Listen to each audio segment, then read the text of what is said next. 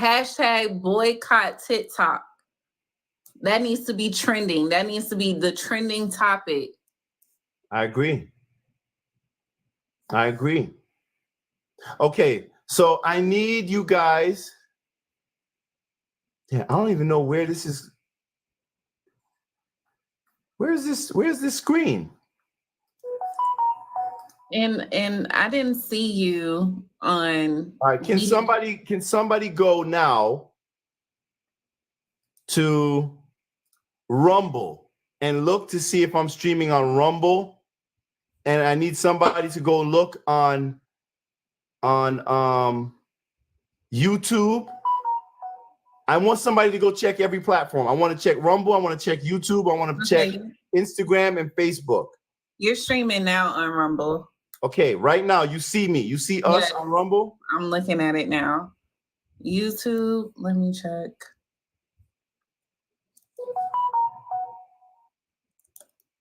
Let me see. What about trash ass Facebook? Let's see. I don't even have that on my computer. Yeah, Facebook. Okay, so you're streaming on YouTube. Yeah, look, they made me private again. Okay, now I made it public again. Damn. Yo. Can you see me on Instagram? Yo, these people do not want anyone to hear me. Like, yo. They can't stand you. Damn, they hate me. What the hell? All right. Let me see. Okay, I think you can hear me. I think I'm good. All right, everybody. Let's see. Okay, you're streaming on Instagram too. Two viewers. One of them is me. Yeah, so they're giving me 2 viewers on Instagram and 0 on Facebook. Yeah, Meta, thank you. And this is why I say certain social media platforms are just useless. You doing those numbers on X though. You know what? X is where it's at. Like, yeah, that's the priority. Yeah, so I just want to make sure that you guys can actually hear me.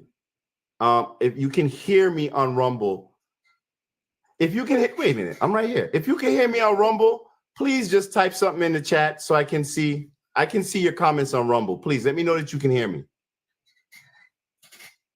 All right, so they see me on X.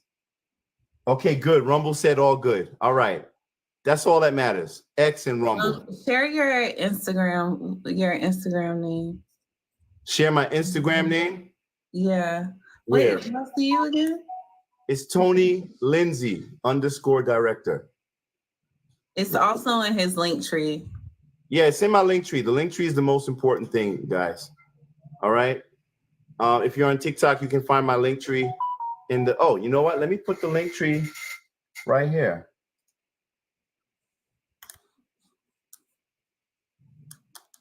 See, I gotta learn all of this stuff, right? All right, where's my link tree?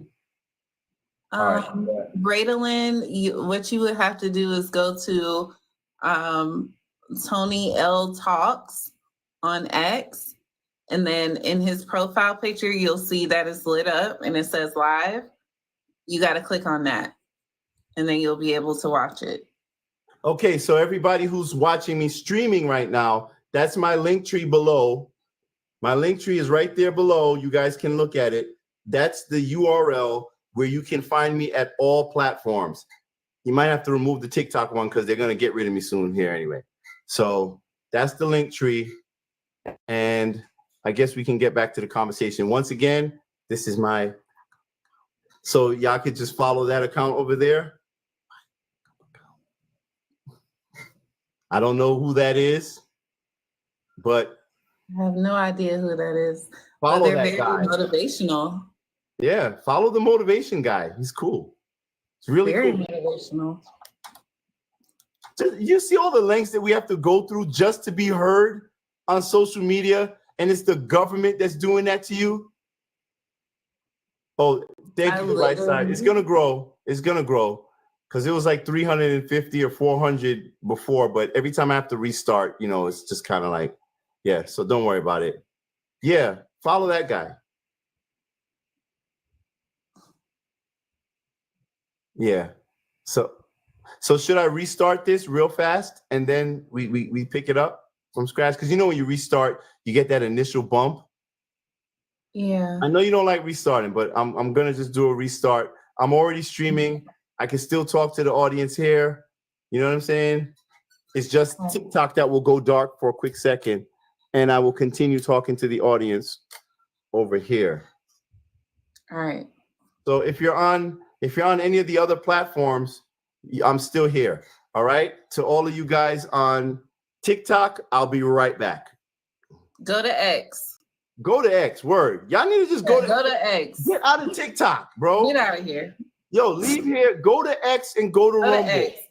Tony L Talks. Tony L Talks on X. Come on, y'all. I'm still telling y'all, unless there's new people coming in. Yeah. Go to X. Go to X and go to Rumble. All right. Yeah. All right. Cool. I'll still stream here, but all you guys here, go to X and go to Rumble. Let's drive up those numbers. Yes. Let's give X the advertisement and the revenue that they need. And they deserve, because they're giving Americans the right to speak, the right to their free speech, which Kamala Harris is promising. But if you're not on X, you need to get on it. Yep. Sign up for it. The same way that you sign up for TikTok, you can sign up for X, and it's very simple and very easy. That's right. Go to your app store and download it, or you can even use your browser. But it's very simple and very easy. Hold on. Don't say you can't comment, though. You can comment. You can actually comment under the post on X. I can see your comments. If you comment under that same live post, I will see all of your comments on X. And I will also see all of your comments on Rumble. I will see your comments on YouTube. I will see your comments on Facebook. You see what I'm saying? Right. Get off of this damn stupid ass app and go over there. All right?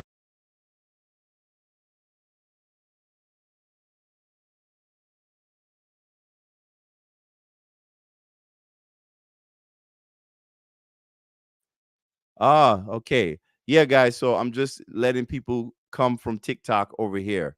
All right. So, also, I'm not even going to get to see the stream. I don't know how many people are watching, but that's okay. It doesn't matter to me anyway. So, I'm just going to restart because, unfortunately, on TikTok, I got 2 restrictions already just from talking. I don't know what I said that got me restricted, but I can clearly see that I'm headed for another ban. So this is why I say it is so important that we get Donald Trump back in office.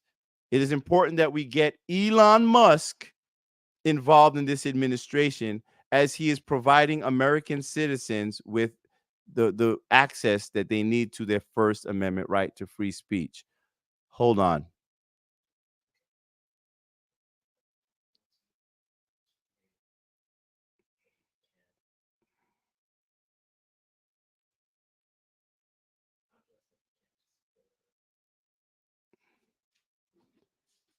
So anyway,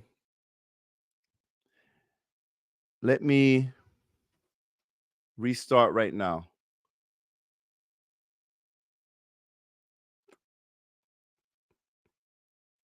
Oh, damn it. You know, every time I forget to. All right. Am I streaming? Let's see. I am live. All right. And let's get the.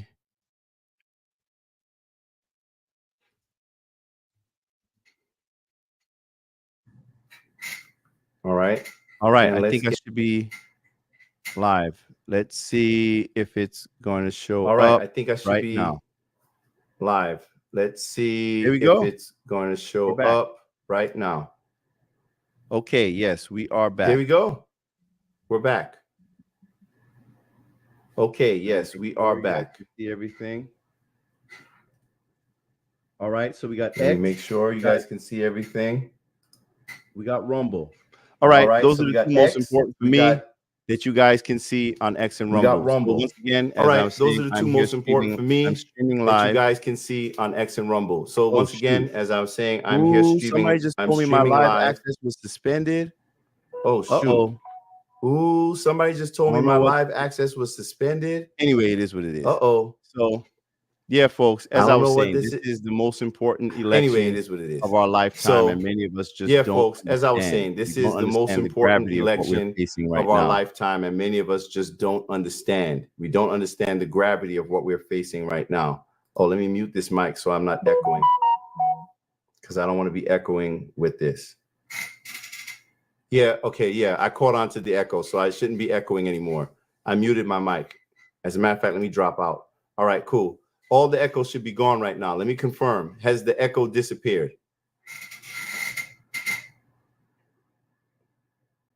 Has the echo disappeared? It should have disappeared. Someone just give me confirmation that the echo has disappeared. I'm good now. Cool. Yeah. See, this is why I need like a producer. I need like a whole team to put together this podcast the way it's supposed to be, because I'm here doing all of this by myself while trying to work and survive in the most expensive city in the world, New York City. You know what I'm saying? And trying to fight for our rights, our freedom as Americans. You know, it's crazy to me that we have gotten to such a place in society right now where we are so far removed from ourselves. I grew up in a time where, you know, you used to talk to your neighbor. I grew up in a time when your neighbor actually, you know, they played a part in keeping your kids in line. Nowadays, it's just like, do whatever you want. I see these kids, I can't say what they're playing with the devil's lettuce in front of the elderly walking down the street. They don't care. The foul language coming out of their mouths. It's like you do whatever you want. I see kids cursing out their parents. You know, it's just, I feel like we've just disconnected from any sort of moral values that we used to have, like back in the days. We don't even hang on to traditional family values. Like, it's like there's a war on family. You know, the number one platform, and this is what I still don't understand, like the number one fight of the Democrat Party is the right to ABs. I want to say the word, but it'll get me immediately taken down on TikTok. But you know what I mean? The right to terminate the life of your children. I'm voting for the next generation of Black children who are going to be doctors, lawyers, the presidents, the people who are going to take us out of this mess. You know, when I look at my community, when I look at the way that we've been so manipulated for so long by a political party that really doesn't give a damn about us, how they were so crafty and so skillful in being able to repackage themselves as this party that loves us while doing everything possible to destroy and diminish our community and keep us dependent upon a government that does not serve our best interests. So much so, we've been so manipulated to the point that whenever there's a Black person who decides that they're going to walk away from the Democrat Party and do something different, if you even dare to criticize the Democrat Party, you're immediately called a sellout. You're called a traitor. Now, I'm seeing a whole bunch of white liberals who are very comfortable calling Black people who aren't voting Democrat Uncle Toms and sellouts. And now I'm seeing them use the word Sambo. This is how comfortable you have made them in disrespecting you. And I think that's it's very telling of how they view you as property. They don't have to do anything for your community. They don't have to work with you in good faith. There's no quid pro quo when it comes to Democrats and people of color. They own you. That's why they believe that they can question the authenticity of your own culture and your own race because you do not by default fall in line and obey them and their politics. That's why Joe Biden can say that if you don't know if you voting for me or Trump, then you ain't Black. That's why Joe Biden can say they're going to put y'all back in chains. How disrespectful is that? That's why you have women like Sunny Hostin and Simone Sanders and Tiffany Cross and Angela Rye out here speaking about black men in these condescending ass terms, some vitriolic and others in terms that paint black men as somehow uneducated or misinformed because they choose not to fall in line with white liberals. What do you expect people like myself, like what do you expect black men to do when you're dealing with a political party that consistently talks down to them while simultaneously ignoring them? A party that allows illegal immigration to flow into this country at record numbers, forcing black men to compete with people who aren't even supposed to be in this country in the job market. What are we supposed to do with that? Now, I see my numbers here on TikTok. They're drastically decreasing.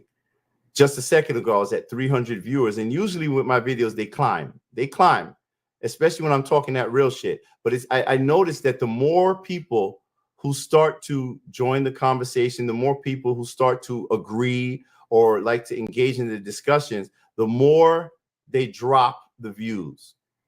They are actively trying to stop people from hearing what I have to say. And I know this is not isolated to just me. This is what they do to try to quell or crush the voices of dissent in this country.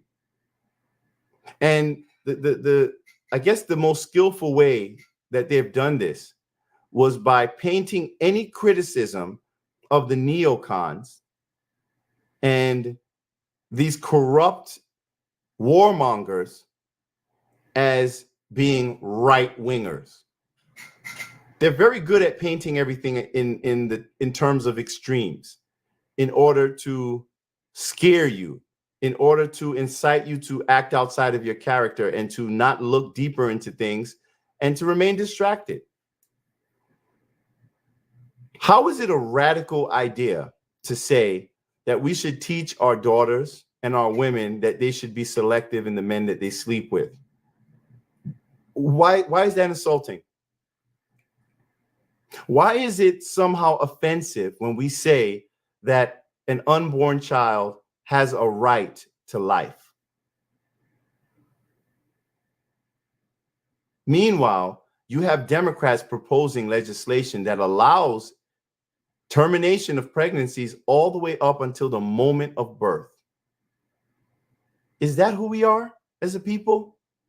Is that who we are? Is that our priority?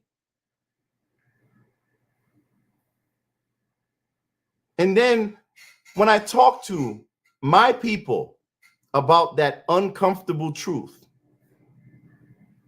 they twist themselves into all types of pretzels in order to rationalize and deflect and find other reasons, basically defaulting to, oh, but Trump. So you're saying you're willing to compromise your values, many of you, your spiritual values, because you want to stop Trump, the mean man Trump. Stop him from doing what? I especially find it hypocritical to see so many Christians, so many people who say they are Christians, to fall in line with what I would argue is a demonic agenda that targets our children, sexualizing them, confusing them, and trying to take away the rights of parents to rear and raise up their children in the way they should go. Y'all remember that scripture? Raise up a child in the way they should go, and when they are old, they will not depart. That tells you it is your job to raise your children, not the state, to indoctrinate them with gender confusion and tell them that if they like the same sex, then they're born in the wrong body. When we know that gender dysphoria is a condition that about 86% of kids grow out of naturally, yet you're allowing these devils to convince you that you better expose them to some type of transitional stuff, DRUGS, or operations in order to prevent them from unaliving themselves. You notice how I have to use all of these Nickelodeon words on TikTok in order to not be banned? That's how they police your speech. Why do I, a grown-ass man, have to talk using these ridiculous words in order to communicate to you? You know why? Because it diminishes the effectiveness of that communication. It modifies language. It controls what I can say, and by extension, it controls what you are allowed to hear. And then, if you think about it, it controls and limits what you are permitted to learn. If you ever want to know who controls you, just look at who you're not allowed to criticize. If I criticize your Lord and Savior, Barry O, guaranteed, best believe, I've been banned immediately the moment I mention that dude's name. Yet he will still come and lecture black men, chastise you for not falling in line with a woman who has no other relationship with you other than locking y'all up. Why are they always telling black people to vote for their prosecutor? You ever thought about that? Why is that? We have become so backwards in what we used to be. Bro, I cannot believe that I'm here now talking on my final account that I am allowed to have. Do you know how many viral posts of straight up truth that I have had that were sourced from TikTok? And the more I speak, the more people who come, the more they funnel out. It's exhausting. But I won't stop. I won't stop. Because if I do stop, then it's over. And I would argue with all of you, if you stop, it's over. Even if you go just down to the numbers, just simple math. If we all decided today that we were not going to participate on any platform that censors us, that would change everything overnight. Walk away. Why is it so hard for us to walk away? Because we're addicted. Because we have become dependent.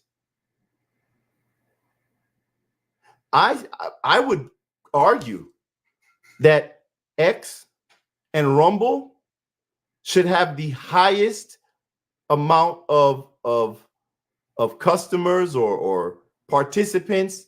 They should have the highest subscribers than anything in the world right now, because that's the only place where you're free. Is this what we're settling for? That the only place we will be free is in one secluded space on the internet, while we know that they're actively going after people like Elon Musk, trying to find excuses to arrest him or trying to find ways of financially crippling him for defending your right, your constitutional rights, your inalienable rights. But he's the bad guy. This man has outpaced NASA, and he's the bad guy. The man took a platform that was so overwhelmed with bots and garbage and staff that was completely unnecessary. He downsized former Twitter to about 20 to 25% of his capacity and is operating at a much better level, much more productive than ever before. And Donald Trump wants to put that man in charge of a government efficiency commission where we can look at the excessive spending, the wasteful spending, where you have 40 people probably doing the job of 1 or 2 people. Don't we understand that the federal government is nothing more than a huge money laundering scheme, and it has grown into this titan, this thing that it was never meant to be by the founding fathers of this country? Is that what we're doing?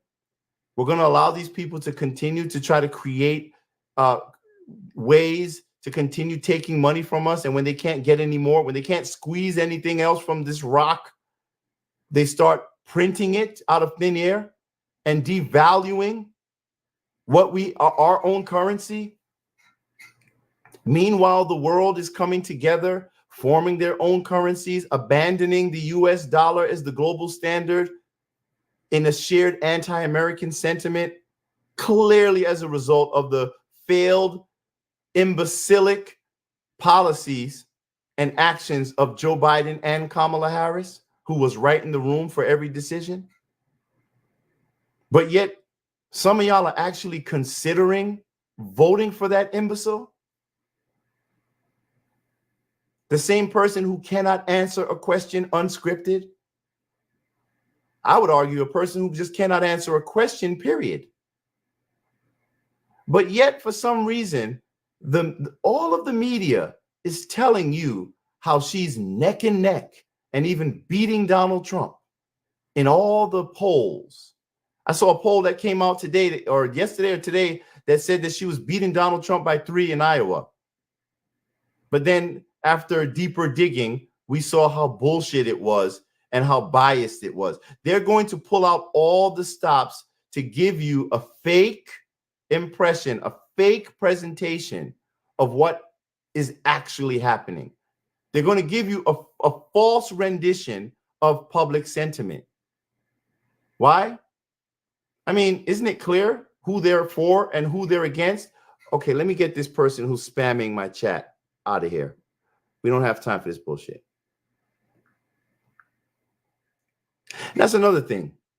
They send bots into these lives. When you're having these discussions, they send these bots in there to try to derail the conversation or report. Mod me here. Are you a mod there, Alexis? Let me make you a mod.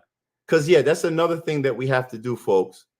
Whenever we go live, whenever I go live, I have to get a whole bunch of moderators to block all of the trolls that come in and they try to report and try to get the live taken down. It's so petty and stupid. And it's so crazy to me. It's like, damn, you would think Kamala Harris supporters would want to come up and have actual conversations to explain why she's the better candidate. But what they do is they come in and they just try to get you silenced immediately. They want to try to report you for misinformation. The perfect excuse to shut people up. And interestingly, TikTok, they automatically do it. Once you report, TikTok will knock you down and suspend you and eventually ban you. No, you're guilty. Not even guilty until proven innocent. You're just guilty. And this is why, this is just one of the many reasons why I would never vote for Kamala Harris or any Democrat, because they are the party of censorship. They are the party of war. What happened to the Democrat Party that I grew up knowing? They are the anti-worker, pro-billionaire party. And a lot of you guys say, oh, well, Donald Trump gave tax cuts to the 1%. Yeah, but he gave tax cuts to everybody else too. Who's hiring y'all? And then Kamala Harris is promising to tax the rich on unrealized gains, a massive tax on them. What do you think that's going to do?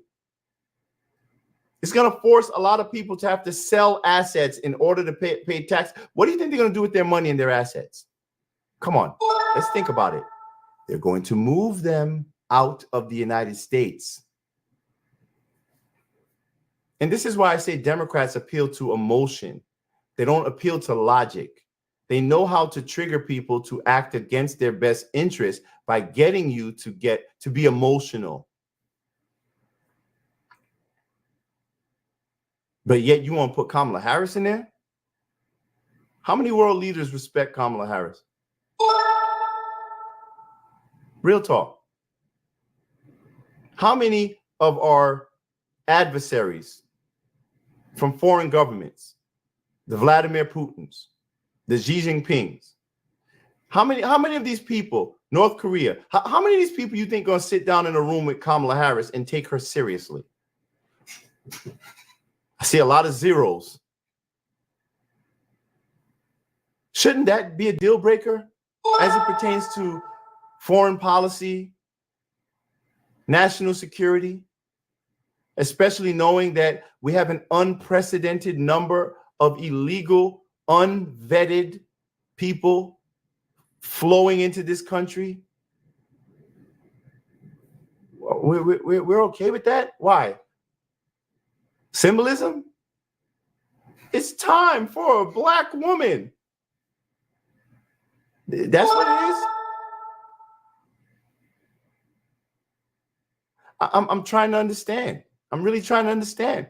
Do you want Donald Trump, who was already in office and who was already, I would argue, a bulldog on the world stage, who when he walked into rooms, he was a fucking bully, and he had other world leaders on their toes like, oh shit, there's this asshole again? Or do you want someone who walks into the room like a cackling hyena that no one takes seriously? This is why I understand why people argue that people shouldn't be allowed to vote unless they pass a civics test.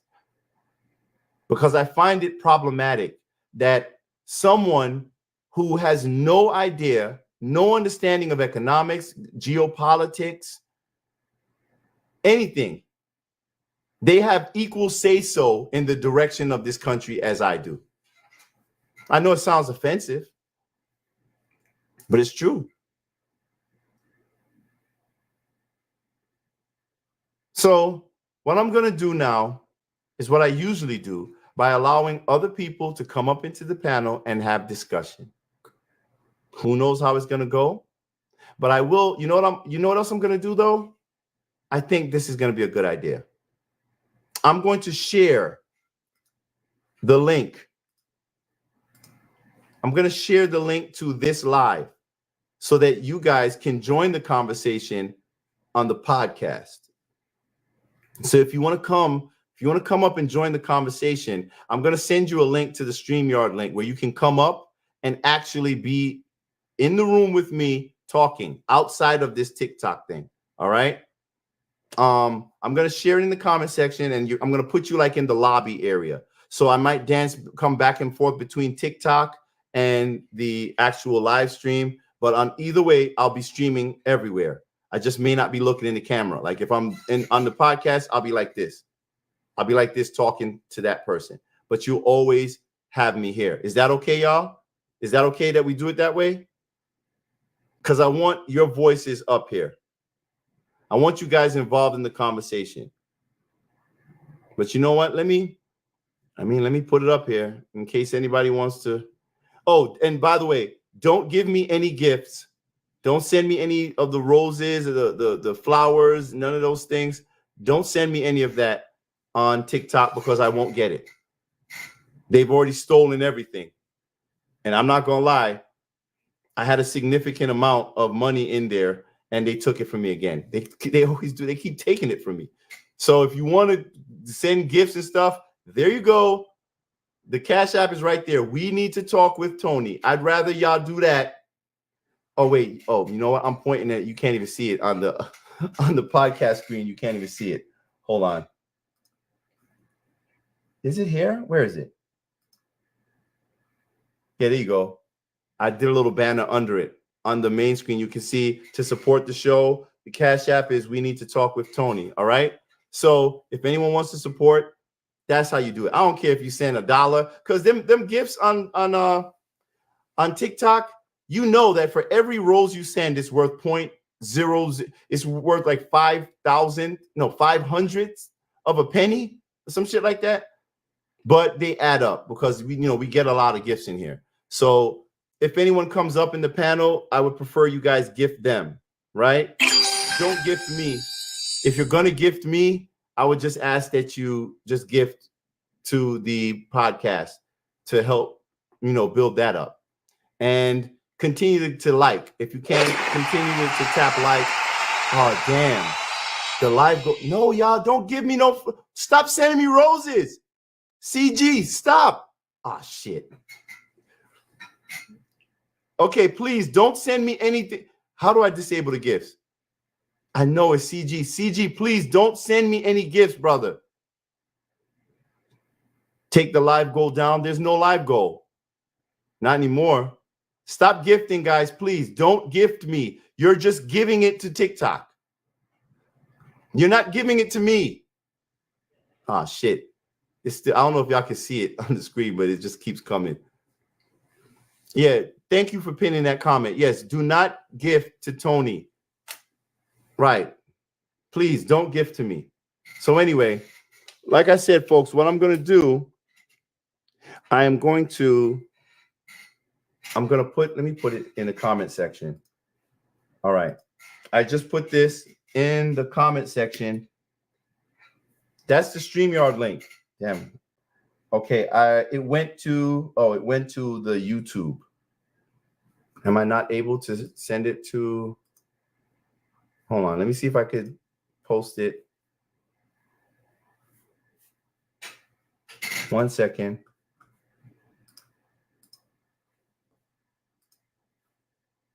Let me put it in the comment section, y'all. Oh, here it is. Live chat. All right. All right. I just put the link in the chat in the Rumble. Oh my God. Is CG still gifting? Thank you. Oh, it was just one big gift. Oh, thank you, CG. I appreciate it. But please don't gift any more roses. I won't get it. You're giving it to TikTok. I'll try to gift it back to you. All right. If I still have this account after this, I'm gonna gift it back to you. Let me follow you. Hold on. Let me give you a follow. Thank you, CG. I appreciate you, bro. Well, if it's a bro, I don't know. Yeah. So yeah, that's what we're dealing with, folks. All right. So, like I said, I sent the link in YouTube. I sent it on Rumble. Or maybe I should put it on X too, right? Am I streaming on X? Hold on. Let me go to the stream on X, y'all. Hold on. There we go. All right. So I just put the link to the StreamYard on my account on X, all right? It wasn't a one-click gift. Post PayPal and Venmo apps. How do I do that? PayPal, Venmo? Oh, shoot. How do I do that? Wait, I could do the Venmo thing? Damn, I need help. Does anybody in the chat, any of the mods know how to do the Venmo thing? Wait, okay, I can do it right now. Hold on. Venmo. It's Tony. There it is. Okay. Can you see that? That's Venmo. Okay, but anyway, so where were we? I want to invite some people up in the box because what I wanted to do is I really did want to talk to the undecided voters out there because I feel like we've been, yes, Zelle is my email. Yes. Hey, what's up, B? What's up, big dog? How you? Good, and you? I'm good. Are they still hitting you? Oh yeah. This is my last account. All the other ones, they got me. Man. Yeah, they took down all my content, erased all my videos, Jeez. permanently banned the accounts, took all my money, took everything. That's why they got to hit that Cash App. That's what I did. Once I heard that, appreciate it. yeah, no, listen, we're here for you, brother. Look at this. Just make sure you keep telling them where else to go. Yeah. I'm doing that right now. Yeah. But I appreciate it. Did you vote already? Yeah. Who'd you vote for? You know who I voted for. You don't have to ask me that. I'm waiting for you to be my neighbor. Oh, right. Yeah, because but we'll talk about that later. Yeah, exactly. I just want to go up and tell you I love you, bro. I'm sorry you had to, Oh, no problem. I appreciate it, though. Let's just make sure that we all stay connected. That's what I'm saying. I'm still rocking with you, so keep me in the loop. All right, definitely. No doubt. I appreciate you, man. Thank you, brother. All right, cool. Peace.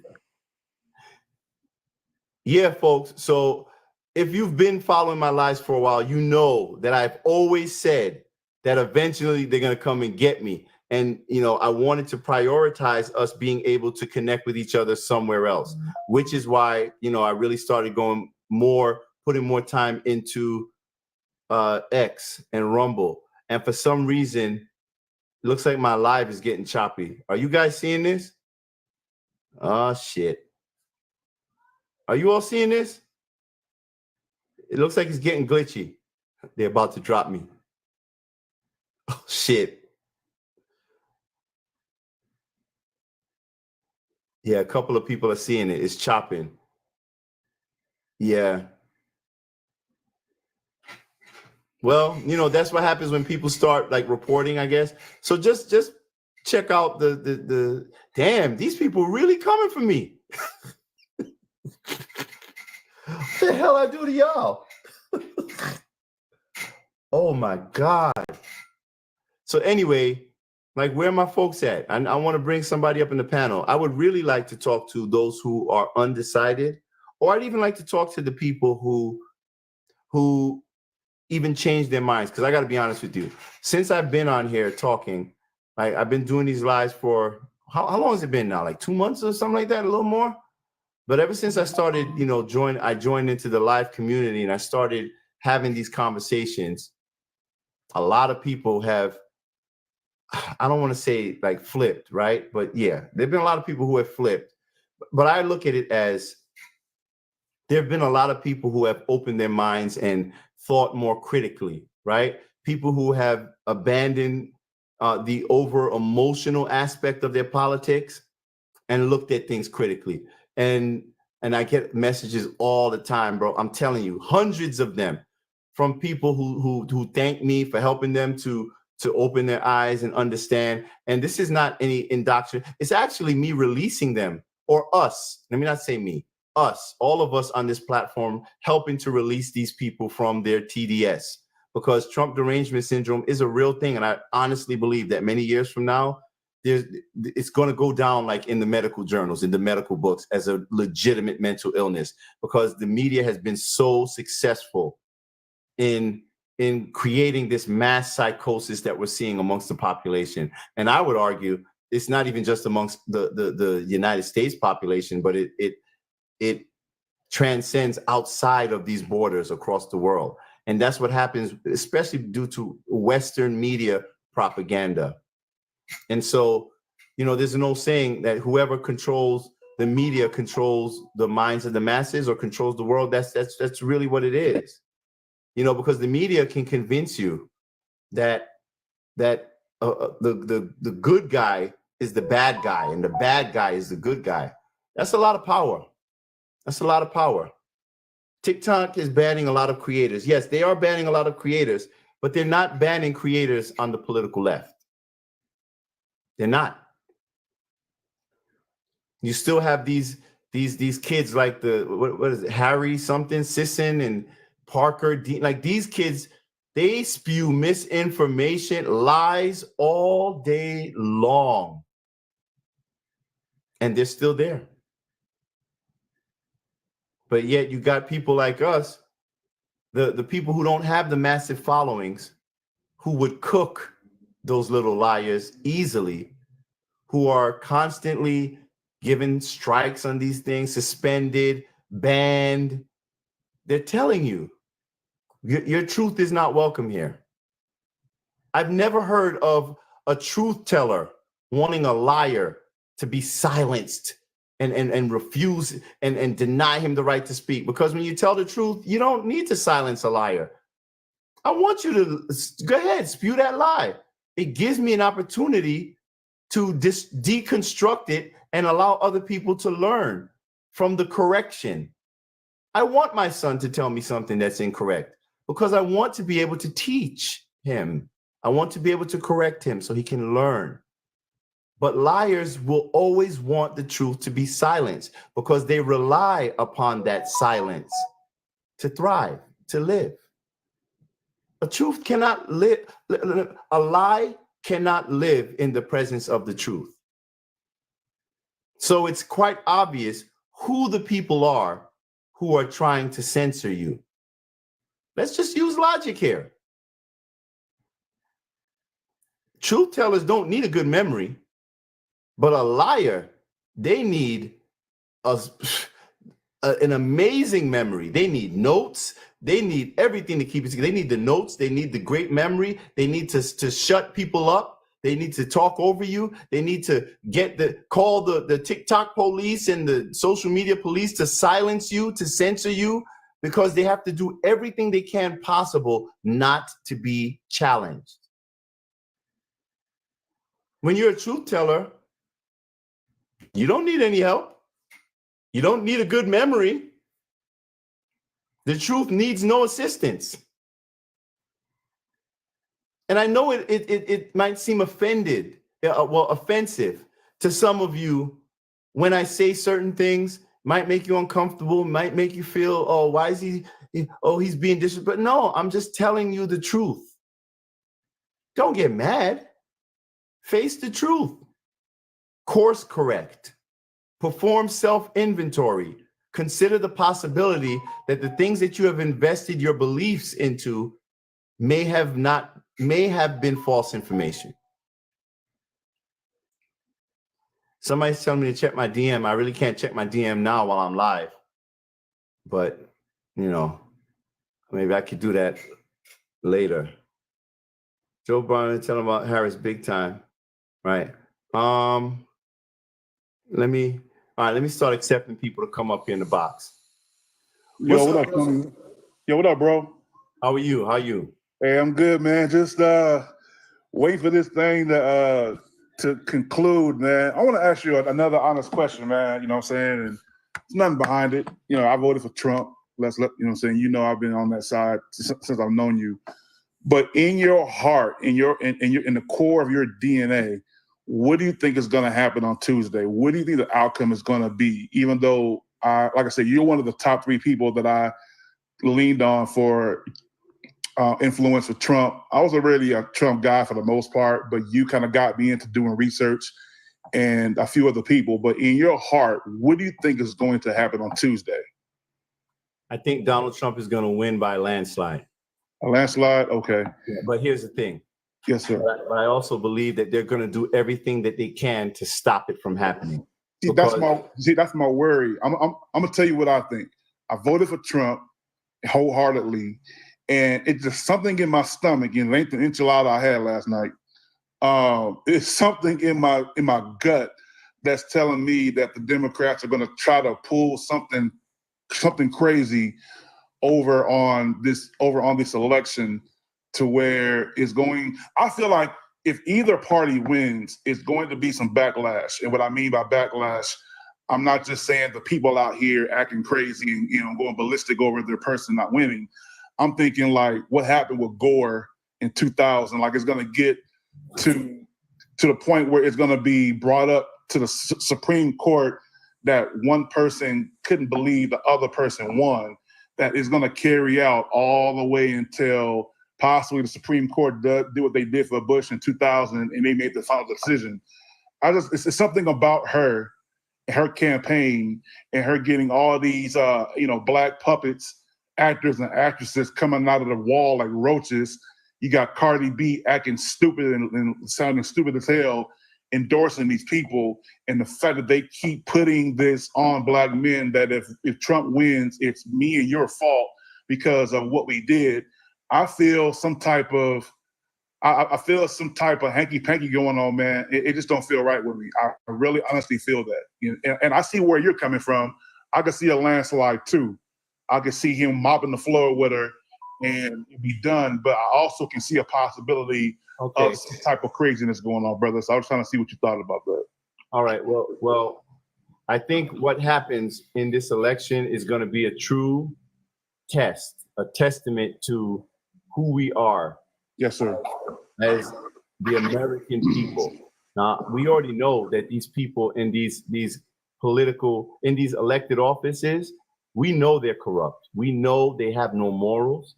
We know that they are liars. We know that many of them are criminals.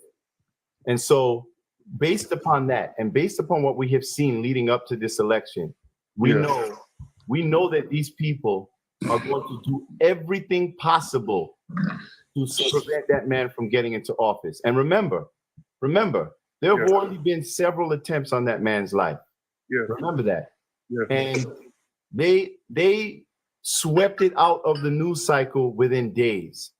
That was one of the most significant events in American history, where we almost had a former president assassinated on live TV, right?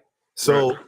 and after all of that happened, after all of the rhetoric that we knew led to it, you have Kamala Harris right now, who's still on the campaign trail, calling Donald Trump a fascist and likening him to you know who, the mustache man. Yeah. Can't say it because of the platform I'm on. Yeah, So right. to me, that says that you're clearly trying to get that man assassinated. It shows me that with all the actions that led to this election, you have clearly been trying to use lawfare to stop that man from running for president. And so it makes me ask myself, well, what are they that benevolent and good that they're trying to protect us poor American citizens? They're trying to protect the middle class from this authoritarian dictator? Or are they trying to protect somebody else, themselves? And that's what it is. The reason why they're acting so desperate and unhinged is because they are trying to protect themselves. And they're trying to fool us into believing that Donald Trump is a threat to the American people when he is a threat to the corruption in the political establishment. That is why Donald Trump continues to point to the 1%. He's pointing to the neocons. He's pointing to the deep state. He's pointing to all of these corrupt individuals in Congress and all of these bureaucrats who are trying to sell out this country, trying to sell out the sovereignty of this country. And he's the bad guy. Meanwhile, Kamala Harris is on the campaign trail telling you that she's going to censor you, while Democrats are saying that you need to find criminal charges against people for quote unquote misinformation. Really? The woman is openly threatening to take away your First, Second, and Fourth Amendment rights. But yet, for some reason, we're calling Donald Trump a threat to democracy. Why? Because he's mean, he's a racist, he's this and that. What about Joe Biden, the man that y'all put in office, who said that you ain't black if you don't vote for him? The man who was best friends with Triple K members, giving eulogies at their funerals. Yeah, I watched Kamala's last her last speech. I guess it was in the same place where the January thing happened, whatever. And she looked very tired. She looked very worn down. She looks very she aged about 5 or 10 years in the last few months. And I feel like they're very scared, like you were saying, they're very scared of what Donald Trump might do if he wins, because I honestly do feel that Donald Trump has a lot to prove in regards to him being a good president and a president that he feels that we need in this country. I think the Democrats are very nervous and very scared of him, of what he can do, and not just what he can do as far as him doing something bad. It's just actually proving the point that everybody has made as to how good of a president he was. I think they're afraid that they're going to end up eating their words, and they can't have that. Like, they can't have somebody to prove them wrong, because it'll make to me, if Trump wins and he goes in and does the last 4 years pretty well, it's going to make more people leave the Democratic side. Well, right. Well, of course. I think what we're witnessing is like a mass awakening of people. And it's not to say that Donald Trump is this hero. And that's the thing that people don't understand. Because just a while ago, somebody just put in the comment section, "You're a sad black man." And this is a clear display of not only the Trump derangement syndrome, but also of the indoctrination that so many black people have fell into because of the Democrat Party, where you think that you have the actual audacity to gauge my blackness and your own based upon my commitment to falling in line with white liberals, because that's who runs the Democratic Party, white liberals. Right. So you question my blackness because I'm not running with them white liberals who think they own you and tell you that you're not black if you don't vote for them. They say it out loud to your face. So, I mean, to me, that just shows the lack of intelligence and the inability to think critically of the people who the Democrats rely upon for their votes. The lowest common denominator of people. Now, there are some people who are smart, they're Democrat, but a lot of those people, sometimes they invest in their emotion, because I can tell you that most Democrats who come into my lives, they always lead with emotion. Yeah. And so, I mean, you can only call it how you see it. But before we continue, what's up, Jerome? Not much. How you doing? I just want to know, why do you think statistically it's going to be a landslide when it's never been like that for the 3 years? When it's never been like that for the 3, I don't understand. I'm sorry, I don't understand. 2016, it wasn't a landslide. 2020, it wasn't a landslide. So what makes you think it's going to be a landslide again? A landslide again? This time. Oh, this time. Because I think since then, and that's so funny you mentioned 2016. I think ever since 2016, was it 2016? Which 2016 was when Trump won, right? Yes, the first time. Trump beat Hillary, yeah. Right. And 2012 was Obama, because Obama won in 2008. He won in 12. 2016, right, because 2016 was when the veil was lifted. I wanted to make sure that I was right. 2016 was when the mask started falling off of the Democrat Party. And if you look at the voting pattern since then, you will see that more and more people of color, especially Black people, have been walking away from the Democrat Party. But I think the Democrats have become far more unapologetic in the bullshit that they're trying to pull, and with the open disrespect that they are showing, particularly towards Black men, but not even Black men, but just anyone who dares to even speak in any critical terms of the Democrat Party. I think that has shown how unhinged they are, how hateful they are. I think there are a lot more Americans who are now able to identify this weird agenda that they have that continues to target our children. I think it doesn't sit well when they have a DNC convention in Black ass Chicago, where they got AB trucks and vasectomy trucks parked outside. I think it has gotten so sick and demented in their politics that even independents, and this is what I'm talking about. I'm talking about the independent voters, the people, and also the people who don't even get involved in politics, the people who aren't traditionally don't vote. It is galvanizing those people to get involved because they see things going too far. That's why you see 180,000 Amish people registering to vote and join the election. You understand what I'm saying? That's why you see record numbers of Black men and just Black people in general all over social media who's becoming more and more unapologetic in departing from the Democrat Party. So I just want people to think critically and without emotion. I'm not an emotional person. I think logically. And if we compare the Biden... No, but listen, but logically, that no one has had a landslide victory since Obama in 2008. So you're not thinking logically with that then. Okay, here's why I think I'm thinking logically. The landslide victory you're saying with Obama. Donald Trump, the last election, got more votes than Obama got. You know that, right? As an incumbent president. Well, let me finish. Let me finish. As an incumbent president running for office, he got more votes than Obama. And I easily expect him to get way more votes in this election. And on top of that, Kamala Harris is a really, really bad candidate. But since you're caught on the landslide thing, I mean, are you saying that you think that Kamala Harris is going to win? And if so, why? I don't know if she's going to, but it's a landslide. You're breaking up. You're breaking up. Say it again. I voted for Kamala.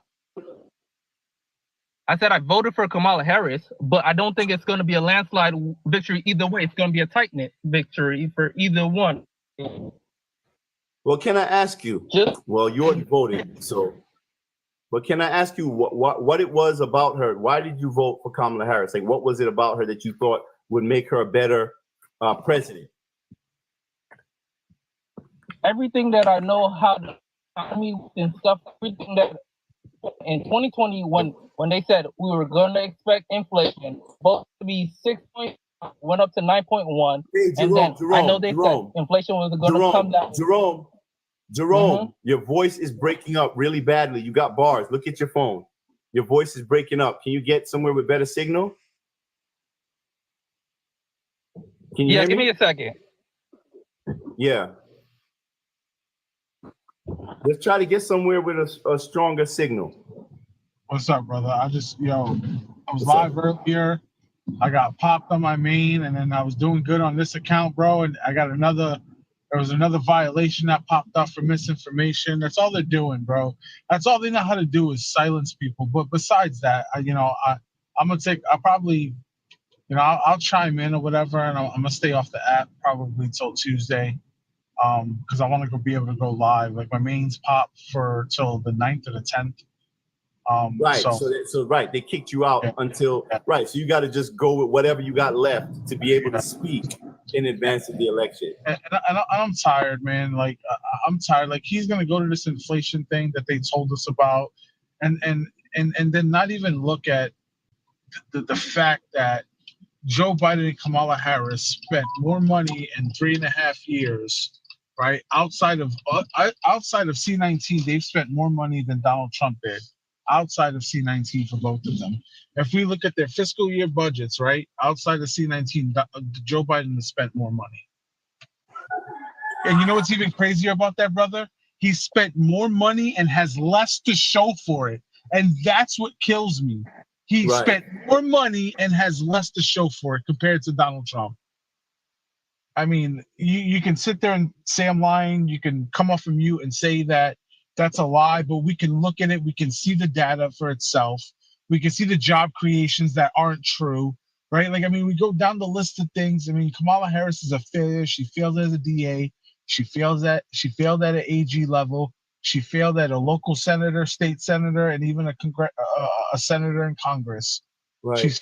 And then she's failed as a VP. If Kamala Harris was so great, why didn't you vote for her in 2020? Why'd you vote for the white man?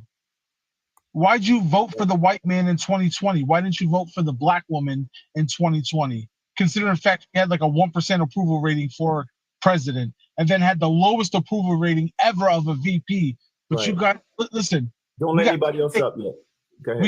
We got 2 days, and it's going to be I'm not gonna say I'm gonna take it as a landslide, right?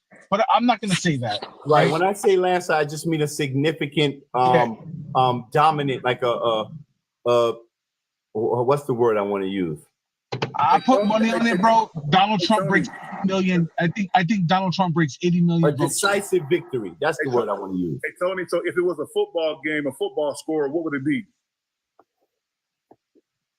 Because right now, in my opinion, I think if it was a football score, I think Donald Trump is winning 35-21, and Kamala has the ball, no timeouts, with 2 minutes left in the fourth quarter. I can say that. 35-21. Right, but go ahead, Jerome. I think you got signal again. Yeah, I got signal. But okay, then by that means she still has a chance to win. So then it's not a landslide if you're using football terminology. Well, that's me. No, that's me. Yeah. I'm okay. It's different, but that's me. Right. No, I get what you're saying, Jerome. But I'm more interested in why you believe. Like, what was it that convinced you to give her your vote? Like I said, with everything that I know how the economy, I think in 2025 they said we weren't going to get out of the Inflation Act until about 2025. And I don't want people to say when everything starts getting better, I don't want people to start giving credit to Donald Trump with that. What? When everything in 2020, they said inflation was going to go down and stuff was going to get better around 2025. I was reading and stuff like that about it. Okay, Jerome. In 2020, Donald Trump was still president, right? Yeah. Okay, so the average inflation rate during Donald Trump's presidency, I think it was like 1.7 or something like that, if I'm not mistaken. But he handed Joe Biden an economy where the inflation rate was 1.4%. And after that, now we know that we had the CARES Act and we had the infusion of money where they gave the money to all those people, the stimulus, all of that stuff that they did. Now, even after COVID, with COVID, Donald Trump still managed to have a low inflation rate, right? But once Joe Biden got the keys to the White House, he continued spending. He continued spending money with the American Rescue Plan and all these policies that they forced through these tie-breaking votes that continued the quantitative easing. It continued the spending, Correct. which is what pushed us over the cliff of inflation. But You I understand? remember what when led to that rapid rise in inflation, where it went up to, like, I think a couple months later, the shit ran up to like 9.1%. Are you saying that was Donald Trump's fault? But I remember when they said we were going to be in a depression, and then we're not in a depression. Some people call it a soft, what's the name? Recession, where it's not felt by a lot of people. It's not compared to like 2008 recession. What? Hold on. Are you stating that? How old are you, Jerome? Yeah, I was just about to ask. 30. Okay, so are we stating that most Americans aren't feeling this, regardless of? And listen, compare it to 2008. Okay, I lived in 2008. I had a business in 2008. Okay, and we felt some of this in 2008. Okay, nowhere near at the level as we're feeling it right now. So the housing crisis. Hold on. Let me finish. Listen, the housing crisis. The housing crisis. We're always gonna have a housing crisis. People are always gonna lose their homes, right? Like this is what happens, though, right? This is what happens. Okay. So are people losing their homes now? Yes, they are. Yes. Like 2008. People can't afford to buy the home. Hold on. I don't want to get frustrated with him. Hold on, wait, because I think I don't think Jerome understands fully his argument, right? So, Jerome, what exactly are you saying? Are you saying that something that's happening under this administration is Donald Trump's fault? No, I didn't say that. You guys are saying they spent a lot more than him, right? So I'm saying they were expected to be in a recession or depression. That was what was going on in 2020. That's what they said we were going to have, and we don't have that. He's saying the prediction. There were markers that correct. Saying, if I could help him out, I think he's saying the prediction for the coming administration was a recession and an economic depression when Biden took office because of what was going on with COVID. So the policies that were going to come in and be signed and have to be passed helped ease that, and we didn't go into a recession and we didn't go into an economic downturn like they thought we would. There was some loss, of course. Sorry, didn't they change Didn't they change the definition of recession at some point? No, I don't know that to be true. Changed the whole meaning of recession. I don't know that to be true. So no, I'm just going to refute that. I don't think that happened at all. So I don't know what they changed the definition of recession to. If you want to educate us on that. No, but hold on. I'm trying to understand what you wait. I want to understand what you just said. So we know that they were saying there were markers of us going into a recession, right? Correct. Yes, and we did not go into the full blown recession that they said we were going to go into. The policies that they put into the place, the things that were the spending that the Biden administration did. This is what I'm trying to understand. Who is they? You're saying the policy. Economists, the news people. It was like the news cycle. The news cycle was saying go from economists and No, you're not. Listen to what I'm saying. Okay. The policies that they put into place. Biden administration. The Biden administration. You're saying the policies that the Biden administration put into place are what saved us from a recession? Is that what you're saying? I said kept us from going into where they thought we would go. So they were supposed to be a lot worse. They estimated that the economic downturn, the recession we were going to go into was going to be a lot worse, and that didn't happen. They were comparing it to like 1929 depression. A lot of people were saying that. Great. Okay, great. So what is the definition of a recession? I'm just saying that's what he's saying. I'm not saying that's my point. I understand. That's my point. So hold on, right? So what is it that because I didn't like the way you spoke to me right there when she stated they talked about a recession, right? What is the definition? What is considered a recession? Yeah. Is it two consecutive fiscal downward spiral? Something like that? Right? Two consecutive is considered a recession. And then all of a sudden you had Jean Pierre, whatever her fucking name is, and everybody else saying calm down, stop being so emotional. Everybody, he's not emotional. That's how we talk. Don't. Right? So when we sit here and we talk about what definitions they're changing, right? They definitely changed the definition of what a recession was. And they hid that shit and said we were doing fine. They fudged the numbers. We saw that with just in 2023 when they did an audit on the jobs, right? That we didn't have 815,000 new jobs like they told us they did. Right, so like this is so weird. 2 days before the election, and you guys are still spewing the same dumb shit that they've been spewing for the last 3.5 years. It makes no sense. That, but okay. I didn't say you did, right? Don't take it personal. I thought you were talking to me. That's why I said that. No. It's stupid. He's speaking in general. We keep getting the same talking points, and it gets exhausting because it's like. I always ask myself, why is it that we keep getting the exact same talking points? It almost feels like a script from people. And I'm not saying, Jerome, you're saying you're reading it from a script, even though you're kind of saying you read it somewhere, and I'm wondering where you read it. But the thing is, it's like, I don't hear any nuance. I don't hear any creativity. I just hear the exact same script every time a Democrat or a Kamala supporter walks in here. And no matter how much we refute what they're saying, or we provide evidence to refute their claims, it doesn't matter. They either pivot to the next thing or completely ignore what was said to them, or they make it about emotion. And so I'm just, that's why, Jerome, when I asked you, I'm just trying to understand, like, what was your primary reason for voting for Kamala Harris? I mean, you already voted for her. I mean, I personally think that you're standing on the wrong side of history, but that's my opinion. But I'm trying to understand, what was the key issue for you that led you to vote for her? I said it. Women's rights. You said it. Oh, it was the inflation. That's what it was. Oh, the inflation. Yeah, I said because I know how everything that I read, they said everything was going to get better in about 2025.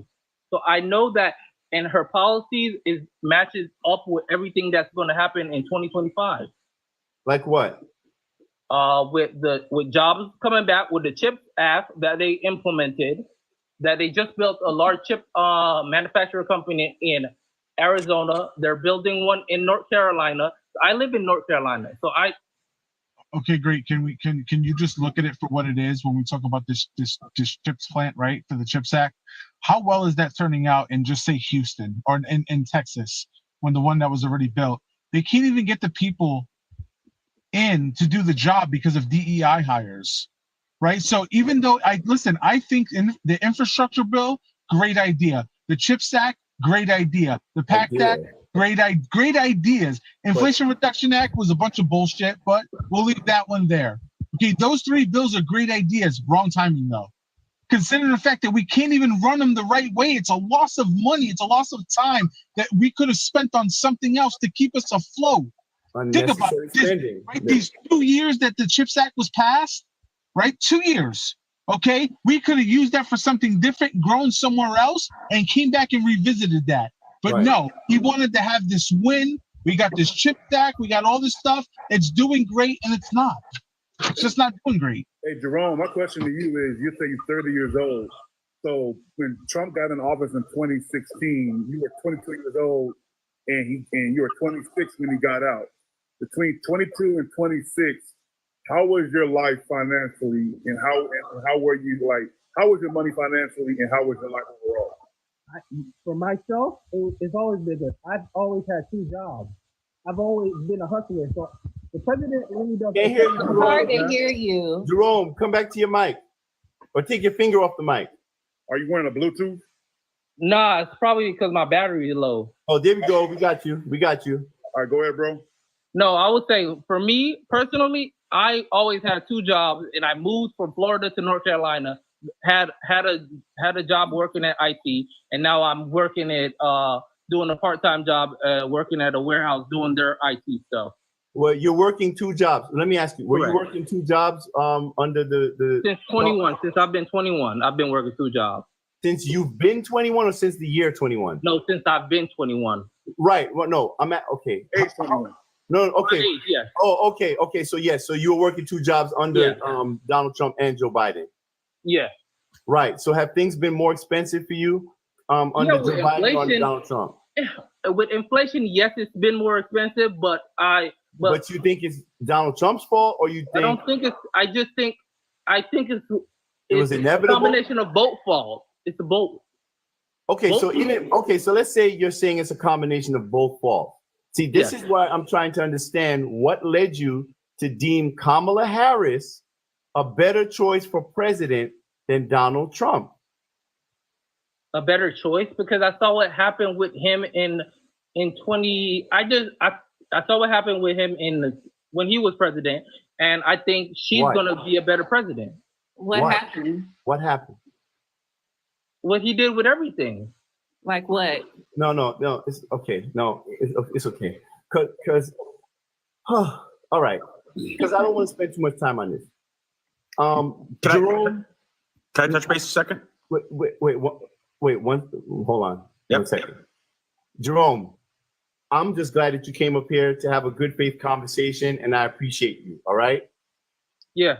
And I just want you, if you can, just hang out, listen a little bit. Yeah. It's just No that problem. it gets a little frustrating sometimes whenever I talk to Kamala Harris supporters, right?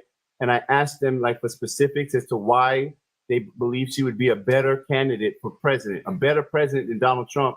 And it usually kind of ends up with these like vague general statements about the stuff that I had saw and the things with Donald Trump and, that stuff that happened. But then I can never really get specific.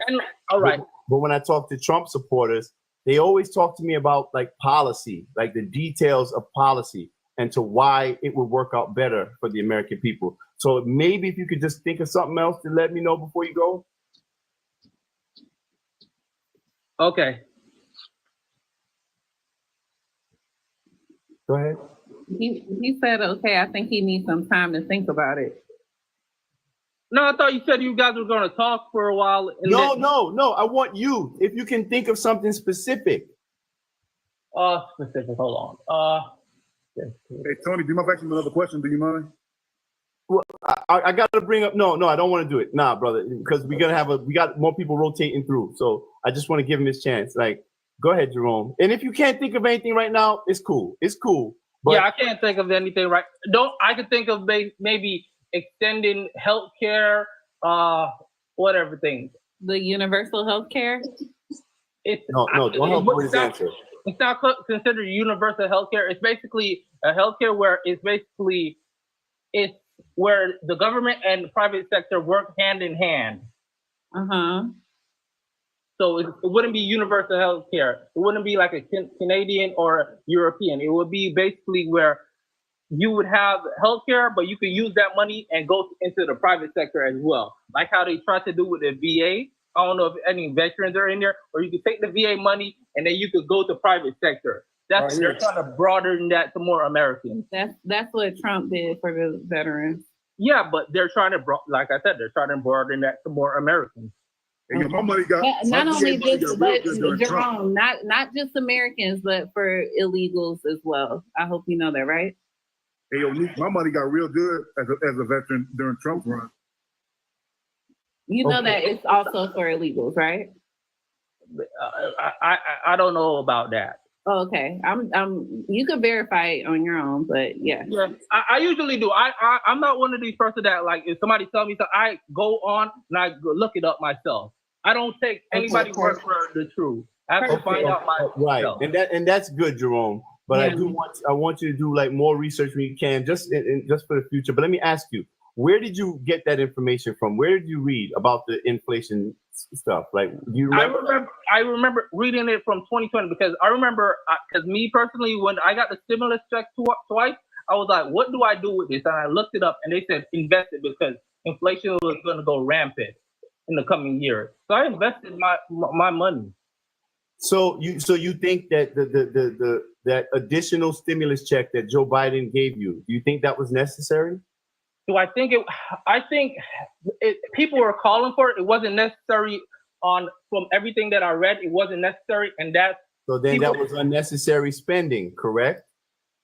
Correct. Yeah. And when you have to continue printing money, that leads to quantitative easing, right? And when you continue to when you print money out of thin air, you add to the supply of money. What does that do to the value of the dollar?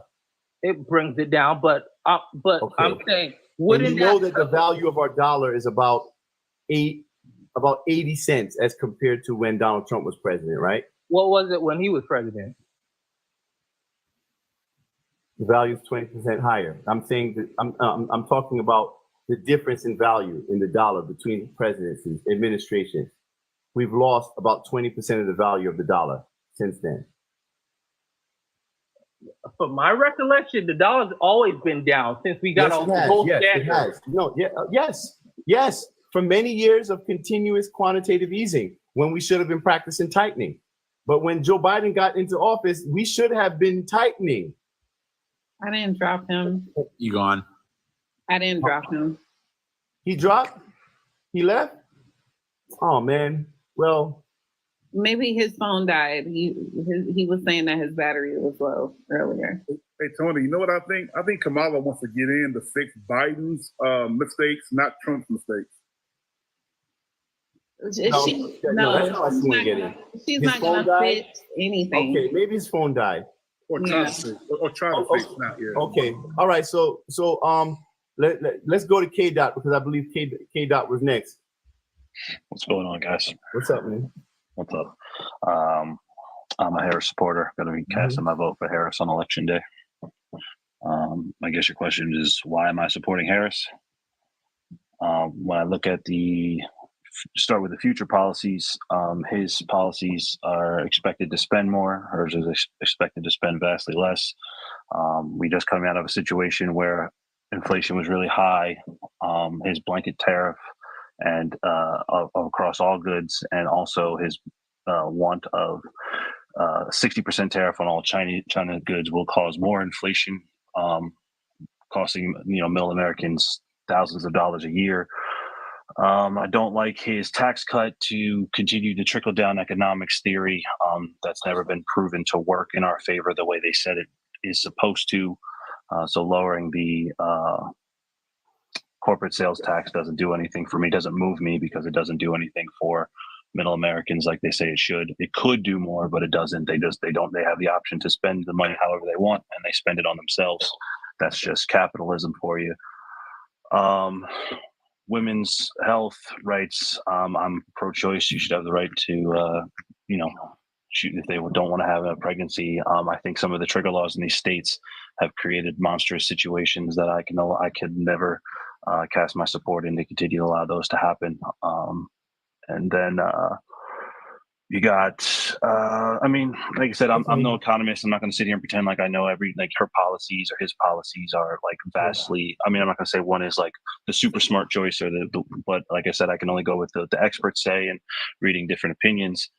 Some say he'll spend a little bit more. Some say he'll spend a little bit less than what others say, but he's still projected to spend more, cause more inflation with his tariff idea, and also his policy on mass deportation, estimated to cost anywhere from $250 billion to $1 trillion, and then also admitted by some of his administration and other people would cause another inflation hike because you would be mass deporting roughly 40% of the workforce in the agricultural field here. So that's also going to cause inflation. I think it's a policies that just coming out of what we just came out of. I don't think I can cast my vote for in good conscience. Thank you. Can I touch on that? Yes, sure. Yes, please touch on that. Hey, K-Dot. I've already cast my vote for Trump, but I want to bring up a few points that you talked about. Yeah. Just get them out there. You said that you said that Trump's policies are going to spur inflation based upon the fact that he's going to give corporate America a tax cut. No, that's not what I said. Okay, but I said his tariffs will spur inflation. Okay, but again, his tariffs will spur inflation. What do you think Kamala's tax hikes on corporation are going to do to the goods in America? And in fact, the middle class, based on those tax hikes, it's either going to cause two things: hyperinflation because they have to make it up, or they're going to cause job loss across the board. So you've got two things that Kamala's combating, while Trump's got one basically on his tariffs from imports. She's going to hurt the economy in America rather than Trump hurting the economy from China. Hey, Hey, so host, quick man. question. All right, somebody wants to ask the host a question. I don't know. Yeah, Nah, I'm not going host, to do the live goal, Big Mike, because I'm not going to get it. No, it's cool. It's cool. All right. I just wanted. They said they was going to give me my big account back after the election. So you know what I'm saying. But it's not going to stop me. I already done went and got the pay. If I'm gonna spend my time to go to the federal courthouse and pull paperwork, I'm going all the way through with it because they passed new rules now with your lives and stuff like that. You know, and I just found this out through the email. You know, like you can't go if somebody come up here on your panel, you can't go ahead and read their profile. If they don't tell you what they're about, you can't go ahead and read their profile. They're ban your account. They also said that if you tell people to, TAP the screen, they can pull your account for that. They also said that if you pin somebody up in your live, you can only do it for about 15 seconds and then pull it down. If you leave them up there for a full minute, they could pull your account. They said you need to use the stickers that you have in your live to put up and tell the people what you want them to do. You can't be putting numbers in there like how you used how everybody put F, and all of that, 5 and 6 and 7. You can't put that in there in your live. They're gonna pull your account. So they're pulling this is what they sent me in the email. They said they gave me a whole new set of rules that they just added on. You understand what I'm saying? So my thing is that I just want to say this thing right here to my people. As an activist for Black Lives Matter, I want to say this right here. This woman has done nothing but disrespect Black people from the time that she has started running for president. Let's go down the line right here real quick. Megan Thee Stallion, she says she wants to go ahead and protect the women's rights, but then she had Megan Thee Stallion come up there and twerk and degrade women. It was very distasteful to see one of our peoples get up there and go ahead and be twerking and showing her selling sex and just to promote Kamala Harris, right? The second person was Beyonce. She had Beyonce come up there, right? Now Beyonce was speaking all about the women's rights and the next president and all that, but Beyonce, why allegedly you wasn't speaking up with all these people that have been victimized by Diddy? The third person, Cardi B. You had Cardi B come up there and read her speech off a cell phone. So original. But wait, is it Cardi B? Non-Trey? No matter of fact, she's Brim. She's in the blood game. So now these are the type of people that you are associating yourself with to try to go ahead and pander Black votes. Kamala, stop it. It's not. Didn't Trump have Chef G? Hold on. I'm not. Hey, K-Doc, chill out. Listen, it's very becoming of you, Kamala. It's very becoming of you, Kamala, that you would go ahead and bring these people up thinking that Black people would draw a liking to you or want to vote for you because you bring in Megan Thee Stallion, Beyonce, and hashtag no, Beyonce knows, she knows, and Cardi B. You know what I'm saying? We are not going for that stuff anymore. We are awake. We are not on the plantation. We are not on the plantation. And people, this is the biggest decision that you guys are going to make November 5th, because this may be the last election. Do you see what they're doing right now and how they're setting up things to go ahead and put in place just in case it don't go the way that we want it to go? Wake up. It's the censorship. Can I answer D Rose's thing now, or?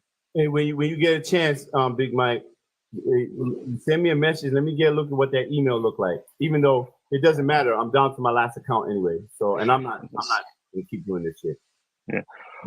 I think host, I'm gonna send you the email I sent to them. I said, only thing I said was, listen, maybe it was an error in what you did, but you took my account down. I asked that you reinstate my account and do a full review on my content.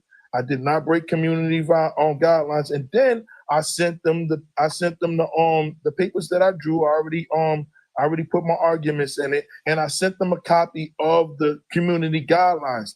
Then they also responded back to me and then sent me the community guidelines with amended rules added into it. You understand what I'm saying? So I'm gonna send it to you. I got your number. I'm gonna send it to you. This is getting crazy right here, and I just wanted to just put that out there. All right, cool. All right, bro. Appreciate it. If I could, that was all great, Big Mike. But it's crazy. It's like a double standard for you guys because Trump brought out Chef G, who's currently out on like $1 million bond for schmurder to speak at his rallies. He's had Antonio Brown, who's also been is a convicted felon for assault and robbery. He's had he pardoned Kodak Black, who is a repeat felon and SA offender.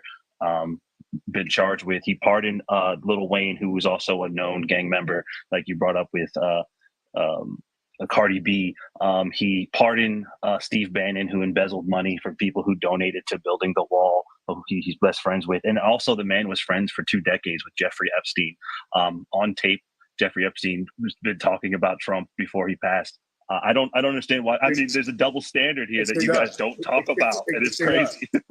Hey, host, may I quickly rebuttal that real quick? Hold on a second, Big Mike. The difference is, the difference is that as far as I can remember, me being 12 years old, and I watched the Arsenio Hall show, and I saw Bill Clinton come on the show blowing a saxophone on a black platform because he knew that was going to get the black vote. Everybody, when I was in junior high, everybody came to school the next day and said, Bill Clinton is this, Bill Clinton is that. Because you know what it is? Black people, we have been programmed to identify with identity politics. Yes, Trump has pardoned some people that got criminal records, and that's all good and dandy. You are right about that. The difference is that the Democratic Party relies on feeding us all these different imagery and all these different types of rappers and actors and all kind of stuff because they know that we're the easiest to manipulate. And I'm gonna be real about that. It is not hard to convince a black person to do something you want them to do, especially a black woman. And no, so don't get me. And so when it comes to the whole thing about that, Republicans historically have not had to put a bunch of celebrities in front of the television screen. Hold on, sir. Hold on, 6 foot. Goon, stop gifting him because he's not going to get the money because of the censorship and the fact that so it's just cycling through. And my thing is that Republicans historically have never had to put a bunch of famous people on their front line to get Republicans to vote for them. It's kind of like you're saying they're basically doing what they seen being done all the time and what seems to work. Right. I said before Bill Tony, may I please say something? Hold on. I can't let. We gotta do this in order. I can't let it monopolize because I want to give everybody a chance to speak. But go ahead, Big Mike. I just want to say this real quick. K. Dot. Do you know the dangerous reason why the Democrats are so scared right now? Is because Trump is about to go ahead and reveal this Epstein list. And Trump was never on that island. Never, ever. You know what I'm saying? This all connects back to Diddy and everything. Trump is going to go ahead and reveal the Epstein. All right, it's going to reveal that list. All right. So my thing is that you can mention all these names, right? But I can show you right now that Cardi B is definitely affiliated with a known treacherous gang that has been going around New York, and Tony lived here too. He can attest. Remember when they used to do that initiation, go on a train and slice somebody's face and stuff as a part of initiation? But hold on. I hear you. Listen, I don't want to make this live about those do nothings. To be honest. Okay. All right. We can go back to what Zero was saying. It's cool. I just don't want him throwing rhetoric out there. It can't be backed up what he's saying. It can't be backed up. It can't be backed up with what you're saying, but it can be backed up with what I'm saying. No, I know what you're saying. All right, brothers. Listen, I gotta. Understood. That's it. One thing, Tony, man, if you don't mind. Say that again. Okay, and then we'll have to rotate. Yeah, go ahead, but then I got to rotate the box. Go ahead. So the thing is that before Bill Clinton became president, the Democratic president before him was Jimmy Carter. So I don't know if in 1976 if Jimmy Carter used a bunch of famous people to get them to vote Democrat. That only started with Bill Clinton. Bill Clinton was the first person to say, I'm going to go out here, I'm going to incite a bunch of black people to get them to vote for me. And you've been seeing that ever since. Every Democrat since Bill Clinton, they use us to get the vote for the Democratic Party because it was Bill Clinton, and then after Bill Clinton, the Democrat was Barack Obama. And Barack Obama pretty much made Right, it now right. mainstream and made it a norm that if you get the black vote, all you got to do is say you're black or have some of the most prominent black people in front of you to get their vote. So it all started. That's the difference between us and the Republicans. Hey, 6 Well, foot. like I said, that wasn't my Right, original. I love I'll just go with. Hold on. K-Dot, hold on. Hold on. All right, Damn. 6'8", brother. Thank you. 6'8". Thank You've you been a so valuable much. contributor. All right, I'm gonna drop you down for now, and I'm gonna give some more people a chance to come up, man. I appreciate it. Thank you so much, 6'8". All right, bro. Let me do it. Let me do it, please. Oh, sorry. I know we get passionate, but we gotta let other people talk. K-Dot, go ahead and answer D Rose. You can unmute yourself now. Thank you. Yeah, D Rose. Oh, just refresh me. I'm sorry, we got away from it. I mean, it wasn't my original question. I really don't care if politicians pander. It's what they do. It doesn't sway me one way or the other. So, D Rose, what was your original question again? My original question is that regardless of the tariffs that you think are going to hurt the economy on the U.S., it's going to be a double-edged sword, just as bad with Kamala's tariff, or you can call it a tariff, you can call it a tax if you want, on corporations, because corporations. Oh, that's what you said. Yeah.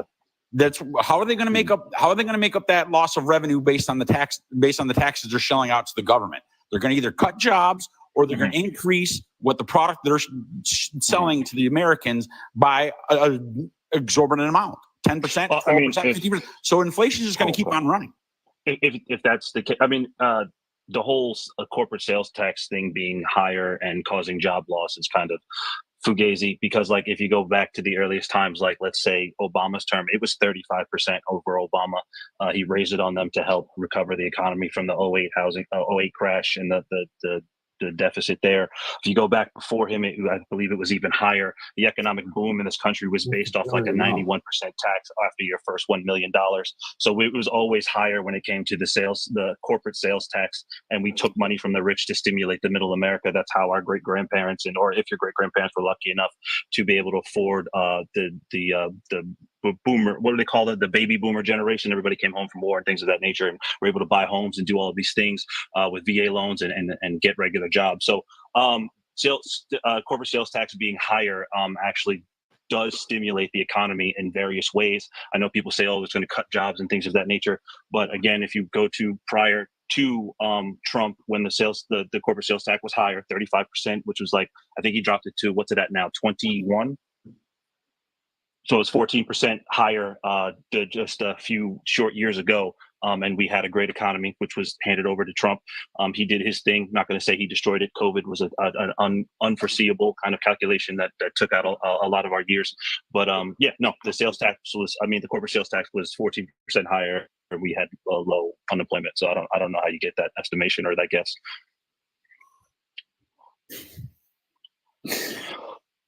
I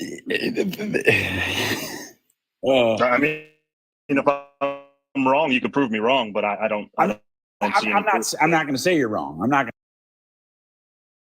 going to say you're wrong. But what I'm going to say is right now, what I'm experiencing in my life right now, currently at 47 years old, the stringent policies that Biden and Kamala have introduced in 2021, or not 2021, with all their Green New Deals and their CHIPS Act and all this other stuff, they've actually began eroding the automobile industry. Why do you think the automobile industry in itself right now has come full force saying we need change? We don't support the Democratic Party anymore because that change has affected our constituency and it no longer can survive on a reasonable paycheck because they are imposing such taxes and DEI hires and everything else that they need to follow in order to get funding from the federal government. Well, I mean, that's kind of a pivot from what we were originally talking about, and I'm not going to pretend to know exactly how the chips we're losing jobs. It's not really a pivot because we're losing jobs. We're losing jobs based on. How are we losing jobs? Because Ford's losing jobs, GM's losing jobs, Chrysler's losing jobs. We're losing production jobs, blue collar production jobs that manufacture products because of corporate tax hikes that the Biden administration has imposed through their policy. We're losing Okay, jobs. okay, yeah. Okay, go ahead, host. No, I guess we're kind of pivoting, whatever. So I want to get something clear because you kind of went a whole bunch of different places. But are you saying that when Donald Trump reduced the tax rate, that it did not yield a net positive for the economy? No, and no, I create didn't say more that. jobs and higher wages? No, I didn't say that. No, I didn't say that. So what was the benefit of a 35% tax rate? What I said was, to his point, he says when you hike it up, it causes job loss, and that's not true because we've had higher corporate sales tax in the past, and there was low unemployment. You're seeing as talking. we hold on one second, seeing as we raised it in 2008, he raised it to 35% under the Obama administration, or Obama had it at 35% right? to help stimulate the economy and do different things, bail out the banks, things of that nature. Yes, absolutely. All of these things are connected, and that price hike helps stimulate the economy. And what I said was, when you lower this corporate sales tax, and it's supposed to do the trickle down economic thing that America has been running off of for like roughly 50 years, it doesn't stimulate the economy the way it could. There is room for them to invest in people, pay higher wages, do those things. But we see that, like, even during the Trump administration, with the lower sales tax that they have now at the 21%, I think 90% of that money went to dividends and corporate stock buybacks and didn't trickle all the way down like it was supposed to. They reinvested at the top and not the bottom. But that's the whole thing about trickle down economics. That's what it's supposed to do, giving you money. That's because I'm going to land right here, Goon. I'm going to land right here. Giving you money to invest at the bottom, and we have proof that they don't do that. Okay. It feels like you're reading from a script. You're not really listening to what. The problem is that you're almost making a false equivalency that the TCJA directly led to them having the ability to utilize dividends and stock buybacks when that's not the case. I didn't say that. I didn't say that. I didn't say you did. I said you're making a false It seems as though you're making a false equivalency. That's what I said. I didn't say you said it. I said it seems you're making a false equivalency because that's what it's coming off as. Right, that's based off of 93 provisions. That's not based off of Trump. Trump didn't have anything to do with them having that ability. It's why places like Amazon hasn't paid shit since 2007 because they're utilizing that loophole. Now, on the back end, I'm not going to necessarily disagree with the theory that just because you lower corporate tax rates does not, necessarily mean that they're going to put it into their companies. However, I will see that, and I will raise you a provision included in the TCJA that incentivized companies with an additional 100% deduction on their taxes if they chose to reinvest into capital and other means within their company.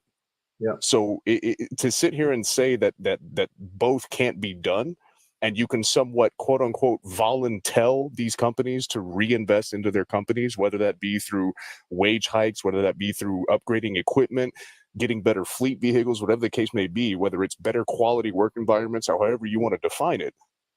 The point remains is that, look, at the heart of every corporation is a greedy human. Right. So at the end of the day, you're going to have to provide incentive because we would both agree that capitalism, right, and profits is what drives corporations, and they have to see the value in what they choose to do on a daily basis. You can unmute.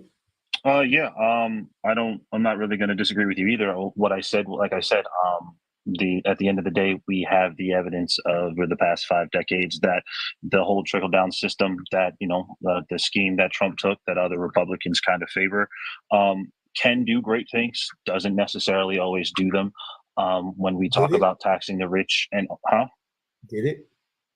It didn't do what it promised, no. He didn't do the bringing. I think it was supposed to be like $4,000 a year. Everyone was supposed to see, or something like that. We didn't. I don't think we really came close. But can I ask you a question? Is it true that Donald Trump had a historic real wage growth under his administration? Yeah, it's like 7% or something like that. It's like 7%. What and about Biden had a negative? I don't remember what it was. Everybody else's for like the past 30, 40 years. What's the highest? Yeah, no, absolutely. But I mean, like we can't acknowledge we can't say that's because, but we also can't acknowledge that Can't those attribute numbers that- aren't and kind then of. back to the TCJA? No, I'm Nope. trying to answer you. I'm not saying it all. I'm saying yes, his policy did have some effect on the Real World Wage Act. I'm not going to sit here and say he did nothing good. I'm not one of those Trump haters, but also some of those numbers are skewed due to the COVID and the C-19 kind of it's skewed. Like if you do the research, I've done this. I've had this. I'll pull it up, but I've read this before that the real gross wage thing was skewed because there were a bunch of low wage workers not working at the time. So when they took the evaluation of people's wages throughout the years, while a bunch of non-essential workers weren't doing certain jobs, it helped that percentage be a little bit higher. Kind of the way that Joe Biden's jobs numbers were manipulated. Yeah. But, listen, Joe Biden's job numbers being manipulated, being corrected is fine. That happens under every presidency, and it should happen. So we can look at the real numbers. I'm fine with that. But when they did their look back conveniently over the past couple decades, which president happened to have the largest correction? Well, yeah, it would be Trump, not Trump, excuse me, Biden, because he had the. Or was it Biden? No, yeah, it was Biden. Yeah, it was Biden. Yeah, that's fine. Like I said, I'm not sitting here attributing Biden being the greatest president of all time. I don't. Like, never said you were. I'm just being honest. I'm just saying me. I'm just saying that for me. I'm just trying to draw the comparison between administrations. And I mean, you're seeing a lot of stuff, but I'm not really seeing any tangible evidence of anything that Donald Trump did that wasn't a disproportionate net positive, as opposed to this current administration where Kamala Harris is a partner in. So I'm trying to understand, like, what's the real incentive economically for a Kamala Harris presidency? And I'm really interested in how she plans to pay for some of these policies that she's talking about.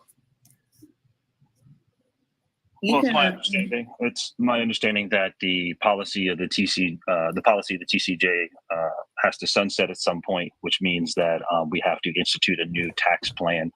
Has to pass through Congress, and that's how she would pay for her policies, is getting a tax plan or a federal plan, Tax Cut and Jobs Act, let's say. I'm talking about what is the plan to pay for it. That's the plan. So that's the plan. So when you pass a federal tax cut, when she passes that and she taxes and say she gets the 28% or whatever she wants sales tax, that money, when you break it down, the richest people will be taxed more and they'll have a negative tax sales tax. return. Are you talking about the corporate tax? Tax on unrealized gains? No, the corporate tax. I'm talking about when the corporate tax is raised and they. Yes, and the federal government keeps more of the sales corporate tax. The money that the federal government keeps will go into the programs that she's talking about paying for, like the $25K for new home, the $50,000 for whatever. Yeah. But KDOT, have you looked at the estimated numbers in terms of additional revenue that's going to provide versus what the actual cost of these plans are? Have you looked at that breakdown? I can't say that I've seen that. Where is AT? Yeah. You would have been perfect to it's not even, I mean, with all due respect, it doesn't even scratch the fucking surface. Yeah. It's really not. Like it's and that's what I want more. I need, and this is kind of my biggest concern when she tries to talk about the economy, is that I don't really think she knows. I think she's making these wild, baseless promises. And I'm not going to sit here and say that Trump hasn't done the same when it comes to foreign policy, when he says, I'm going to end the war in 24 hours. Like, come on, dude. Like, don't. But that's providing all of these incentives and tax hikes and all of these promised, funds and additional support without really going into the details of math of it. Right. It bothers me. There's no way you can say you can't go into the math of it, because there's economists out there, Nobel Prize winning economists. There's the Nobel business school of Wharton, Nobel laureate, excuse me. There's the business school. It was one professor at Wharton. No, there was 23 that agree that her economic plan is better than Trump's. What? And then there's 23 from Wharton. No, I'm saying 23. I'm saying 23 prize-winning economists. Correct. Yeah, definitely corrected it. No, you're conflating my statement. What I'm saying is there's 23 separate economists, not with Wharton, that agree her plan is better, and then the business school of Wharton did a breakdown of both plans. Not the business school. It was one professor. Oh, excuse me. Yes, one professor. Wharton, yes. My fault. I misquoted that. Yeah. So yes, and he also agreed that her plan was better. So but we're talking about business people. We're talking about Goldman Sachs and her plan was That's better. fine. That's fine. But like the figurehead of those 23 Nobel laureates, his name is Joseph Stiglitz. Do you know who that is? I'm not familiar with his name. No. Okay. So back in 2021, early 2021, I'll drop down 20. When Biden was first, kind of like rolling out this Build Back Better plan with the American Rescue, like when he rolled out his plan, Joseph Stiglitz came out and put a stamp of approval on this plan and said this is going to be great for the economy. It's going to spearhead it. When a lot of other economists respected in the field came out and said, no, it's not. This is going to just completely exacerbate the inflation problem. Like this is not a good strategy. You can't dump this cash into the government and expect it not to increase inflation in a skyrocketed amount. Joseph Stiglitz denied that and said, no, it's going to be fine. So Biden rolls out his 2021 Build Back Better. Everything starts passing that he wants to get accomplished. And what happens to the inflation rate? The inflation goes up. Which is exactly what a lot of the contrarian economists were stating about this plan, despite Joseph Stiglitz, who also is heading these 23 laureates you're speaking of, said it wasn't going to do that. So it's I'm not above admitting that Biden's plan and his spending increased. No. No. That's not my point. But you just cited but he's speaking directly to the economist that you just cited. Correct. Joseph Stiglitz is the one that wrote the letter, signed the letterhead, giving the opinion of these 23 Nobel laureates you're right. referencing. So someone who was wrong. That's who you're citing. No, I'm citing. So I'm citing. You're saying that the man who's above these guys, or I don't understand. Who is Joseph Stiglitz again? The spokesperson for these laureates is who it is. The spokesperson for his laureates. Yeah, he's the one that speaks on their behalf, pretty much. Cool. All right. So got you. But K-Dot, I appreciate you. Thank you very much for coming up. I want to rotate the box to give other people a chance to talk. You're always welcome to come back up if you want to, but I want to allow it to move on a little bit. All right? Sure, man. No problem. All right. Thanks. All right. Who's next? Dong. Can we get Dong to say My something? bad, Hi, bro. Dong. I know that topic's boring. My fault. No, you cooked. No, yeah, it's just that I'm familiar with that guy. He talks fast. He goes scripted, and he goes into like the weeds in certain areas that can tend to trivialize the conversation by saying stuff. And I just didn't have the time, so I'm glad you did. Thank you. Yeah, you did a great job cooking real Bullet quick. salad. Ooh, Mother of dragons. I'm on my backup because somebody reported me for gambling. I'm gonna get it back though. Yeah, your ass was playing bones on the fucking don't play with me. We heard him slapping on the table in the background. I was roasting the shit out of people today. Well, just so y'all know, once again, this is my last account. So TikTok. I got you.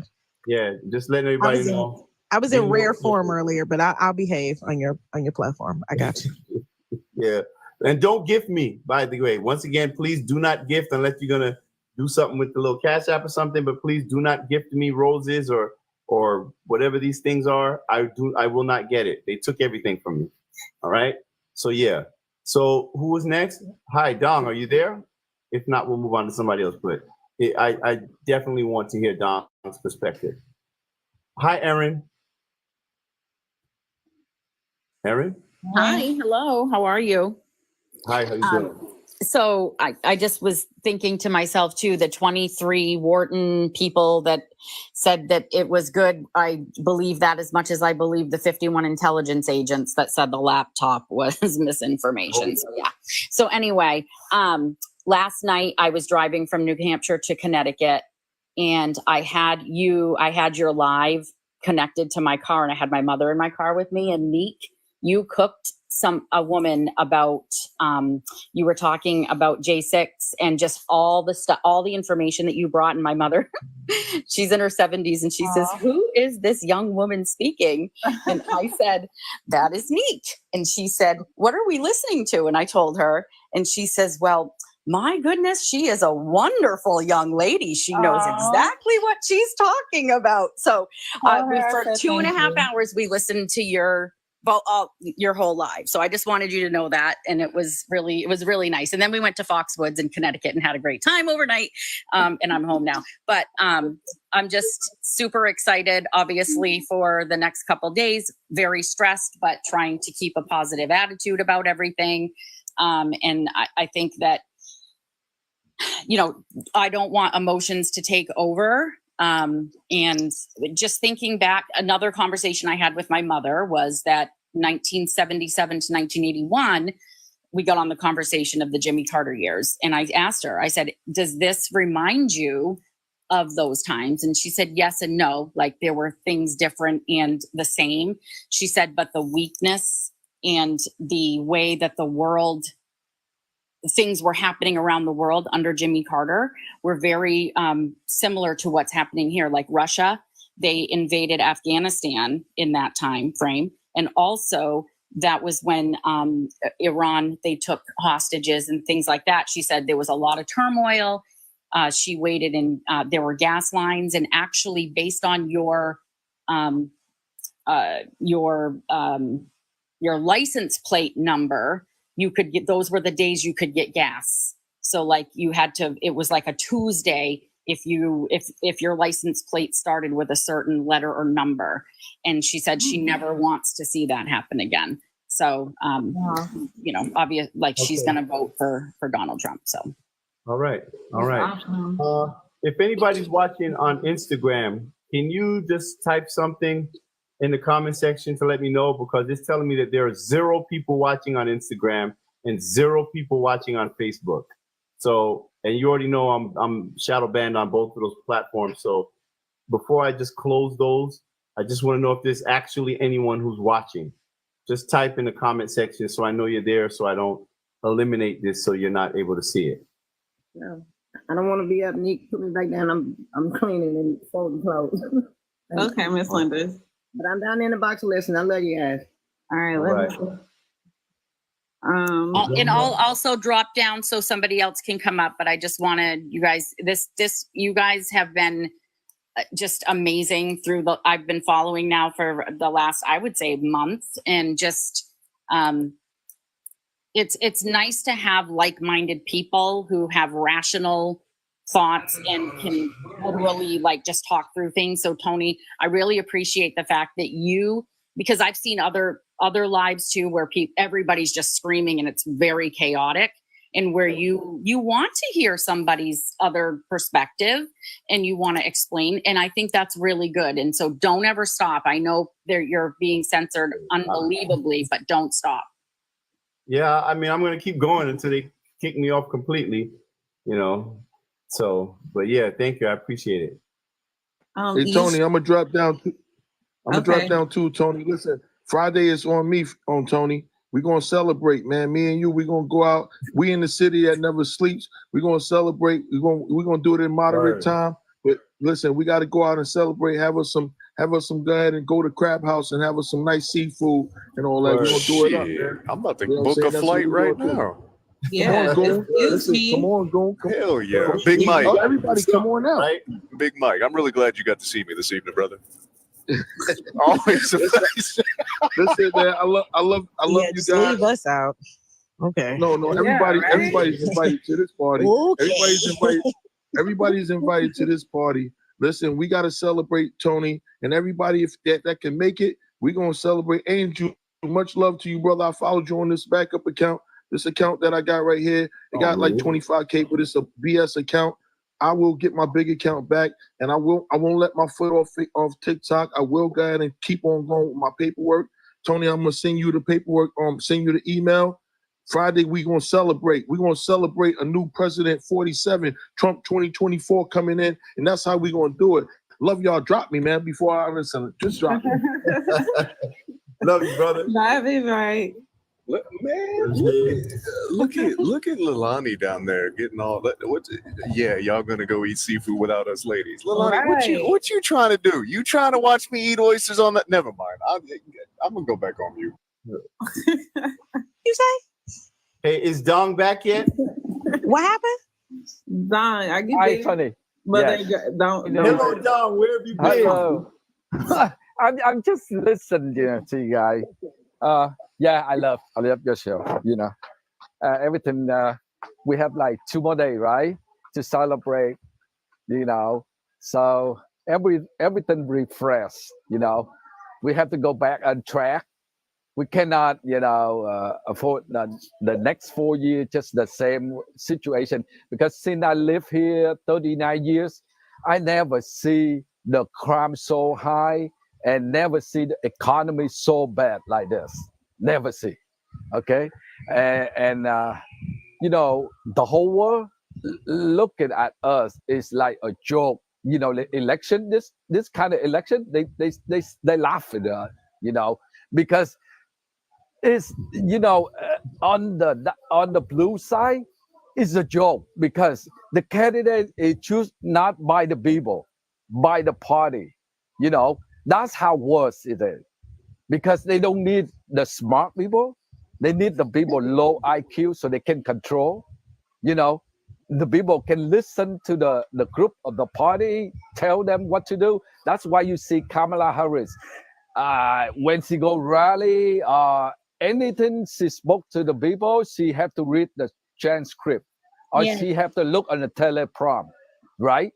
So that's not her idea or whatever she thinking. She just repeat whatever the group people write out to the paper so she can read. You know, that kind of people, you cannot, we can, she's not supposed to be qualified on the candidate. She's not supposed to be, because this country is one of the powerful country and the strong country lead the world. And how can the person represent us is have low IQ? She cannot even talk with the report. Any Fox or CNN, she cannot answer the question. Right. So how she can meet with all the leaders from other country and make a deal? That's a joke to the world. Whatever we say, we're strong country, we are powerful, we have the best economy, but this is the weak point we show to the world is this. Every election we have the weak point. Right. So they can attack us by involved in our election. Right. So when I live in my country, when I saw is the party choose the leader and tell you, okay, go ahead to vote them. That is so scary, because you have no choice. You don't know what your next your future. You cannot control it. They control everything. So when did you come to the United States, Don? I came to the summer 1985. I escaped from a communist country regime. It's so terrible to live there. If anyone, I see a lot of legal immigration. They escape from communist country like Russia, China, Vietnam, Cuba, so many countries. And we have shared same experience. We so scared about the communist regime. So when you came to the United States, you came to escape from that? Yes, we run away because we have the bad economy. We have, there's no future there, because they okay, if you not in the system, like your father, your grandfather is not on the like the member of the communists, you cannot go to university. They check your background, they check everything. So they very race. Only the family of communists and whatever the member communists they live with like above the law. They make a lot of rule, but it's only apply for the citizen. But when you join on the Communist Party, you will live above the law. They will use the jungle rule to apply for them. But every rule they make is for the people, for the citizen. So let me ask you this: what signs do you see today in the politics that are making you feel? Is there anything that's scaring you now in the politics that you're seeing now in the United States? What I see is on the blue side Democrat is scared because the way they run the politics is socialist. You know, they try to divide the people. They try to talk about hate. You know, more violent because they cheer with the violent thing. Like you can see Antifa, BLM. You know, they try to censor you. You know, like you cannot freedom speech. You know, they try to silence you. They try to talking about they try to make chaos. So something happened like pew pew, and they bring it up, try to take the pew pew off from the people. So that's kind of They try to disarm the public. You're saying? And yes, yes. They try to disarm so you cannot against the government before they make a next step. You see, when we have Biden on the office, we just see the beginning. They didn't start yet. But if Kamala in the office, you will see the communist policy, and they will more force, you know, to apply to all American citizens. Like they will step into your house and tell you what to do, or they will took arm away from the people. They do everything they can because that's before they control everything. They need to unarm the people. That's a first step that they would take, actually. Yes. So it's scary. So Dong, yes, have you been talking to the people out there? Yes, in California, yeah, most of the people, because I have the business on shopping mall. So I talk to the people. I talk to the people. I see like at least 80% of people support Trump. 80%. Really? In California? Yes. I see, because it's my business is not in the mall. I meet a lot of people. White people, Mexican people, Asian people, Filipino people, black people, even the officer. They support Trump. They So all support basically, Trump. you're saying in your real life, outside of the internet, you're saying you're seeing far more support for Donald Trump than you see on social media or the way that they're presenting it in the news? Yes, that's exactly I see. And even because I live in San Jose, North California, even I go out, I see more people have Trump flag. I see more people support, you know, they stand on the red line to support Trump. So I see more people from Trump than Harris. That's what I saw in California. So if I see the system nothing wrong, this state be the red state, not blue. But I don't know, because you know it's going on. You cannot control, because this is a blue state, because of the government. The governor is Newsom is a Democrat. It's crazy. Yeah. Yes. All right.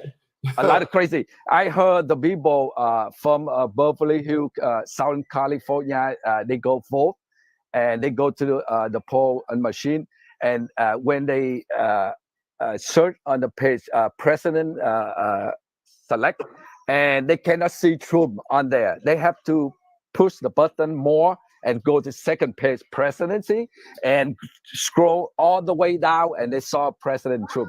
So they try to make it difficult for the people, you know, vote. You know, they make it difficult for you. They try everything they can to stop us. Oh, wow. And someone said they posted video of it as well. Yeah. So, I mean, that's why I said, I think at the end of the day, Donald Trump, just based upon everything I see in the real world, I think he's gonna have a decisive victory. But the real question is, you know, what else are they gonna do to somehow, some way, if all American we can protect the Constitution, like First Amendment and Second Amendment, we safe. But if we lose that two amendment, we done. We done. So that's interesting that you say that. So Dong is saying that it is in the best interest of the American people to protect the First and the Second Amendment, our constitutional rights. Because if we don't, we're done.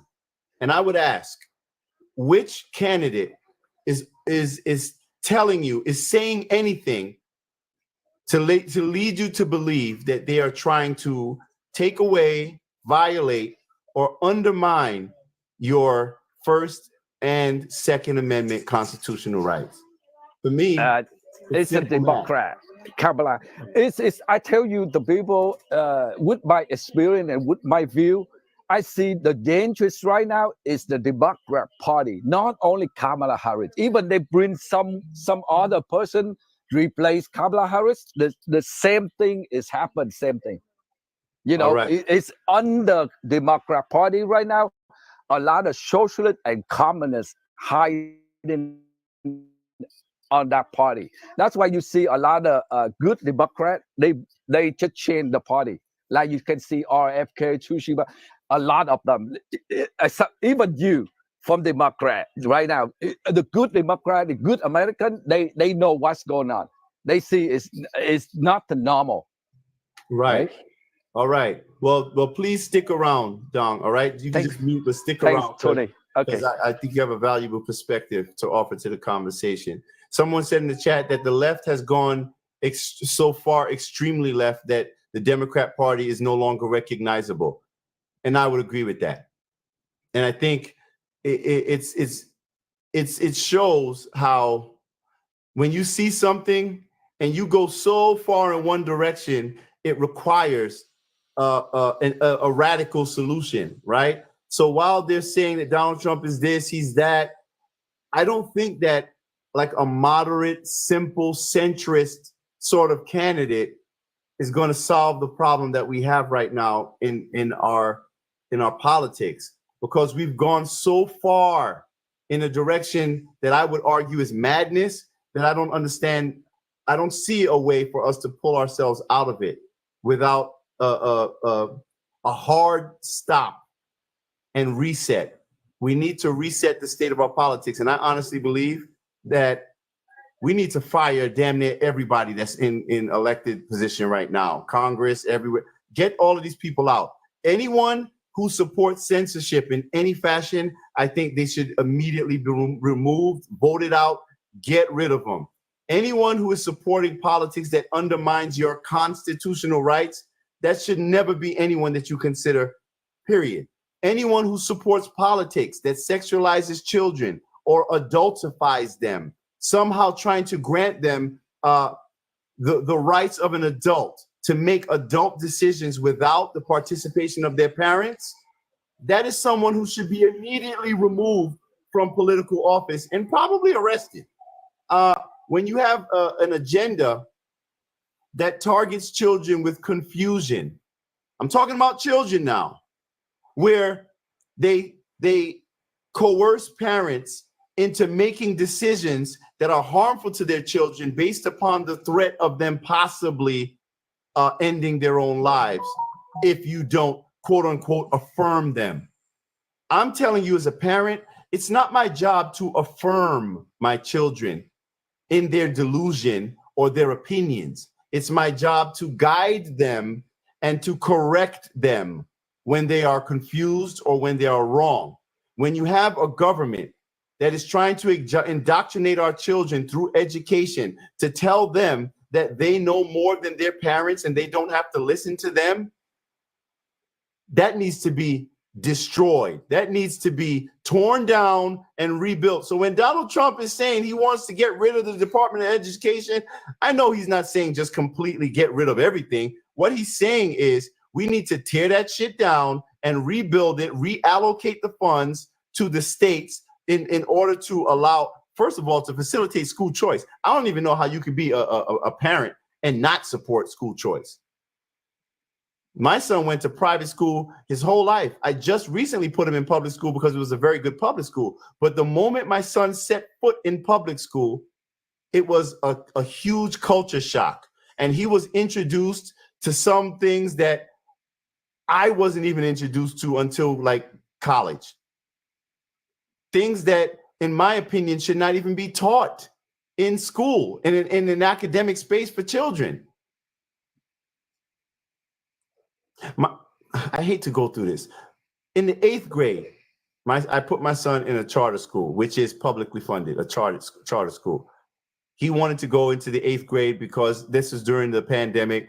Everybody was doing remote learning, and there was this one school. He felt like he wasn't learning enough, so he actually left in the middle of the 8th grade, where he was supposed to graduate, to go to a new school just so he can learn.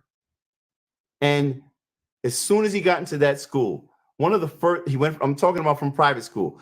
Now, the first thing that my son was introduced to in English class was a book about two boys having same-sex sexual experiences with each other. He was given a quiz about gender identity. Why are you teaching my son that shit? There was one question on the test. There was one test I'll never forget. He said, if a biological woman decides that she wants to transition into a man and she is still attracted to women, is that person homosexual or are they heterosexual? My son said they're homosexual. He was marked wrong on that test. This is what they're instilling into your children. So they're telling them to forget about biology, forget about science. We're going to teach you that there are 60, 96, 60, or however many genders, and forget what common sense tells you. So I find that very dangerous when we've created this sort of an environment where we are indoctrinating children when it is the job of a parent to indoctrinate their children.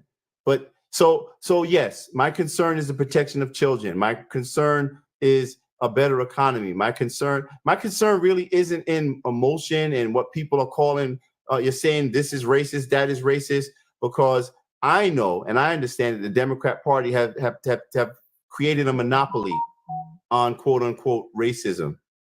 And they have defined it, and they are now controlling Black people with that language. So yeah, the only thing I can look at is policy, logic, reason. How was my life under Trump? How was my life under Biden? What are we doing with our tax dollars? How are we spending money? What's going on in the government? Those are the things that I care about. And I would rather have a successful businessman to run the country who only had 4 years in politics, who gave us a stronger economy than anyone else in like the past 30 years. I'd rather go with that. But we can go next to whoever. So let me add this up. Some way, somehow, the people have to take back the social media. You know, this is the power of the tool, you know, so we can correct the government. Don't let them censor anyone. You know, you're free to speak, you know, express your idea and what you're thinking. That's the people power tool. Don't let the government control that, like the social media. The social media have to stay out of whatever blue side or red side. They have to stay with the people, you know. So right now I see the social media are controlled by the Democrat, by the government. It's not good for the people. Okay, thank you, Tony. Yeah, speaking of censorship, this is my backup account, Tony. I'm not going to blame Angel, but I'm going to blame Angel. I was on his panel earlier and I got banned. So simply for talking about Trump's unemployment for Black Americans. Literally, that's what I was talking about. So I was there. It was absolutely Angel's fault. Thanks, Goon.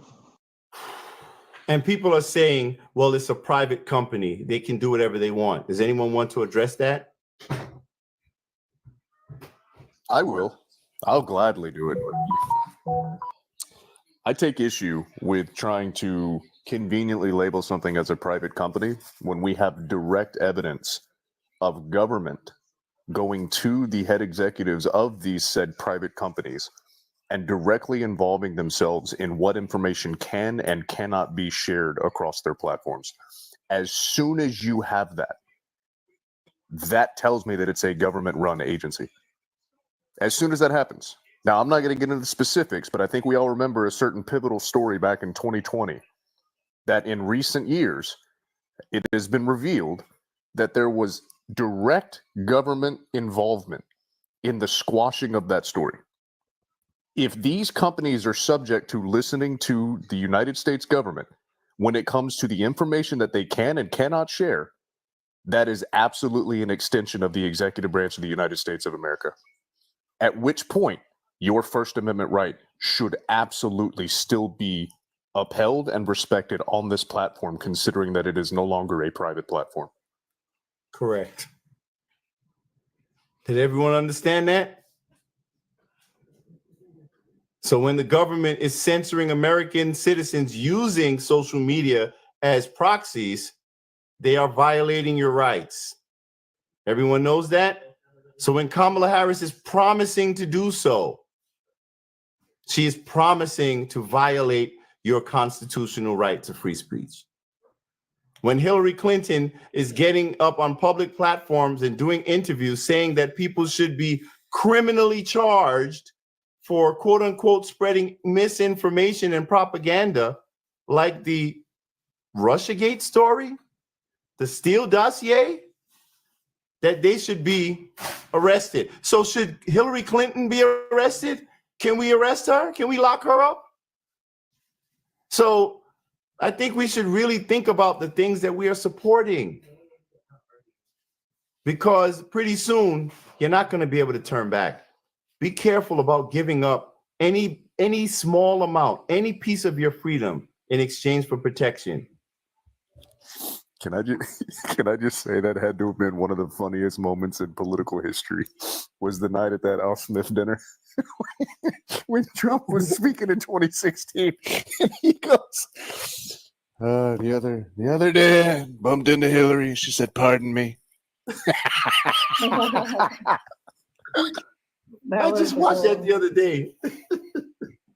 What was the good? And she was right there laughing. Hell yeah, she was, because it was funny as hell. That's why I voted for her. I'm just kidding. I mean, I did, but you voted for Biden, so please. Damn. I listen. Yeah, but I would argue that voting for Hillary is worse than voting for Biden. I would argue it sounds like I see a match made in heaven right here. Hold on. That's what I'm thinking, Goon. Sorry. Well, ooh. Was it before or after the? No, it was definitely after the comment about Black people. Damn. No, wait.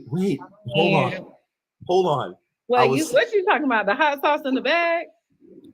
I was suffering from a tad bit of TDS at the time. And in all fairness, I was just frustrated with the state of the country, with all the division and the arguing and the stress and the anxiety. Tony, so I'm gonna hit you.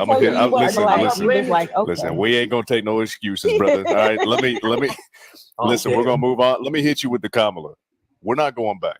All right, we're just gonna move on. Turn the page. We're gonna turn the page. That turned the page.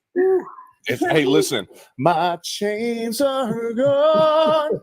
Listen, you have died to delivered. You have been redeemed. You have risen again. Baptized. Born again. You've been born again. Mary, right, you're next. How are you? You can unmute. Mary. Hi, Mary. Mary White. Mary White. Going once? Oh, there she is. Oh, there. Mary? I don't know how I got on here. Oh. I didn't mean to get on here. I'm at the gym exercising. Listen to you. Must have been when I put my phone down. And I want to say, since I'm on here, I want to say, Tony, you changed my whole way of thinking. And I voted because of you, because I wasn't going to vote, because I was just fed up with everything. But what you're doing is really good. And I told everybody I know about you. Listen to him, because this man knows what he's talking about, and Link and most of the people that you got on here, and you changed my life. You changed my way of thinking. And with all my heart, I thank you. And God bless you. God bless you. Thank you. God bless you too. All right, go on back to your workout. Sorry. Okay. All right, take care. Bro, I love that. I know, me too. Yeah. It keeps you going. Yeah, because When you know when it you gets get frustrating. sick of TikTok and you get sick, you get frustrated. It's stuff like that that keeps you going. Yeah. Liberty is dope. How are Hi. you? Hi. I was under the name of another account for a long time, but I switched over. But you know, you're talking about the censorship. With Meta, I've lost 18 accounts or 20 accounts. And just recently, they completely took me down my business that was never attached to anything else. My salon Instagram of 16 years was completely wiped out and gone. And they took out my business from my Facebook. They wiped out all my businesses and now they went facial recognition and they went proof of birth in order to get onto Meta. And if these people, it just drives me because I've been on here quite a few times before. I'm in California, Orange County, and we've been on here with Dom. I love him as seen on TV, Dom, because we talk about what we're going through. But it's funny. I got a MAGA hat recently. It was word on my birthday, my first day, when he was debating, I think, Harris that night. Bought it that day. I've made more friends everywhere I go from that hat. I have seen a shift. It is so crazy here in California. I believe we're red. We know it's corrupt as F because where are all the evil people come from? From California, right? We have Harris, we have Newsom, we have Pelosi, we have Shifty, we have Maxine Waters. It's like the evil stems from here and it spreads out throughout the country. And it's kind of crazy. And then you were talking about the inflation thing. My pastor was so on fire today and breaking down. It was all about walking with God and finance and this whole thing. And he talked about the inflation and he broke it down. And he said in 21, we're at 24%, mostly because of the reduction between goods and services. But then in 2022 is 9%, 23, 6%, 24, 4.5%. Which equals up to 44%. So what's happening is nobody's getting a 44% raise. So what people are doing is they're using their credit cards to make up for that. Yes. And what's happening, and I wrote this down, I've had actually his sermon was so good today. I went back and took some notes. That the household debt is the highest it's ever been in the history of this country. And that the credit card debt is increased by 2.8%. Yep. So he's saying what's happening is where we're having to make up that 44% and not getting our income is that then it maxes out the credit card. Then the credit card APR goes up to 27%. So now we're up to 4, 5, 6, 7, 70%. Is if the inflation is costing us to be able to live. So I was interesting listening to the person earlier talking about that. But I was like, whoa, I went to church today and he was talking about all that stuff. It was making me want to almost throw up and get anxiety because I'm barely hanging on over here. I'm learning new skills. I'm learning a completely different industry. But between closing my shop, then they took my email funnel away. Then they took down my social media a few months ago. And then I found out my friends, you might even know him. He's an actor, comedian, also Siaka Sirikwa. He started Hollywood for Freedom out here in LA. He's Black. He was arrested for, the whole JSIC, just taking a picture. He's looking at years in prison right now. He's a friend of mine. And he was just I watched Real America's Voice, and he was on Cowboy Logic last Sunday talking about the whole thing. And he said he found out that the Secretary of State in California has a blacklist of people for social media and has worked with Facebook to completely wipe us out. And I went, whoa, my ears perked up when he said that. And I go, I must be on that list because he will not let me have an account anymore. So that's terrifying. So with that, I just thought I'd share some of that information with you. All right. Thank you very much. You guys realize how stressful it is for so many people right now. I mean, I don't think people, well, you know what? And I got to be honest with you. The folks who I see so many people who are struggling financially. I'm struggling financially. Like this is the the toughest things have been for me in a very long time, especially if you're a parent. And I totally get what you're saying, especially when it comes to the credit card debt. People don't have their savings anymore. They've exhausted their savings. You know, they're maxing out their credit cards. The interest rates are getting higher on those credit cards. So now every payment you make to your credit card, it doesn't even lower your balance on this. So it's like this recurrent state of payments. And there's like no way out. And a lot of these things that we're experiencing, and also let's not forget the fact that your money is worth a lot less than it was just 4, 5, 6 years ago. So when you keep telling people who are telling you that they are struggling, that they cannot afford to buy groceries, the prices are up, the value of your money is down.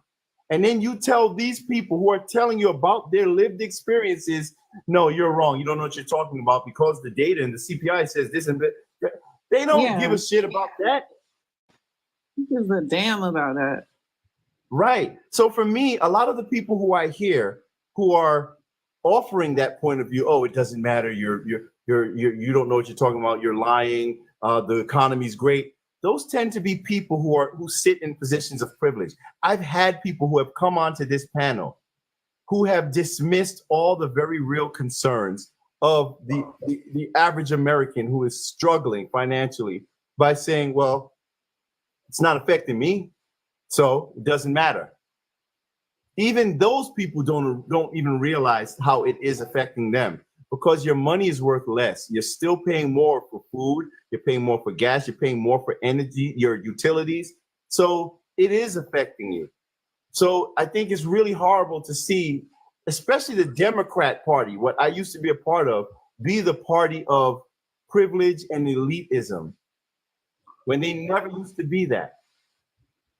And so that's another reason why you're seeing so many people walk away from the Democrat Party. And I hope we see a historic number, an astoundingly huge number of people who have walked away from the Democrat Party. Because I'm telling you, I know they're saying, oh, maybe what are they guessing with black men? Like 25, 30% of black men? I think it's more than that. I want 40 at least. And I will say and I really appreciate the black women out there like MOD, like Neek, who stand with black men, the black men who are out here being vilified for not acting as property of the Democrat Party. The black women who are standing with people like us who are saying, no, we're not going to do this anymore. We actually want to be with our men. We want to build families. We want to have children.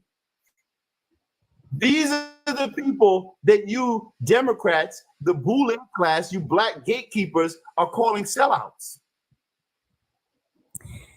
Can I bring up something that I just found out also? Is that okay if I go? Mm-hmm. So my mom sells Medicare here in California. And I asked her, it's open enrollment right now. And I asked her. I'm sorry, pause 1 second. Guys, thank you please don't gift me because TikTok is going to take it. They're not going to give it to me. They've already banned my account and taken every penny that was gifted to me. So if you want, you can try to go to them and find out how to get your money back. But if you're going to gift anything, there's a thing on the screen, on the stream, on X and everywhere that has a little Cash App, and there's one right here on TikTok.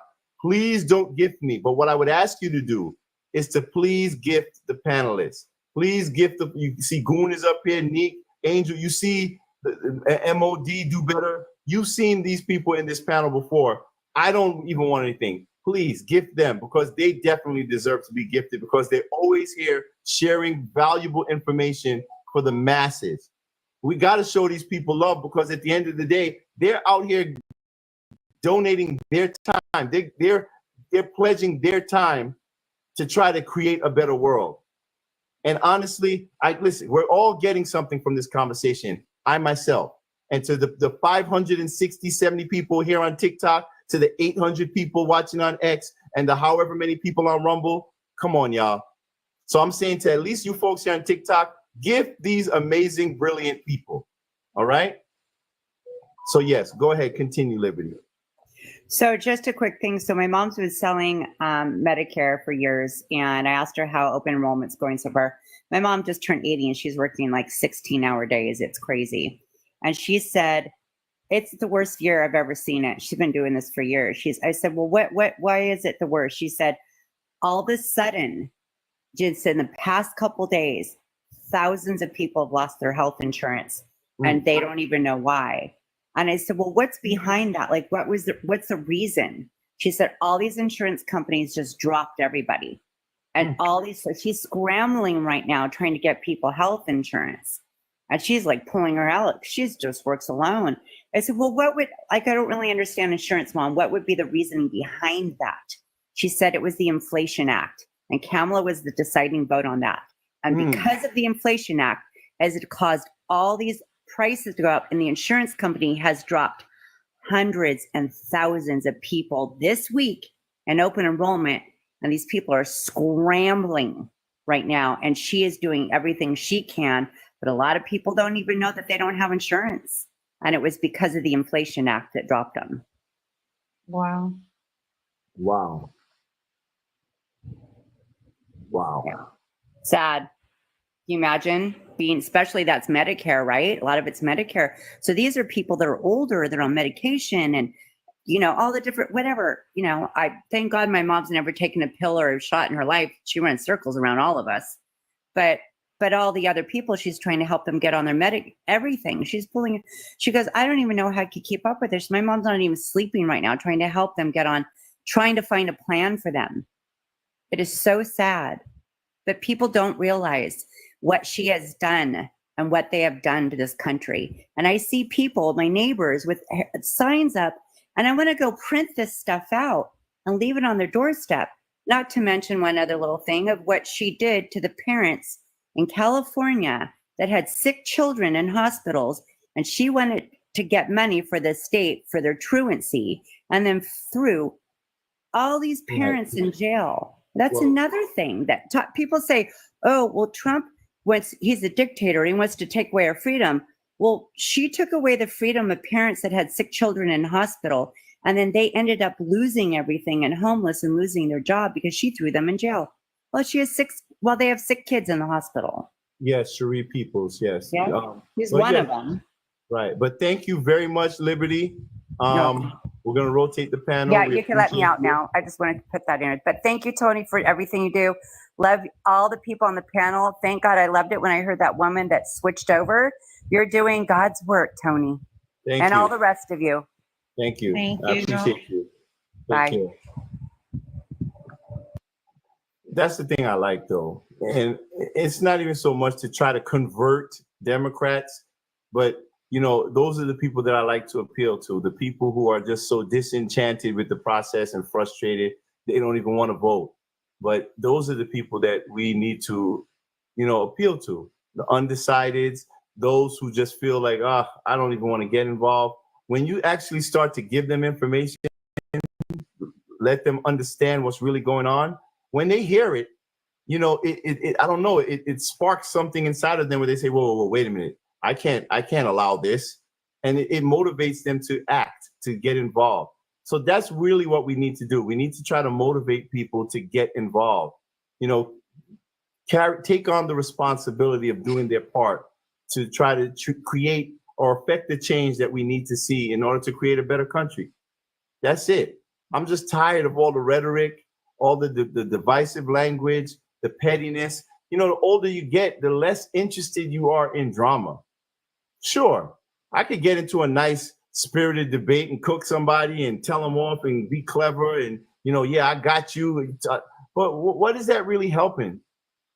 A lot of these Democrats, these people on the left who come into these lives trying to get you censored and taken down, they come in here for the specific purpose of distraction and getting you emotional, so you're willing to debate them. They say a lot of stupid shit, tangential arguments. They engage in ad hominems just to get you to get off the topic where you're educating people and just start arguing and yelling with them. And the old saying, when two fools are arguing, when you argue with a fool from a distance, no one can tell the difference. And I think that's what happens. And I also think that people who criticize the Democratic Party, people on the right, conservatives, they spend so much time being defensive, on the defensive, right? Because they're always being demonized. They spend so much time on the defensive that they really never get the chance to stand up and do things and actually affect change, be proactive, because you're always fending off the attacks. And I think it's time to go on the offensive and do so unapologetically. Stand firm in your confidence, in your conviction, whatever your position is. Don't let people shame you. When they say, oh, if Donald Trump wins, they're going to blame black men. No. Give us credit. You see the difference? Blame me? No, give me the credit.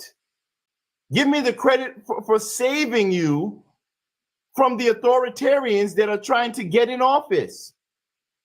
And then they'll say, oh, well, you sound like a Trumper. You sound like Trump. No, Donald Trump may sound like me sometimes. How about that? Because I have my own agency over my own thoughts and my words. We've been conditioned to see life through this bipartisan, this limited, hyper bipartisan lens where we can't understand that there is nuance. It's not just Democrat, it's not just Republican, it's not just right or left. Hey, there's common sense. How about that? Can we deal in that? You know, yesterday, I had a friend, someone that I've known for many years, who basically turned on me. The moment I said I was supporting Donald Trump, all TDS kicked in, and she's been telling me off, talking to me like I'm an asshole all over social media. And this is someone that I've known for like maybe 20 years. And I invited her to come and join my TikTok live, just because obviously I'm banned everywhere else. And I'm pretty much banned here. But she joined last night on one of my last accounts. And we had a conversation. Brought her in here. Why are you voting for Kamala Harris? Bro. That was, yo, I don't even want to do her like that. It was so embarrassing. But that was embarrassing, man. I tried to tell her that she had Trump, that she had TDS. That was crazy. And I said, you know, everything you're saying is just because you're against Trump, but you're not. There's no reason or logic behind what she's saying. So she walked in here. Well, she came into the live. She said she had to get her notes ready. I don't know why she needed notes to tell me why she vote for Kamala Harris. But then she proceeded to tell the most egregious, disrespectful lie about a friend who allegedly passed away due to quote unquote Donald Trump's AB ban. Like, bro. That was crazy. To use the life of a friend to push forward a political agenda based in just vitriol and delusion in order to just justify your TDS. I think that's so low. And I was so embarrassed because I was like, yo, this is a friend of mine, y'all. Please treat her nice. You know, let's have a good faith discussion. And the first thing she does is she completely lies about someone who passed away. And basically tried to frame it as another version of the Amber Thurman story. Like, this is what y'all do, Democrats? Y'all just use people's deaths for political gain? It was Amber Thurman's story with a twist. Like, with a little twist. With a little twist. Yeah, little girl. I asked her, I was like, wait, is your friend Amber Thurman? Right. I was like, oh my God. What do they say? Never let a good crisis go to waste. And we tried to get away from it, Tony. Like, we tried to like venture past it. Give but her then grace. She kept lying about everything, saying that she's a Republican. She's a Republican and couldn't name not one Republican, not one of her favorite Republicans. She couldn't name not one. And then eventually, MOD pulled the receipts. She did. MOD will always pull receipts. Don't come up here lying when MOD is on panel. Please. Y'all can't come up here just saying stuff. And I think the guy, Jerome, was that his name from earlier? The one that dropped? He's a good example of the typical Democrat who is anti-Trump and who's calling you all types of names for not supporting Democrats. I'm not saying that Jerome did that, but he's a typical Democrat with TDS. He couldn't even tell us why he was voting for Kamala Harris. Yeah. He couldn't They even tell us always why. have to look at who. Right. He said, why don't you like, what was it about Trump that he goes, everything? And remember the last everything that came in here that somebody said that was everything. Also, Donald Trump didn't do nothing good. There wasn't one thing that he did good. Like, and that's how you know they're full of shit. That's how you know they just voting. Whether they voting because they hate Donald Trump or they're voting because they're voting for this black woman. I don't give a shit what they think they're using to justify the bullshit with Kamala Harris, because that's all you're doing. You're justifying it. See, we don't got to justify Donald Trump. I know you get a lot of that come in here and state like, oh, but he can't do nothing wrong. No, he does plenty wrong. We call him out for it. We're not justifying anything, but if you look at if you compare the two, it's not even close. Like, can we agree to that? If we compare the two, it's not even close. The mental acrobatics that these people have to go through to defend voting for Kamala is just ridiculous. Even the other guy, the guy with all the word salad and all the words and saying absolutely nothing. It's like they're in a state of confusion. They are in a constant state. I looked at his profile. He has, I don't know how many flags. He got the gay flag, the Palestinian flag. I mean, all kind of flags. Flag in there? No American flag. But then they're fighting for America, though, right? And they're true patriots, but not one American flag. That's just like a Christian with no cross. Like, have you ever seen Joel Osteen's church? Not one goddamn cross in there. You know not what? Once, You're but you're Christian, right. right? Yeah, I mean, it's mind-boggling. These people want so much better for America, but then you're right. They stand for everything but America. They stand for anything that is opposite of what our values are. They don't care about values. They don't care about what every American wants. And quite honestly, we know that America has had a sordid past, just like any other country. But if you're fighting for the greatest country on the planet, like, it's very telling. You can almost tell now who loves America and who doesn't. Simply, if I see a person with an American flag on their profile, I can tell that they're voting for Trump. Supporter. Right. Yeah. But Yes. you can almost tell now too, and it's kind of scary. Like Neek, I told you, I felt that in my spirit when you said as soon as they start talking, you can tell who they're voting for. And that's kind of scary because you don't want to prejudge someone just based off of, their skin color or how they sound, but it's almost to an exact accuracy. Those people on the left refuse to acknowledge anything American. They're anti-American.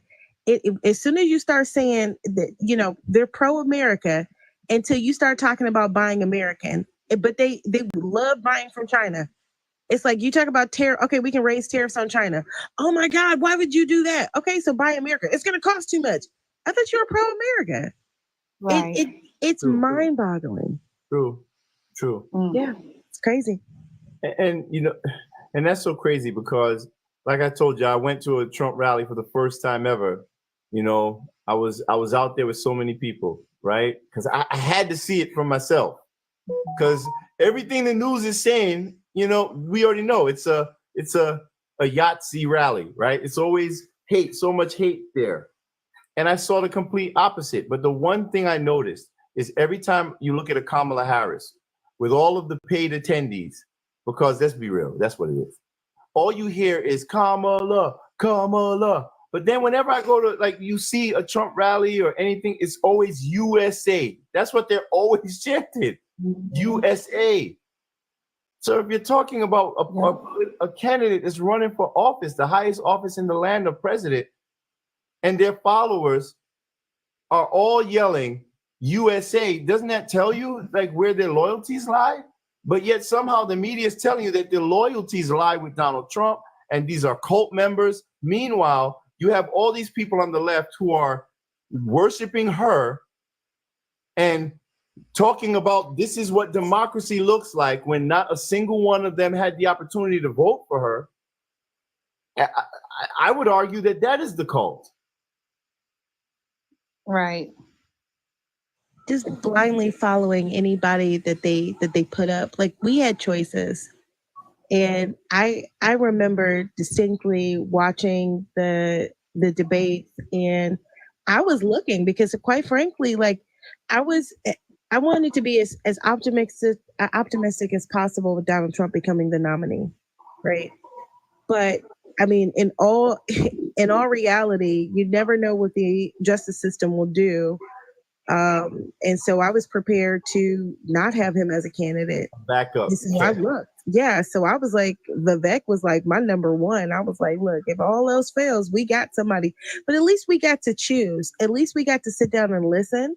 Right. And even though I think the majority of us were going to vote for Trump anyway, we still had we still had a choice. But I mean, they're perfectly fine with the party picking their candidate. They're perfectly fine with installing a president.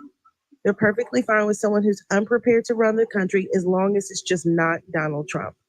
And they really don't have any valid reason to hate him. I mean, it's understandable why, but if you're so pro-America, like, why not choose someone that's better for America rather than Kamala? She's just not right for America. Am I streaming? Am I still streaming on Facebook? If anybody can just take a peek. I guess it don't really matter because they're not gonna, I mean, probably nobody's watching, but if anybody could look, but go ahead. Now, I was saying, as far as cults, what the two of you just said, one, I mean, they don't mind the fact that they, basically gave them a candidate, they installed her. And then two, I always hear that, right? The cult thing. That's always the rhetoric, cult. But I find that it's always them who, I've been watching them over the past 6 months to a year, and they're the ones who are disassociating themselves with their families. I've seen people talk about how they won't talk to their mother or father because of this. I don't really see too many of us. I don't see us doing that. I see it coming from that side. So when you talk about cults, that's like cult 101. The first thing that they do is separate you from your friends and loved ones. And I don't see us doing that. Wow. Can I give y'all a scenario real quick? Something that could very well play out. This administration and Kamala Harris in particular has spoke extensively on expanding the court, right?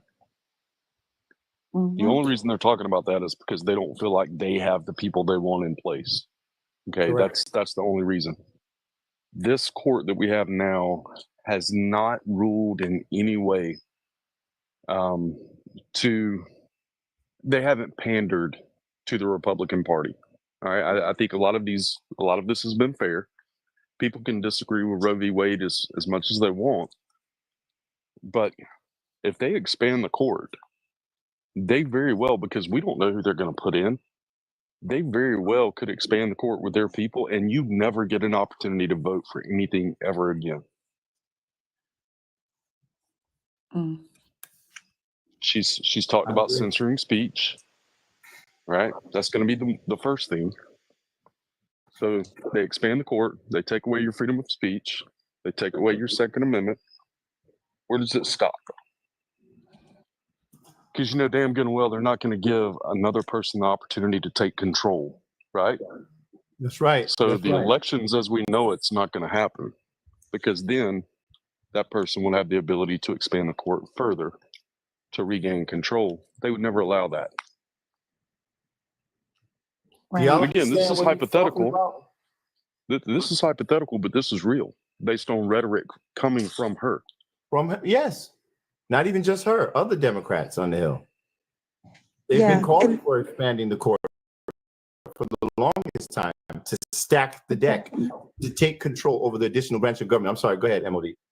And to work simultaneously with pushing legislation to actually change how the Supreme Court operates. And that's the sort of dangerous thing here. With Congress has a lot of latitude when it comes to changing the law or to adding laws and to deciding whether or not to pack the Supreme Court. And a lot of people think that Donald Trump did. Well, Donald Trump didn't pack the court because all he did was replace the judges that were either passed away or, left. But he happened to get 3 justices during his term.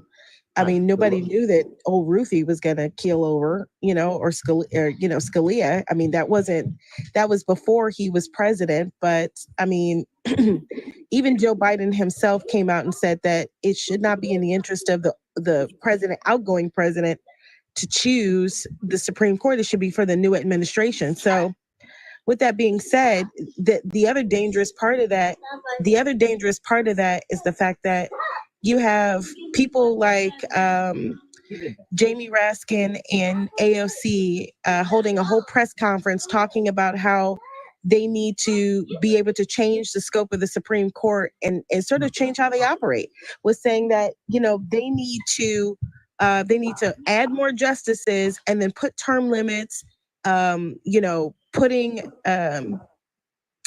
ethics, which the Supreme Court already has ethics in place. They already have that. But I mean, to try to control the Supreme Court, to try to swing it another way, it's just dictatorial. That's why we have a separation of powers. That's why we have the Supreme Court the way that it does. And now, since they are at more of a disadvantage, they want to try to manipulate our statutory process by swinging it their way, but then turning around and calling us fascists. I mean, you're using your power and authority and privilege to abuse the Constitution and what the Constitution affords, which these are the same people who talk about term limits, but then the oldest people in Congress are Democrats. They have been there for 40 and 50 years, but then they want to talk to the Supreme Court about term limits? Exactly. Right. It's crazy. Exactly. These people are elevated to the Supreme Court very much later on. A lot of them are judges that are retired, or that they have lucrative careers or whatnot.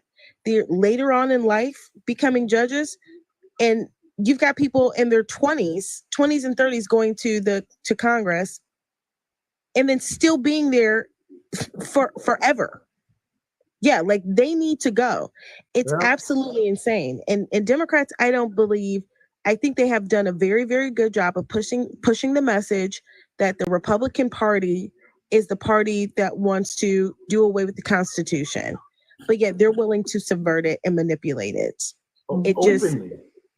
Openly doing it. And they can do it because their base is too afraid to stand up to the elitism within their own party. Okay. They're too afraid to do that. That's the point. They're too afraid to do that. And this is why I say, like, the leftist politics have just pretty much become bullying. It started with the whole cancel culture thing. Remember all of that? This virtue signaling, standing on these moral high ground to shame people into compliance. This is the nature of their politics. I had someone come on yesterday, a friend of many years. I don't know if you guys remember when Marshall came on here. And listening to him, you probably thought he was going to be voting Kamala. Yeah, I did. And the shock, I was even shocked when he said he voted for Trump. And I was like, what? Why are you like whispering, like in the way you're saying it right now? Like you don't even want to say it. He was like, I can't say that. My neighbors and I get. So that's what it is. The environment. Look at the political environment where we're afraid to even say publicly that we're going to vote for Donald Trump because you're afraid of the backlash, the condemnation, the vitriol, the hostility. Yep. That's the environment, the political environment that is being fostered on the political left. It's not to challenge you with information. It's not to engage in open debate. It's to shut you the fuck up. That's it. Damn, you hit the nail on the head with that one, boss. Oh, what's up? Go ahead, John. Hey, what's going on? My name is John. 20 years old.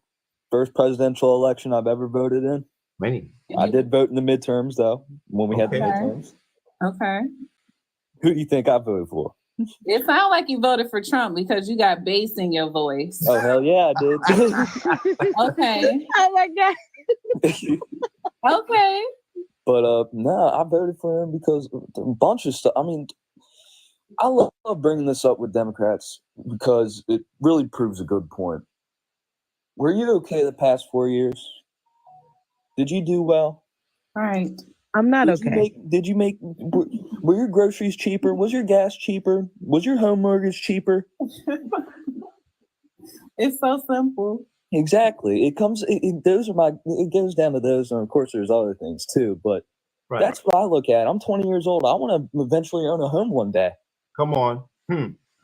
Why is it that more Black people have been discriminated against under this administration than the previous? Exactly. That's another good thing too. I've been attacked more racially, and especially on social media. Like, and not only do we have to face attacks on social media, but we had our president calling us garbage, domestic tease, told us we weren't Black. I mean, like, how much worse does it get than that? Where you're the administration telling us that they need to get up in our faces and make us uncomfortable. You can't eat in restaurants. Like, I've never experienced Jim Crow, but like, that is the party of Jim Crow. So it's in their nature. That's exactly what they did. They sought to segregate us and push us to the side because we're not true Americans, right? We get put on lists, we get taken down, we get censored, we get bullied, we get harassed. Yep. You know, I mean, all under this administration, but yet in America, right? They're telling me that the Republican Party wants all of this, but yet I'm only getting it from that side. Mm-hmm. But it's like, if you don't comply, or if I was to say, if any of us were to say, okay, we're going to be Democrat, I bet you'd be like, come on, guys. All right, we're going to be nice to you. It's gaslighting. It's like being in an abusive relationship. Yes. Right. It's just like, I'm sorry I hit you, you know? Like, come on. Yeah. But I needed you to learn. So yeah, it's your fault. You should have done your better. fault. Yeah, you pushed me to do this. And yes. I feel like one of the best things Trump can do in office, besides just what he wants to get done already, is institute a policy of term limits for the Senate and the House. Yeah, but unfortunately, you're going to need the House and the Senate. I know, exactly, and that's the hard part. That's the crazy thing. That's like, when police, let's be real, like police officers investigating themselves and determining that we did nothing wrong. Like, I don't think we should have a system where the people who are identified as a problem are able to determine whether they are the problem or not. That's just stupid to me. But I did have a question, MOD. You ever notice, where do you see the most segregated cities racially? I would say I would start with when I say segregated, I probably would say economically too. Economically segregated. I mean, you could argue that it happens in both Democrat and red cities because people are tribalistic by nature. Right. I think that economics isn't really something. It's something you can control, but then if you have people that are sort of like bound to the dependency on the government, then they can kind of self-segregate. You know, it's almost But I would say. I would say racially is on college campuses. College campuses. You know why? Because I don't think I've ever seen more segregated graduations than I have in the last 4 years. High schools and college campuses. These people are literally fighting for black and white segregated graduations. Are you serious? Really? Yeah.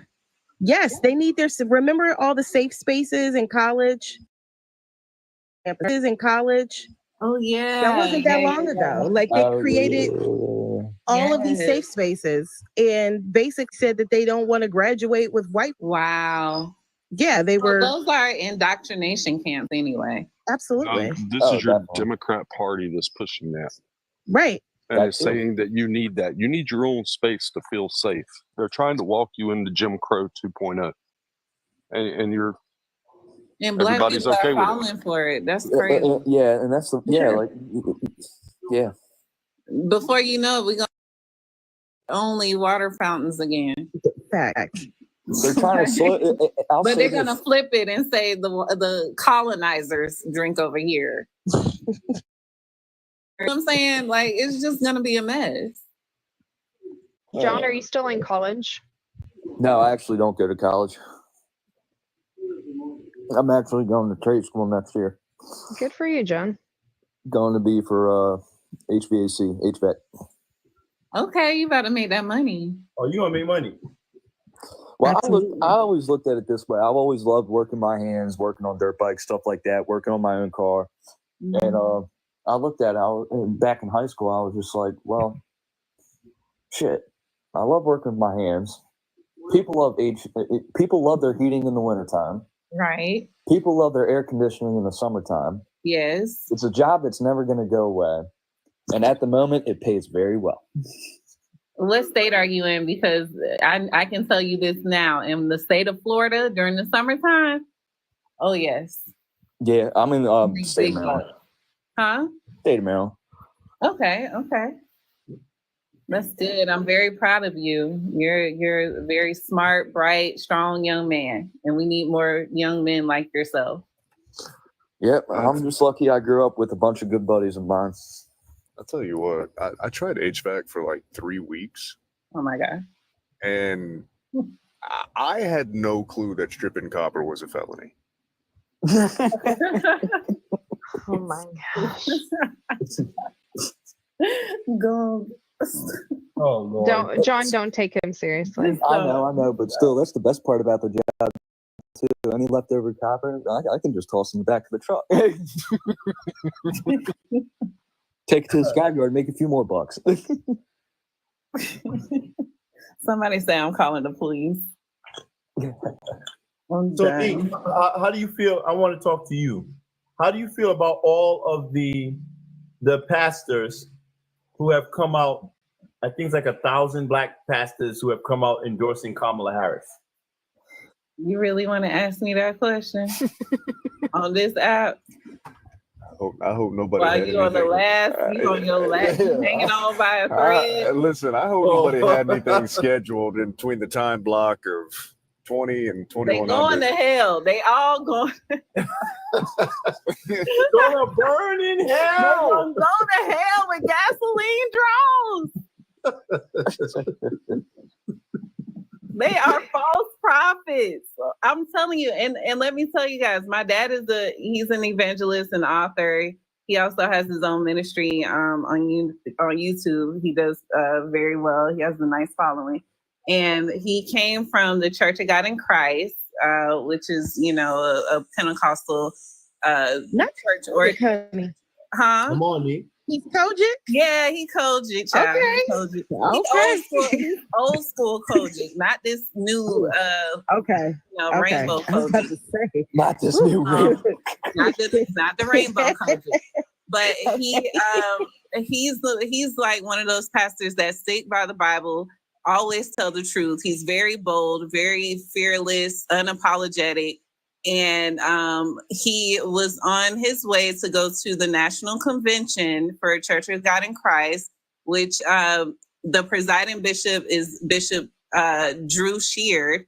And he is also, his wife is Karen Clark Sheard, one of the Clark sisters. I was just about to say, is that one of the Sheard sisters? Yes. I know all them people. Girl, and she was my favorite. And so when when my dad found out that Drew Sheard, the presiding bishop of Church of God in Christ, and Karen Clark, his wife, endorsed Kamala Harris, he completely ended all of his reservations. He's not going. Half of the church members are not going to the convention. They're boycotting the convention because, believe it or not, there are still some, real Christians out there that's going to stand for the truth. And they're trying to fight for this church. They're trying to fight for, the temple of God. And, we're all just boycotting. We're boycotting. At this point, we got to go back to boycotting everything.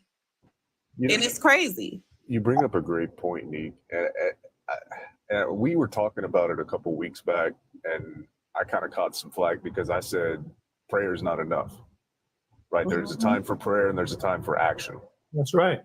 And I personally, I have a problem with modern church as we know it with Christianity, because, you know, you've seen a rise in a lot of these mega churches, and obviously that was going to come with internet and things of that nature, social media.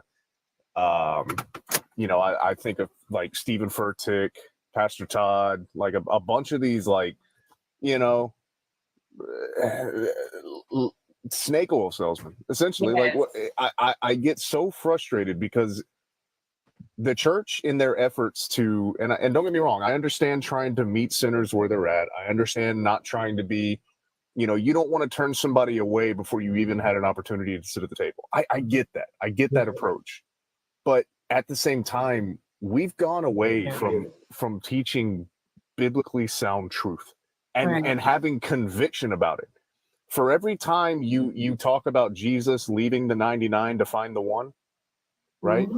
You got to talk. You got to talk about the condemnation of sin. You got to talk about the wages of sin. You got to take them down the Roman road. You know what I'm saying? Like, for the wages of sin is death, but the gift of God is eternal life through Christ Jesus our Lord. Right? Come on. The problem with modern day church is that we spend so much time not trying to offend people and not trying to be controversial that we've developed these lukewarm Christians. These fly-by-night Christian, these Christmas and Easter service Christians that don't understand biblical truth, and they're afraid to be controversial, especially when it comes to politics.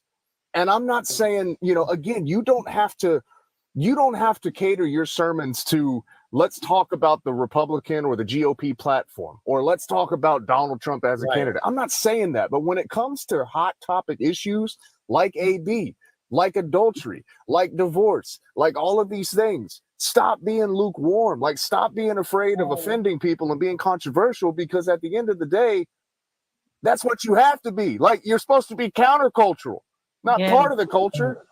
But that's because they become You're slaves supposed to be in the world, but not of the world. Exactly. Right. That's exactly what it is. They become You slaves. like, I'm trying to give you an offering real quick. Hold on.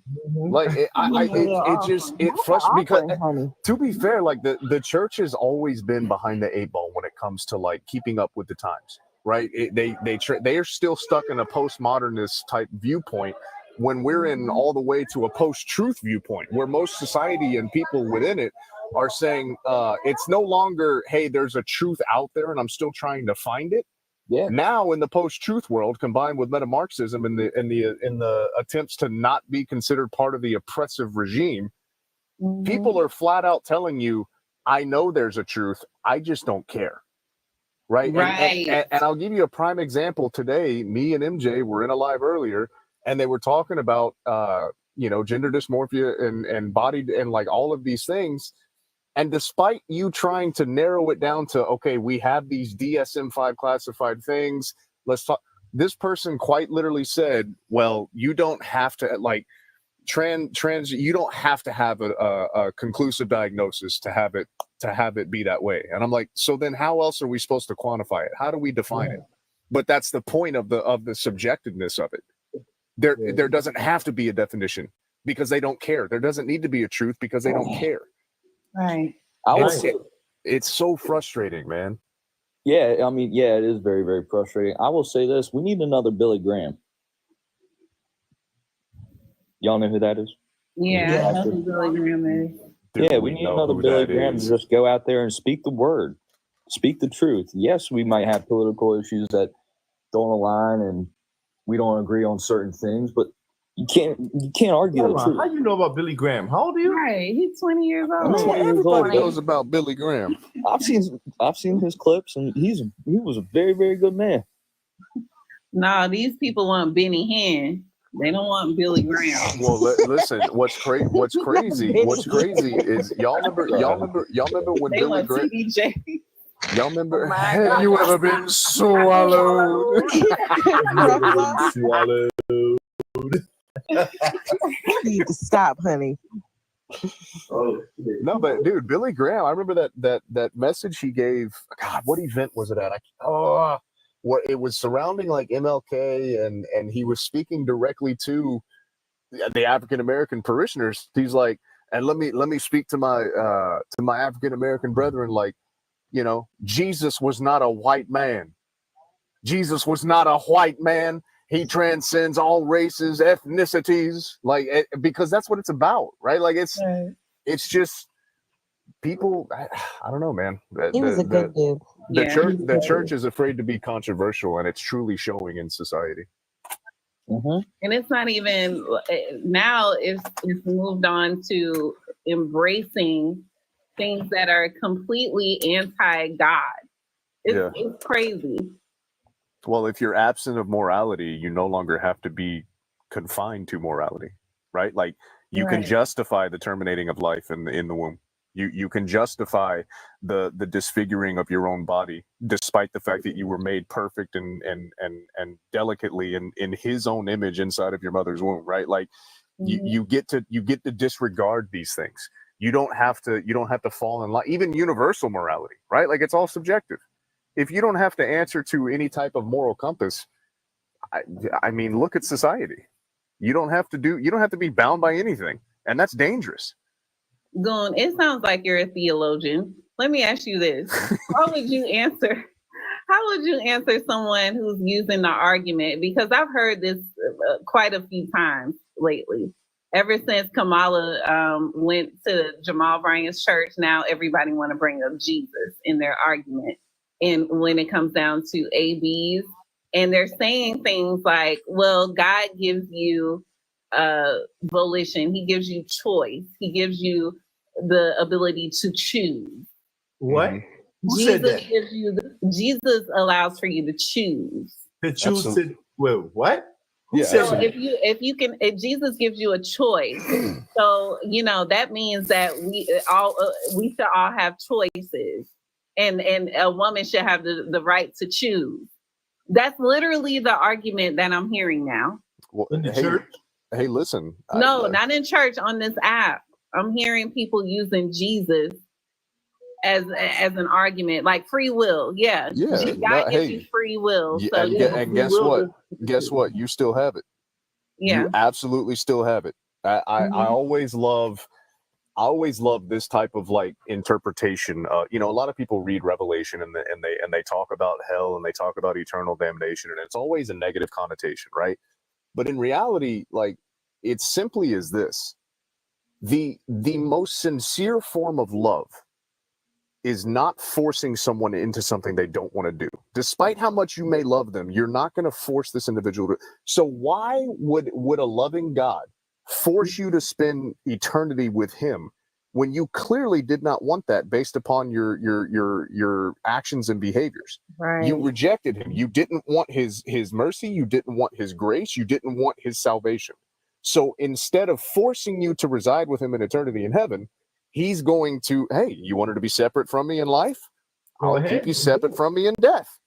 Right. And so the fact remains is that it's the perfect kind of example of, to your point, just because we have salvation through Christ doesn't mean that you're entitled to it. Well, not just that, but it doesn't mean that we don't still have the choice to go and do things outside of Christ, outside of this new transformed self, right? Because we ask the Holy Spirit to reside within us, and it's like, okay, now we walk with this newfound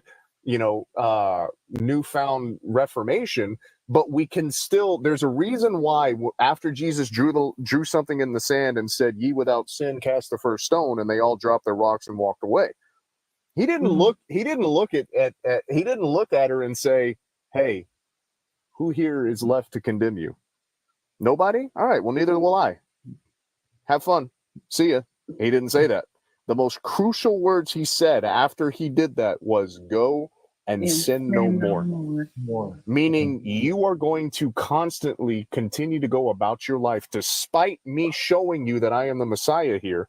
You still have the ability to go and choose to sin, but I am telling you, go and sin no more. That's the key fact that people miss. Like, this isn't a get out of jail free card. This is like you read the writings of Paul. The journey doesn't stop once you just get baptized and you get salvation. You are to continue. It's like the parable of the servant who buries the treasure in the sand. You didn't do anything. You just you were comfortable. You were complacent. You didn't do anything with what I provided to you. The rest of these guys, they went and made something of what I provided. You chose to bury it in the sand and keep it to yourself. There's reasons and there's justifications in the parables that Jesus taught, because it's a way of relating divinity to non-divinity. Yep. There was Y'all a got reason the Jesus said. Let me give I gotta give another offering. Hold on. There's a reason Jesus said. There's definitely a reason Jesus said, "I am the way, the truth, and the life." Right. All right. So, yep. All right, Goon. Hold on. Live on here. Oh, you might have to. I might have to get you to go to Church of God in Christ so that you can deliver some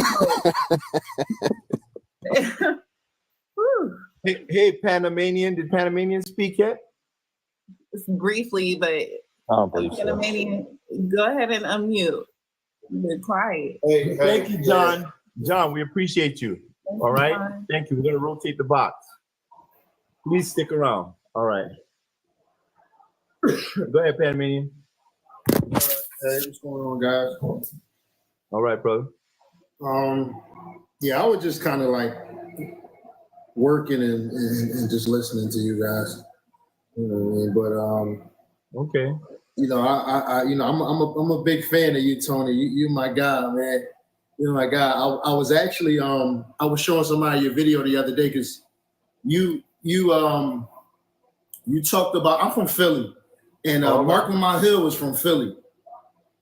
And that dude, man, I used to have a lot of respect for him. Same. You know? And I feel like he just he's drank the Kool-Aid, and he's become a joke, a clown. Yeah. And I didn't really see him. I didn't really see him come out and go at anybody who was supporting Trump in the beginning. And I like now it's like it's all hands on deck, I guess now, and they gotta just send everybody out. But I really like Mark. Like he has he actually owns a coffee shop that's not far from my like a house. bookstore or something like that. Yeah, it's like a coffee shop / bookstore, in Germantown. And like I said, he's always been pretty respected. But I love what you said, because I was going to do a video and then I saw yours and I'm like, man, you summed it up, brother. Oh, you saw my video calling them out. Yeah, because what you were thinking was my exact same thing. And I mean, it's across the board. But one thing I can say that makes me so happy is when you MSNBC actually was in Philly like 2 weeks ago, and I mean they went to barbershops and various places, and I mean I was surprised to see it, but I was happy. We got, obviously this is a Democrat city, but the amount of people that were, I forget the young lady's name from MSNBC, but she was interviewing people and they were just unapologetic, like we're going with Trump. You know what I'm saying? Like it's time for a change. They didn't hold any punches. Look, Kamala, we know her history, her background. I don't think she's black, but not even that it matters. She's already in office. People were making really great points, and I'm just happy to see, because when you live in a city like Philadelphia, man, it's tough. I mean, you're in New York, so you know. Yeah, I'm in Brooklyn. Yeah. I know. Yeah. I know. Wow. But yeah, man, that was real disappointing what I saw him do. You know what I'm saying? Especially in the 11th hour now, all of a sudden you're spewing all that liberal nonsense. Like, yeah. Do y'all know what Mark Lamont Hill said, by the way? Do y'all know what Mark Lamont Hill said? He said, go ahead, brother. Go ahead. I mean, he basically did the Hillary. He said, you vote for Trump in 2024, you're a deplorable. Flat out. You're a deplorable. Yeah. Yeah, man. No moral justification. Like, if you vote for Donald Trump, you are a deplorable. And he had no apology for it. Coming from a man who can't tell you what a woman is. Yeah. From a man who says that men can have babies. You're a deplorable. And you know what? That was the moment where, like, all the good feelings I had when he sat down with Candace, and Candace is looking at him like, "Are you just serious?" Yeah. Didn't that And he shit said it with deflate him? all his confidence. Didn't that shit change your whole perspective of that dude with that one interview? Absolutely. Bro. And when I saw it was happening, I was excited. Like, this is going to be an interesting conversation, and it was to a certain degree, but just made you. She cooked. Yeah, without question. But you know what I learned about him and a lot of these people? It's really I've changed my perspective on a lot of these people, because what I learned is that what all of us are doing is we're showing that we don't believe in that whole victimhood and oppression mentality. And without masses of Black people believing that, a lot of those people don't have careers. Like Mark on My Hill and Roland Martin, they don't have careers if you can't tell Black people, y'all are victims, and we got all these problems, and we need the Democrat Party. That's their entire. Like I tell people all the time. I think Black victimhood is like an industry. People have careers. Yes, you gotta have it. They are forever tethered, connected to the Democrat plantation. And I hate to use that language, but that basically is what it is. Like that is their bread and butter. That's their lifeline. Yes, sir. And I don't even want to just call it Democrat, because I don't know if this dude is saying he's a Democrat, whatever, but they're so attached to the teat of liberalism, liberal ideology, and anyone who espouses it, that they have abandoned any even loyalty that they have to their own community. But the problem is, it's like, don't present yourself as having this undying loyalty to the Black community, yet all the politics that you're espousing are antithetical to the thrivation of our community and the ideological and spiritual beliefs of Black people. Yes. In this country. Martin Lamont Hill is a white liberal in blackface. Period. Facts. Yep. You're absolutely right. But those types of statements that get me banned on social media, while jokers, bozos like him and Roland Martin and D.L. Hughley have full license to talk all types of dumb shit and spread quote unquote misinformation all over social media and never be punished. But whenever we talk, whenever we push back against their lies, we're censored. Yeah. Can we not see what's going on here? I mean, X is the one place that allows everybody to talk. So, I mean, I ain't gonna front. Like X and Rumble. Rumble, you got to get the kinks out of that platform, y'all. Whoever's running Rumble, you got to work that shit out, please. Please. It's a valuable platform, but you got to work it out. But Rumble and X are the only two places where we're allowed to talk. TikTok, they have a very good algorithm. Well, I don't know, what is it, an algorithm? Whatever their technological setup is, it's very good. If Elon Musk or somebody like that, or one of these other owners of these platforms, can come up with something like that and actually allow free speech on the internet, we can actually get back to becoming like a leading power in the world. And I'm not even just economically. I'm just talking about, I don't even want to say morally either, but I just think the United States was always a powerhouse on the world stage, and I think we're becoming the laughingstock. And I see imminent danger as it pertains to our standing in the world. And I don't think y'all ready for what's about to come. You all better think about it. Go ahead, brother. No, just based off of what you just said. So I saw something the other day. There's a guy, and he's I know we gotta be careful what we say. So he's like, I guess he's going through a change, right? And he's in the U.S. military. He's talking about how he's thankful how all of this stuff is getting paid for by the U.S. military.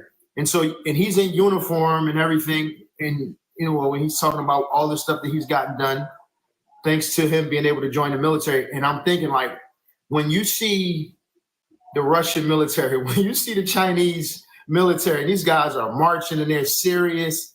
And this is what we've become. It's like, how can we be, like you said, how can we be taken seriously? You know, how do other countries fear us if this is the way we're going? And then if this is the way we're going, who's going to fight for us? You know what?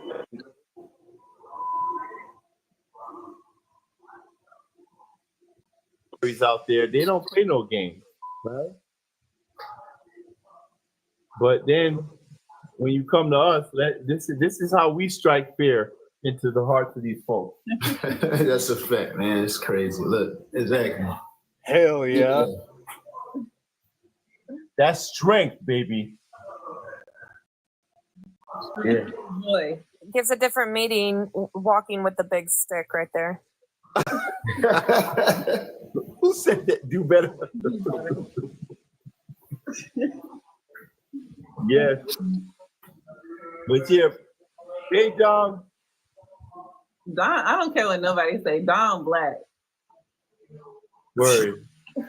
He's blazing. Hello, Tony. Hi, Nate.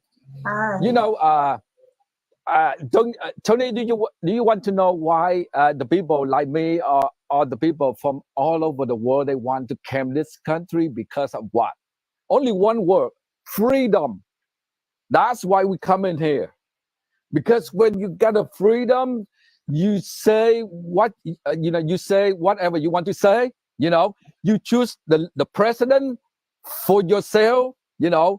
Not someone else choose for you. That's you got everything. But when you lose that two things, you lose everything. You know what I mean? No freedom, you don't get. That's why you see the freedom right now, one by one, take away from you. They take the freedom speed away from you. They take away your economy.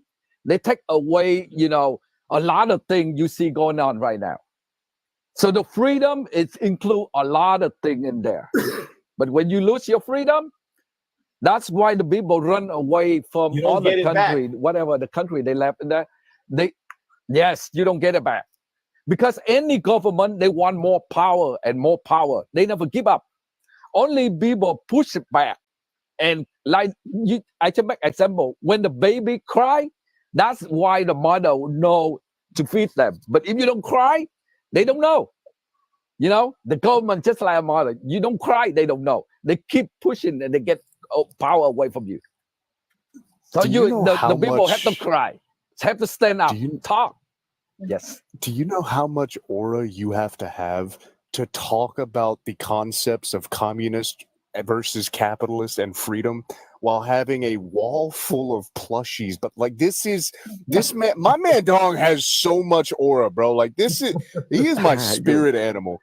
Hello, Dong. I'm trying to grow up and be like Dong, bro. Right. I am. Dong, you're our superhero. And one more thing I see. One more thing I see is right now is happening in our country. You see on the blue side, the people confusing the party and the country. They loyalty to the party. All their life, they don't think about home or family or country. They sacrifice everything for the party to hold the power. They loyalty to the party. They owe something to the party. So that's a very scary. Same happened to my country. Somehow they brainwash the group of the people like that, thing like that. So that threat, they threat the freedom. Because some group, I don't want to say they're crazy, but that's in my country, I say that's a group of crazy people. They're crazy. They don't know what they do. They don't know what. Yeah, that's what my definition in my country. I don't want to say here. Yes. Yeah. Don, okay, yes, would you say that majority, knowing all that you know, and the majority of people that I know are thinking about this country, they're thinking about their children, as far as what happened in your country, was it majority of the people that were basically the Democrats? Or was it how did it go? Do you think that we are really there? With the number of people can you hear me? It's a ruling class. one second. I answer to the customer. Oh, okay. What'd you say, MJ? I'm sorry. I said it's a ruling class. A ruling class, but it wasn't the majority of the people. This happened to my country. It's the group people like they love Just a communists. smaller They think about something we not understand them, but the majority, the mistake is we don't talk. Okay. And we just ignore what happened. What you saw. Like people don't want involved, and the people say, "Oh, it's okay." That's make is the weird people and the not good people. They keep growing and growing. And until you cannot do anything because they too many. Exactly. So when you quiet and you see something bad, you don't say it, you don't spoke up. That's mean you accept it. You accept it. That's right. So that's why when the society they change until you don't know what happened, and they just happen. When you open the door in the morning, you see everything is done. So from the beginning, you see something wrong, you have to say it. You have to, like if you see someone like hit the woman on in front of your eye, you have to say it. You have to jump in and stop it. If you just walk by and you say it's not my job, it's not my problem, then that kind of thing keep going and getting bigger and bigger and until you cannot stop it. That's right. That's right. This is what I talk about. We got to get out of that passive nature and we got to stand up. We have to fight back. But listen, no more sitting back quietly, not wanting to make waves. We're in a state of emergency right now. And trust me, we're in the end game, y'all. Even the communist people push it back, they back up. And they want asking negotiate. But if the people back up, they step on you. They go forward and they push it more for you. So that's why people have to, don't be afraid. Yes, the few people in the front have to be suffer, but then the people from behind keep pushing and they will, the government will step back and they listen to you. They have to. All right. All right. Okay. Thank you, Dom. Man, Dom. Yeah. Hey, Afro. Did we speak to Afro yet? No, not yet. Hey, Afro. Hi guys. I've just been sitting here listening to everything, especially with y'all were mentioning the word of God earlier. I was like, oh wow. Yeah. I was really moved earlier when y'all were mentioning religion because I'm a Christian myself. So I try to use the word of God every day when I'm trying to, speak online on TikTok. But due to how TikTok is and how people are nowadays, they try to often judge people and shame them, especially being a person of color. It's really hard when you're also Christian. And you have people that's also in your generation that judge you heavily for your religious aspect of what you stand for. I know that I grew up in a household of being a Democrat and stuff and also being a Christian, so it was hard for me to make the decision to vote for Trump. I pray for it all the time that it is a good decision, and it is. It's showing with how so many people like Neek, Boone, Tony, like all of y'all that are Christians, y'all are showing that even other Christians that are voting for Trump that were Democrats, it's showing that it doesn't matter which party or what side you're on, God is moving it in the right direction. And I know that I think it was Kamala at one of her rallies, she shunned a bunch of Christians. She shunned a bunch of Christians. So I don't know how that doesn't scream like she don't give a crap about religion. So I don't understand how these Kamala supporters are just standing behind them and thinking that that's the right decision that God is making for y'all. Like that doesn't make any sense. Well, they make excuses. They're now saying, "Oh, she wasn't talking to them. She's talking to somebody else in the crowd that was yelling at the exact same time." and then all of a sudden she goes into a black church and is reading from scripture. They inviting the devil into the pulpit. Man, listen, these people better be careful. Okay. Oh, Preach it. going to hell. Preach it.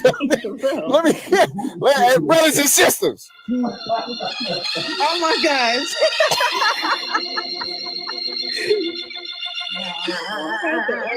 Home, girl. Yes, Brother Tony. Yes. No, like it's so blasphemous. It's crazy. And then like also with like I'm sorry to mention it, but AB, like I've seen so many people who are supporting pro AB, and they'll be Christians. And they'll misinterpret the word of the Bible and bring up like instances of like Numbers 5 and say that Numbers 5 is an example of AB. And I'm like, no, it's not. It's just they're trying to they'll like pick and choose what kind of parts of the scripture justifies the fact of different aspects of life. And it makes no sense. Like God didn't mean for this to happen. And then they'll say like God was like pro AB, he created it. No, he didn't. The enemy did. So it's like things like this. Yeah. I'm sorry to bring it up, but it's like something we talk about. But it's just the same thing with politics. The enemy is working behind. I'm sorry to say, Kamala, and making it be very hard for Christians to move. And I fear that if she goes into office, then I feel like we're going to be restricted for what we want to preach and advocate for, and be the word of God. It's really hard for us, especially young people. I'm 23, when we're trying to be followers of Christ and making it hard for it to move on. Right. People don't see the setup. They don't see the plan. I'll put it to you this way, especially with a lot of the rhetoric that they like to espouse, right? Mm-hmm. I don't need my president to be a Christian. I just need them to not restrict me from being one. Yeah. That's right. As plain as that.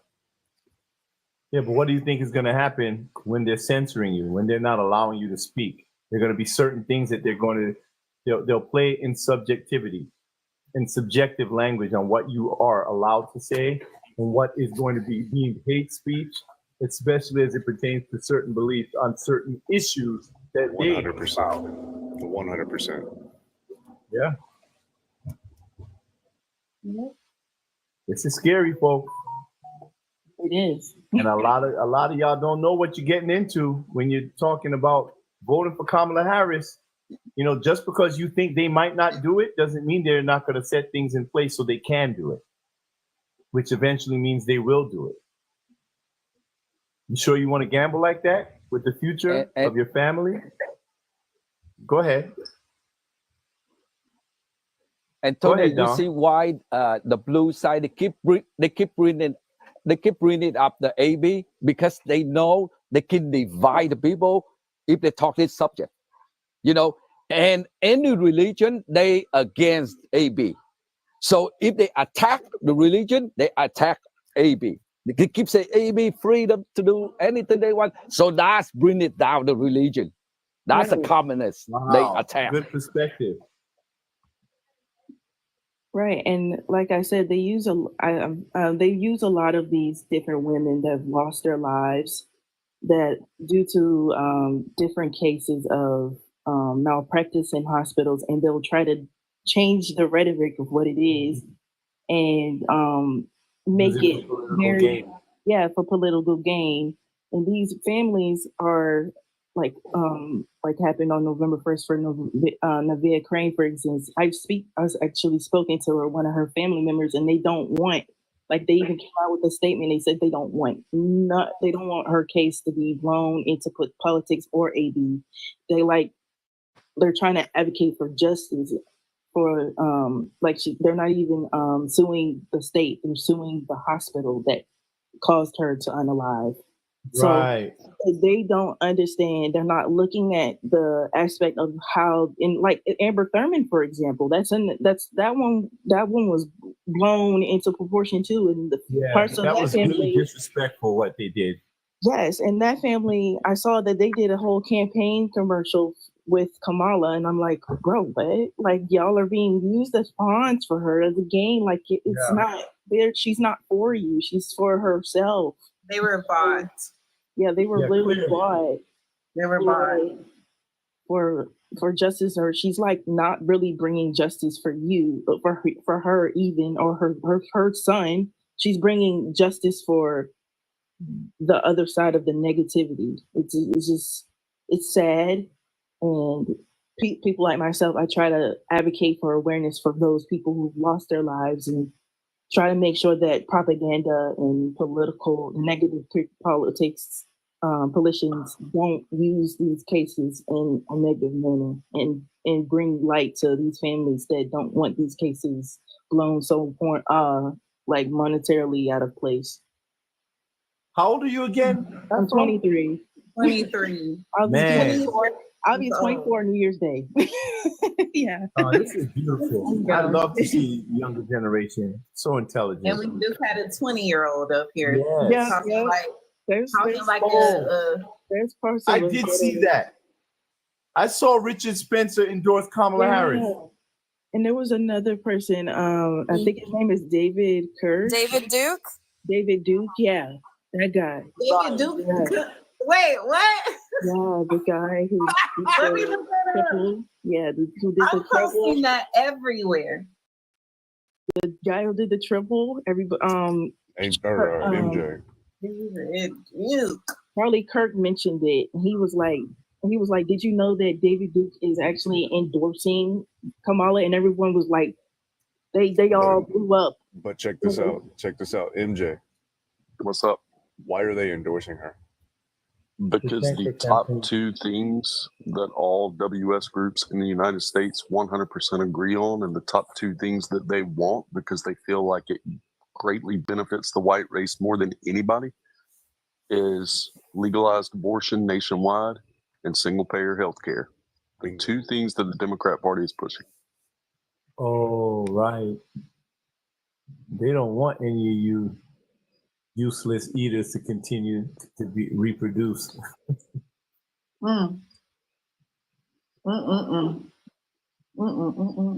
My initial reflexive, response was, okay, are they doing this? It's like secretly to kind of undermine her campaign. No. So here's the thing. This is the thing about Spencer. Spencer openly showed his ballot. There's a video of when he went to vote and he voted for Biden. He even showed it. He tweeted it, the whole 9 yards.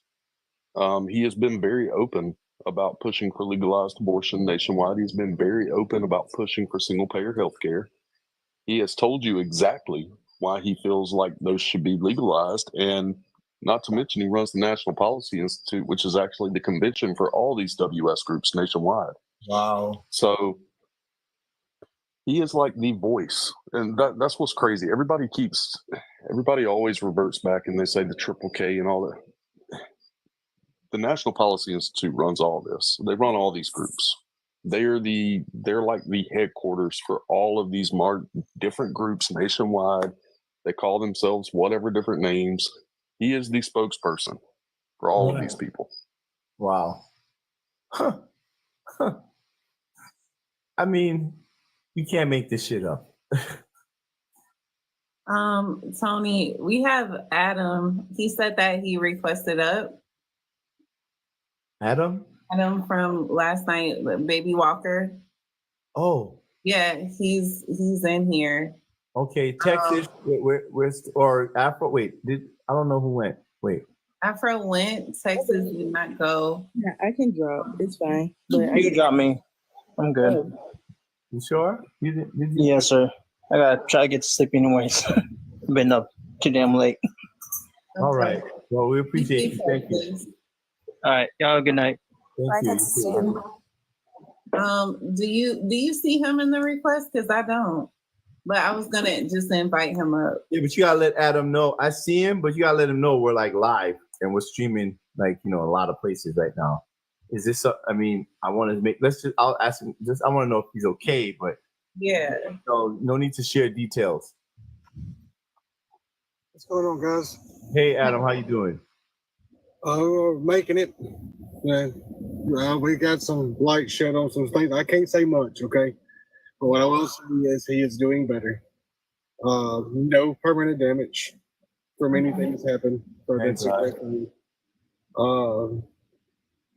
The people are being held. They have 72 hours to be able to process them. They're going to. It's a slippery slope with it being. It was a lot of technical things as it goes with this.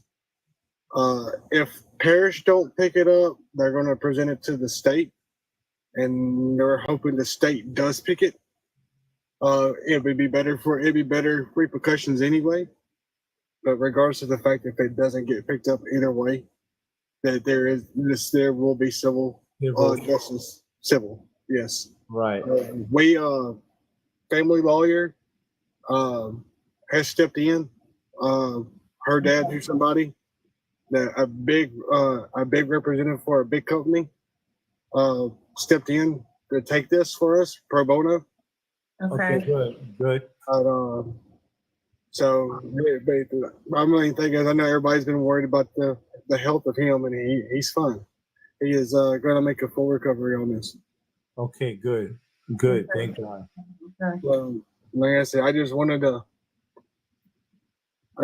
share that with everybody because I know everybody's been concerned and about that. And I've been checking the website, refreshing it.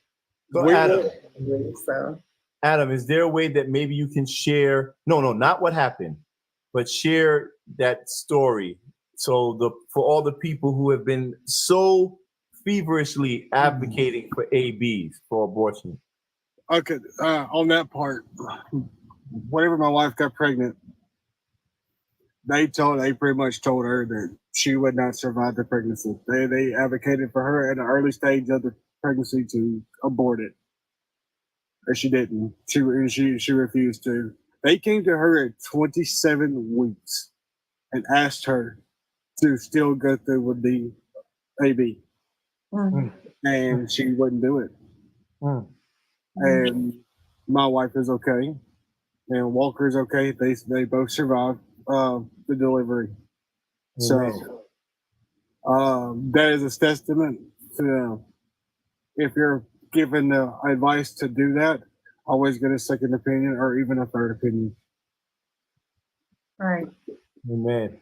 That is our miracle child. Yes. Beautiful baby boy too. Yes. He looks like he's growing already. Yeah, he's gained some weight on him. Uh-huh. So I think it's gonna be nice and strong. Yes, it will.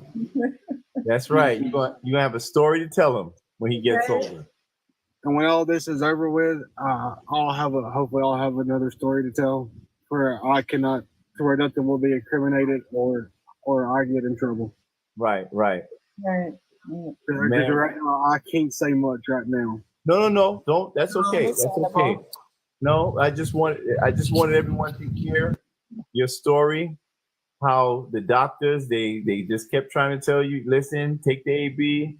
You know how you guys held on to your faith. Your wife, she said no. She's gonna have this baby. And while it was a struggle, he's here, and so is she today. Right. Yeah. Right. And then he said, my wife had a heart condition, was part of the reason why. Like, for all people that don't know about the condition of hers, her heart rate dropped down. Her heartbeat was 40 beats per minute. 40 beats per minute. Barely hanging on, but she survived it. I think this is important, right? Because this gives people a peek into the evil pro-life Trump supporters, right? Yes, sir. It shows you what they're fighting for. There you go, folks. That's what they're fighting for right there. Yes. That life right there. That's right. Know what side of history you're standing on, people, before you go into that booth. Before y'all try and say that men don't belong in the topic of AD, this man is an example of him standing behind his wife to advocate for the life of his child and his wife. And you see that, and he's also a God follower. So that shows that God was with them the entire time through the steps of whatever trial and tribulation that they went through. The baby is here, and she is here with him as well. And the Democrats will tell him that it's none of his damn business. Right. They will try to dismantle the man to make it seem like it's the woman that is wholly her business. And he is also the father who emotionally is going through it along with the mother. And Adam, I know you can't say much on here, but you know that you have an army behind you. If you need anything, you can message us. We're here for you. That's right. Message me as well. I have so many resources. You know, I would like to say this. You know, this is for people that's listening. The people in this panel already know what I'm probably about to say. These people in this panel didn't know me from Adam whatsoever. When I first joined Tony's first life, the first life I joined Tony. And then from day one, and I told them about my situation, they have been right there by my side, checking and through the whole process. These people right here in this panel are a testament. There are still good people in this world that were actually concerned about other people that they don't even know in their situation. These people right here are amazing people in this panel. And it makes my blood boil sometimes when I see these people get disrespected on these panels, because these are amazing people. And even Angel's not on here, and I don't think Goon's on here either. They were some amazing people. Even though Angel and Goon gets a little hot every now and then, they're still great people. That's right. That's right. Shout out to David. Shout out to David. Yes, David's He's the one that's been keeping me updated on everything, step by step. So shout out to him. David and Miss Crystal, Miss Warren. There are so many people that there's just too many people to name. They're amazing people. All right. We got your back. Like I said, I just wanted to give an update and let everybody know that this little boy right here and Mama is okay. All right, brother. That's right. Thank you. Thank you for the update, brother, because we were really on pins and needles. Yes, sir. Yes, sir. Like I said, I've been watching the live for a little bit, so I've just been kind of waiting for the time to jump in, because y'all been having some pretty good debates going on, and topics, and so I just wanted to catch it at the right time. All right. All right. Well, it's always the right time for you. All right. Yes, sir. All right, Adam. So, welcome back up anytime. Yes, sir. And y'all have a good night. I'm going to stay in the panel and we'll continue watching. Oh, and Adam, put your Cash App or something in your bio, because people want to bless you. They're asking how to help. Look, I'm going to say this, y'all. That means more to me than y'all can ever imagine in my family. But me and my wife are pretty well off people. That means so much to us. But, send it to the next person that really needs it. And I know people think that we need it, but there's people out there in worse shapes in worse part than we are that needs it more. The holidays are coming up. Find a child that really needs it. That's what I would ask. Find a child that really needs it to gift them, because Christmas is coming up and they may not have a Christmas if it ain't for one of us to do it. Yeah. Listen, hold on. Can we all just stop for a second and just take a look at what MAGA is? I'm just saying. These are the people that I've been connecting with ever since I said I'm going to vote for Donald Trump. I'm just being honest.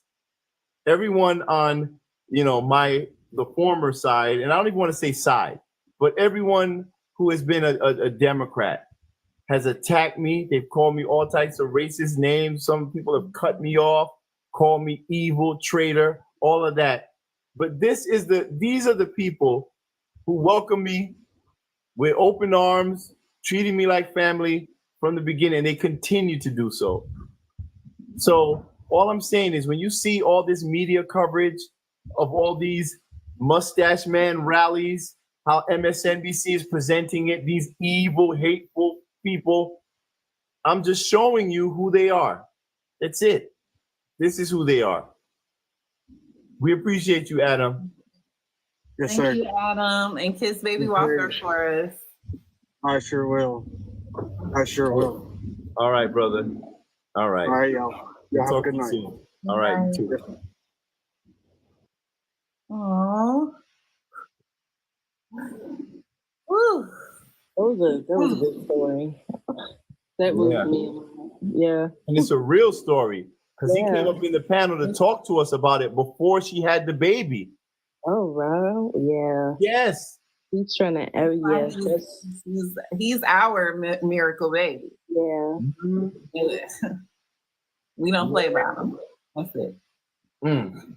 How could you, I'm just saying, how could you say anything bad about this? I don't get it. I don't get Evil. It's like a demonic You spirit can- to believe that. You can see when Every you go to the day. right, you loyal to God, you express your love to the people, but you go to the left side, you go wrong, you express hate, angry.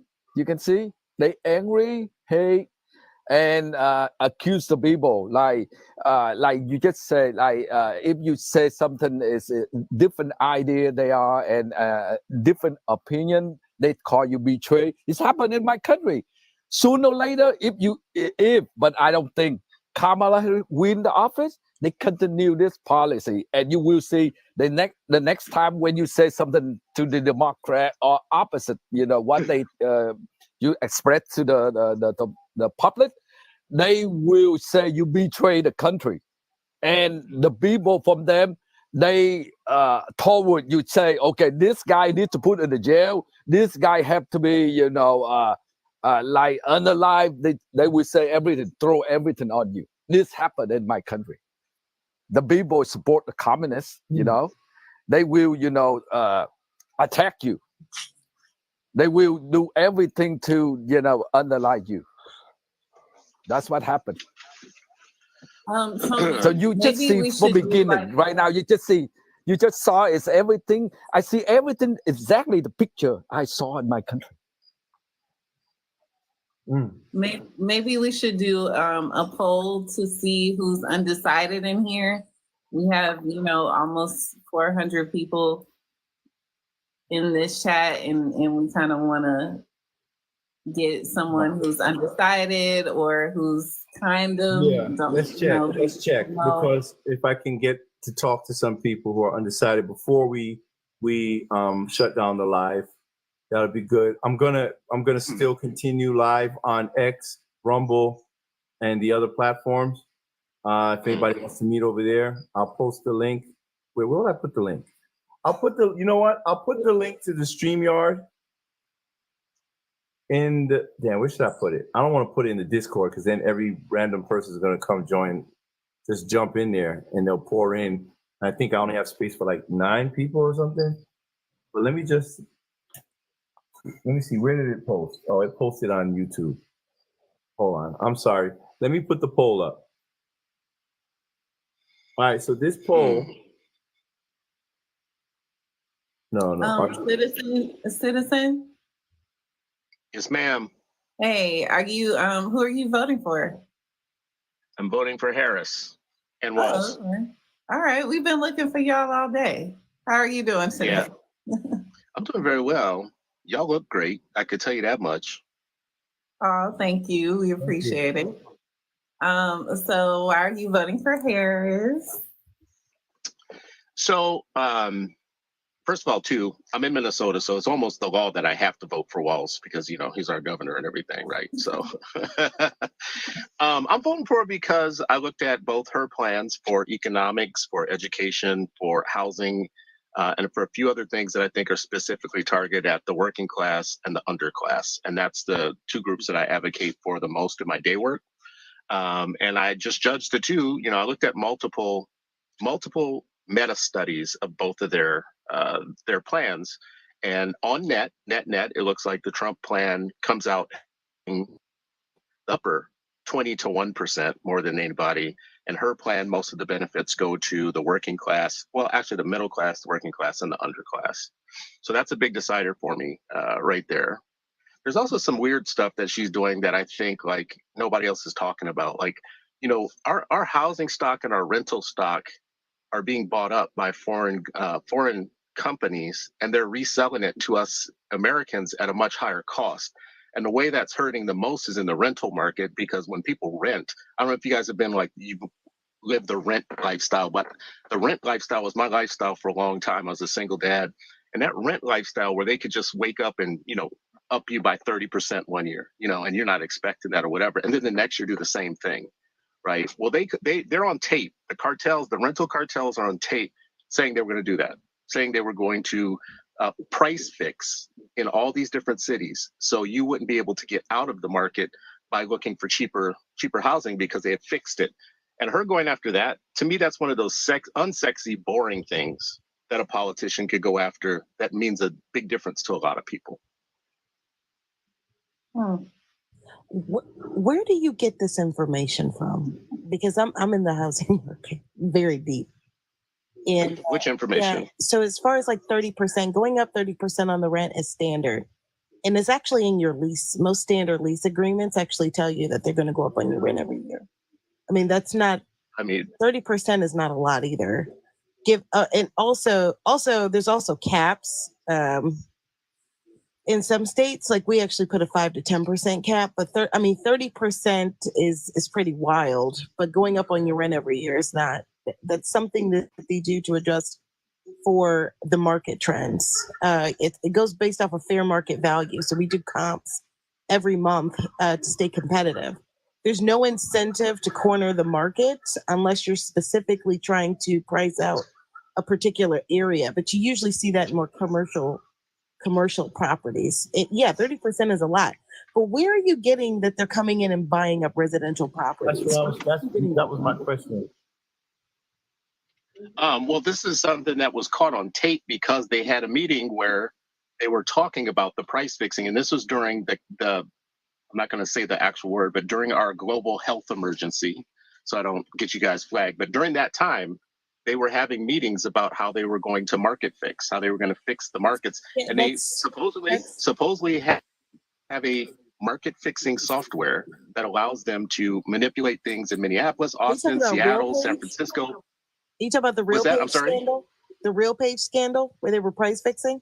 I think that's what he's talking about. I do not know if it's called, I don't know if it's called Real Page. That's what you're talking about, Real Page. And Real Page is a property management software that uses, it's proprietary software that sort of uses sort of market rate comps and certain things. But yeah, during the pandemic, I'm sorry, but having a meeting about price fixing is like something we do every day. That's how we stay competitive. I literally have a meeting every single week talking about how to compete with my with area management companies. I mean, so there's a piece of legislation by Ron Wyden. I'm looking up right now. Piece of legislation by Ron Wyden he's from Oregon, introduced January this year. It's called Preventing the Algorithmic Facilitation of Rental Housing Cartels Act of 2024. Yeah, it's just someone ignorant about the housing market. The reason why the market is the way that it is because it's self-regulated. We call it the invisible hand. Housing cartel. You can regulate a market to stop price fixing and price gouging. Unfortunately, no, you can't. It's a private market. Private markets don't exist in a vacuum. They exist in countries that have laws and rules, you can be regulated as a market. Based on what? How Wait, are you're they going to talking about regulate price this private regulations? Is that Well, I what mean, you're saying? how many markets do you know that aren't? When 90% of the residential properties in America are owned by private owners, 3% of the market is owned by corporations. So how are you? Like, how do you regulate that? Especially if it's based off of fair market value and home prices.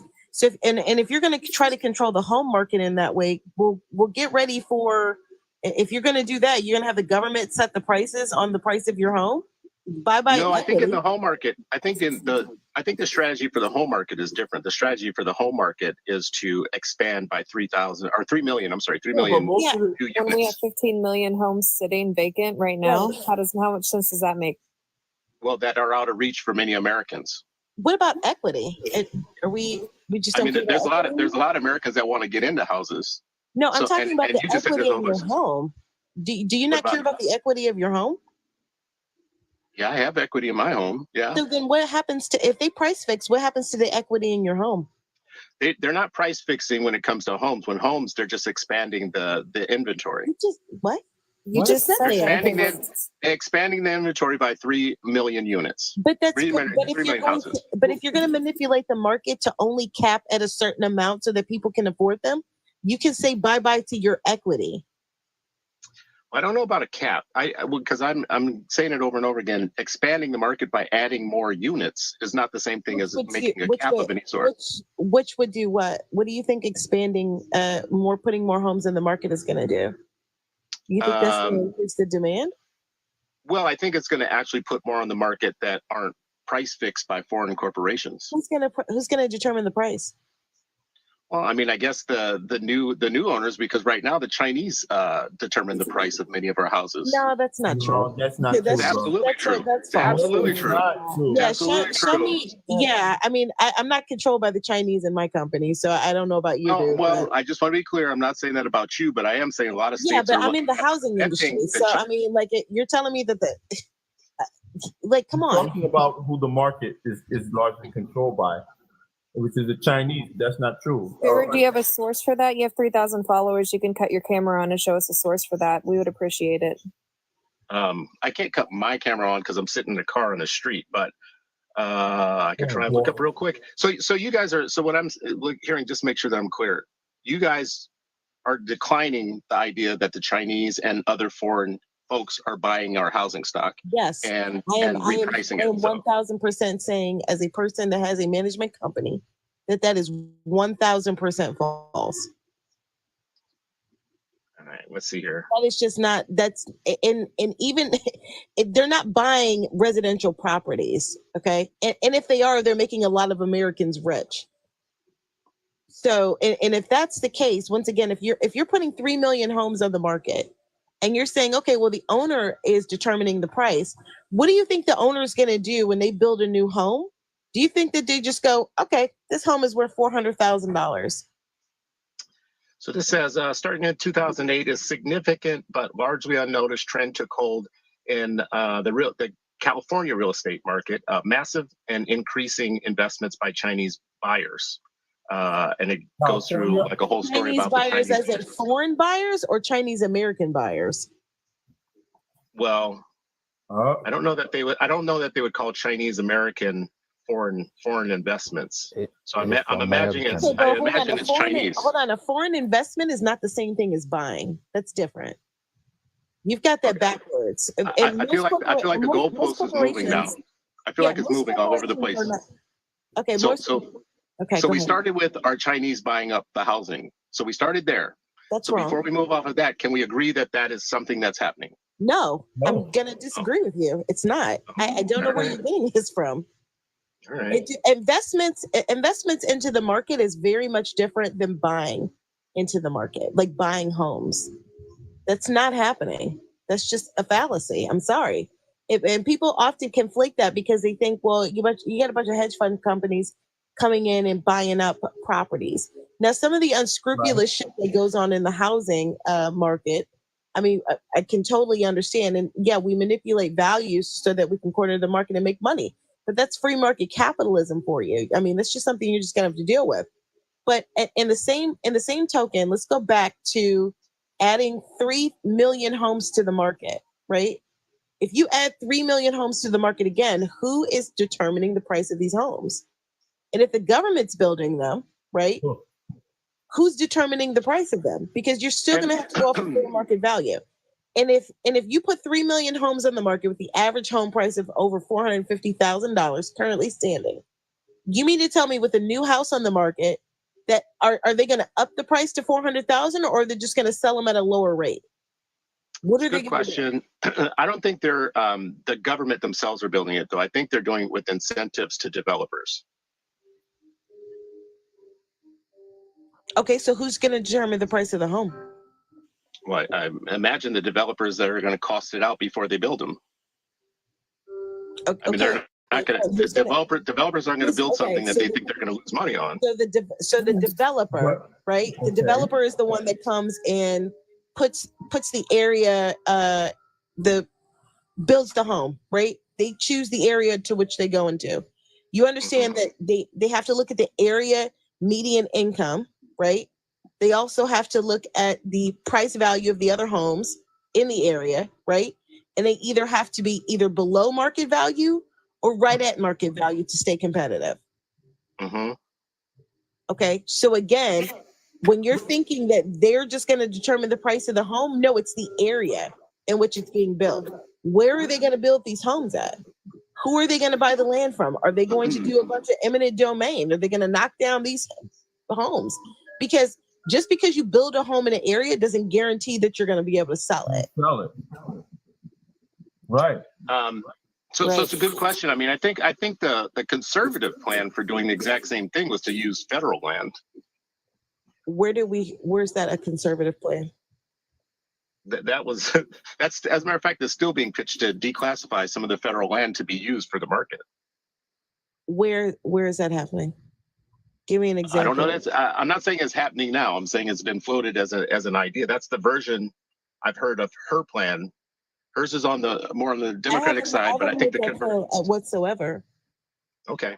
Well, I mean, listen, so I want to go back to Chinese buyers. There is a lot here. So I want people who are listening to just Google this and dive into it, because it's not a fallacy that Chinese buyers and others are buying up property in the United States. You saw the premise that this was happening all over the United States, Stuart? Not just in California.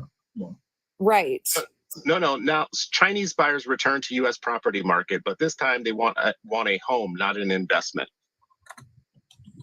So before they were investing in them, now they're like bringing people from other countries to live in them. Some of them are sitting empty and vacant until they get the price that they want for them, because they can afford to leave them empty and vacant until they get the price they want. Okay, so hold on.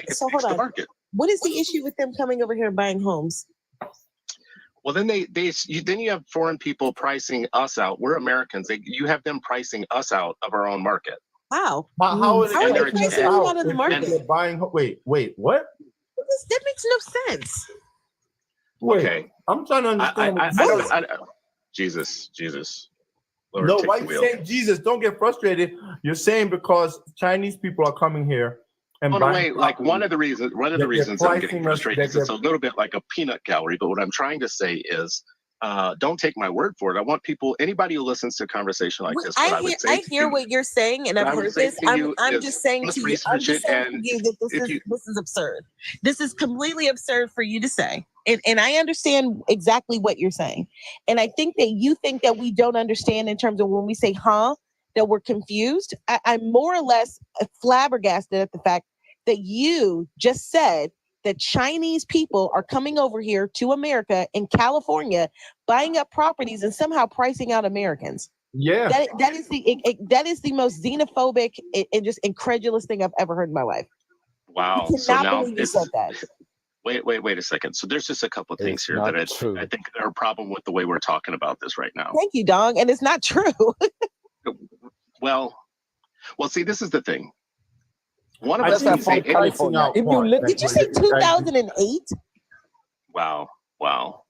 No, I think the part where you're saying that they're pricing people out, I'm not understanding that. Are you saying they're coming in and they're buying all of these properties overvalued at a hyperinflated value and pricing everybody out that way by just buying up everything and for a higher price, driving up the market. Is that what you're saying they're doing? Well, I mean, California did have a mass exodus, so they had a lot of homes up for grabs, so. I mean, if they're the largest percentage of buyers, foreign buyers in America, and particularly China, I mean, is that what you're saying? Because I don't see how there's pause for concern. Actually, China's not the number one. They're number two. I think the number one is Canada. Really? So the Chinese are the number two buyer. Okay. And are these primary residential homes or are they rental properties? I mean, do you guys remember not too long ago, this was like a problem in Florida, like DeSantis was talking about this and pitching the idea to prevent Chinese citizens from buying U.S. homes? Are you talking about the farmland where they did that in Arkansas, where the Chinese government is no longer allowed to buy up large parcels of land? So actually, I have a question. So the people from all the country bring the money to United States and give us a problem, and the illegal come in here, bring nothing, and we spend money for them, and it's enough problem. That is shit. Okay, they bring the money here to make American rich. Okay, not give us a problem. The problem is the illegal immigrant. Oh my God! Which takes us to our next question, Stuart. This How is do you feel nonsense. about illegal immigrants owning homes and being put in places where U.S. citizens are no longer able to rent and or buy, Stuart? Yeah, there's literally people in Chicago that have they have illegal Venezuelans that took over an entire apartment section. They squatted there. So I think that was in Aurora, Colorado, that story came out. If it's not true, said, Stuart. That's what she just said. If you would listen. Yeah.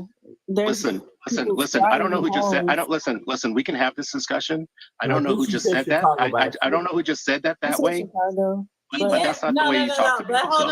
hold on. She did say Chicago, but it also happened in Chicago and Aurora. Yeah, there's so people. Stuart. Yeah, there's people. Well, I wasn't saying that to her. I was saying it to the person who said, "If you would listen," because I am listening. Okay, I'm listening.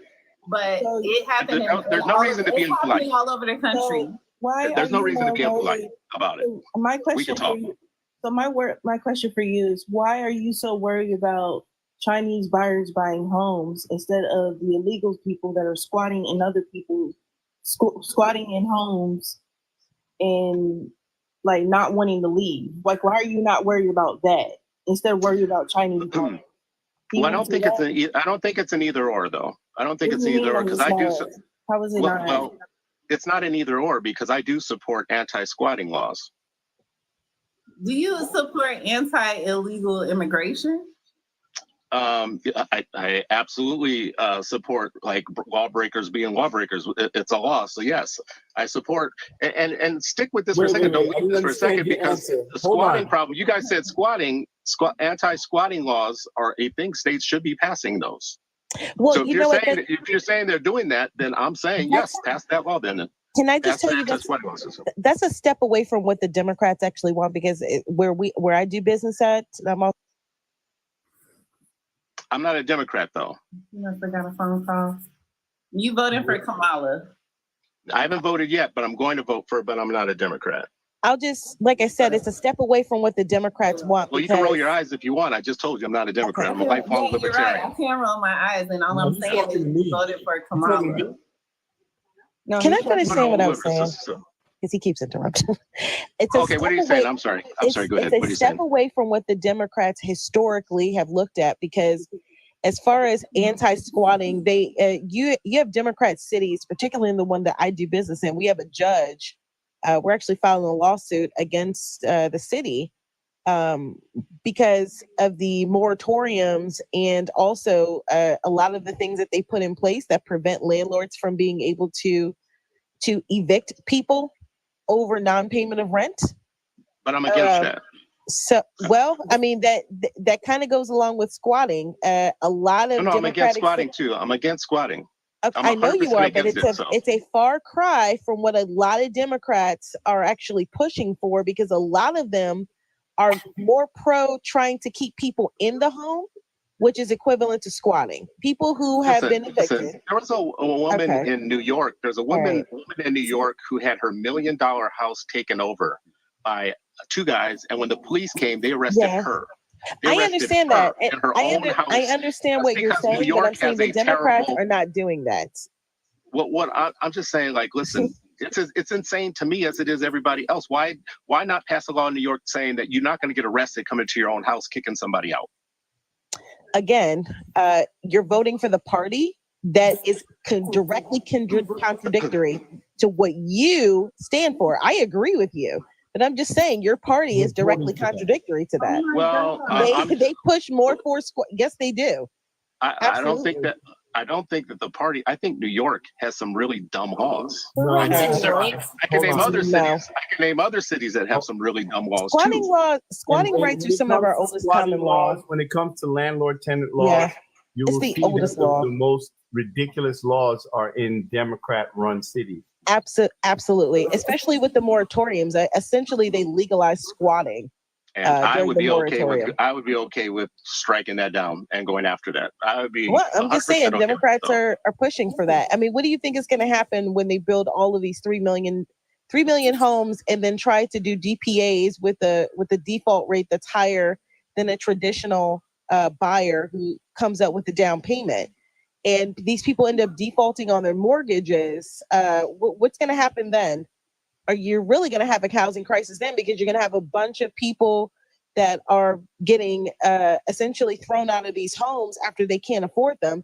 And then now you have an influx of empty homes on the market. People's home rates are going to go down significantly. And if that's the core of it, who do you think is going to come in and rescue these places? Because I made a shit ton of money during the pandemic because I rescued a bunch of landlords that were far behind on rental payments, and I swooped in like the black ninja that I am and made a shit ton of money.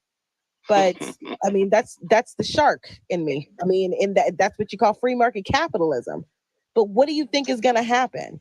And then you're going to be complaining. You have a bunch of empty homes sitting on the market. You're going to wish some shark comes in with a shit ton of money and starts buying up homes when you have blighted property sitting around. Exactly. You have migrants moving into these homes, squatting in them. You know, you have, when you don't have electricity or running water that attracts rodents, it's going to bring down the value of your home. And I'm sorry, but that's exactly what happens.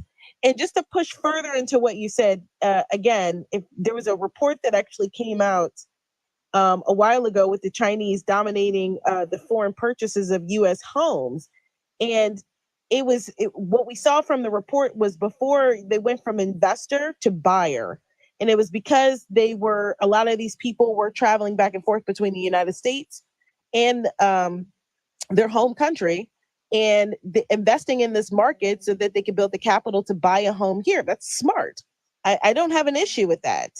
But we also saw a dip in that from that 12-month period between 2022 and 2023 because of COVID. And we had about 13% of the foreign buyers were Chinese. So, well, some of that share plunged. It's come back, right? Now they're doubling back because COVID is now over with. So, and this is about 16% of the I'm sorry, about 16% in Florida, about 8% in Texas, that these people were coming back. So, but again, I'm failing to see that if you have qualified buyers, no matter what country they come from, what is the issue with them coming in and buying property? What's the issue? Well, so here's a couple things. So in Donald Trump's plan, it says here, like Harris, Trump talks about building more homes. He has called for opening more federal lands for housing. First of all, Stuart, that sounds like an opinion piece that's comparing the two agendas, right? So can you go to Donald Trump's actual Agenda 47? Right, because it's right there. The policies are right there. Oh, I'm just wondering when I talk, because it seems like if I get 3 words in, I can't finish. So I'm just taking a break to make sure that everybody gets in. Oh man. In case we need to do better. I'll leave a little break here. Right. So do better and don't read an opinion piece and get your own thoughts from actual policy pages. Thank you, Stuart. I don't know about do better with so many instructions on how somebody else is supposed to act, but I'm telling you, this is how I read, and I read something, and it's an analysis of what we're talking about right now. It's someone else's analysis is the point. So she's saying instead of just reading Everything is somebody else's analysis. She's saying instead, well, actually, no. If you go to the source of the information, then you are equipped with what you need to know to come up with your own analysis. That's what she's trying to explain to you, but you're getting sensitive and you're getting offended. No, I'm getting offended by her cutting off and talking to me in that tone that I don't think anybody should be talking to somebody with. That's the problem. It's not the content of what she's saying. It's the tone, right?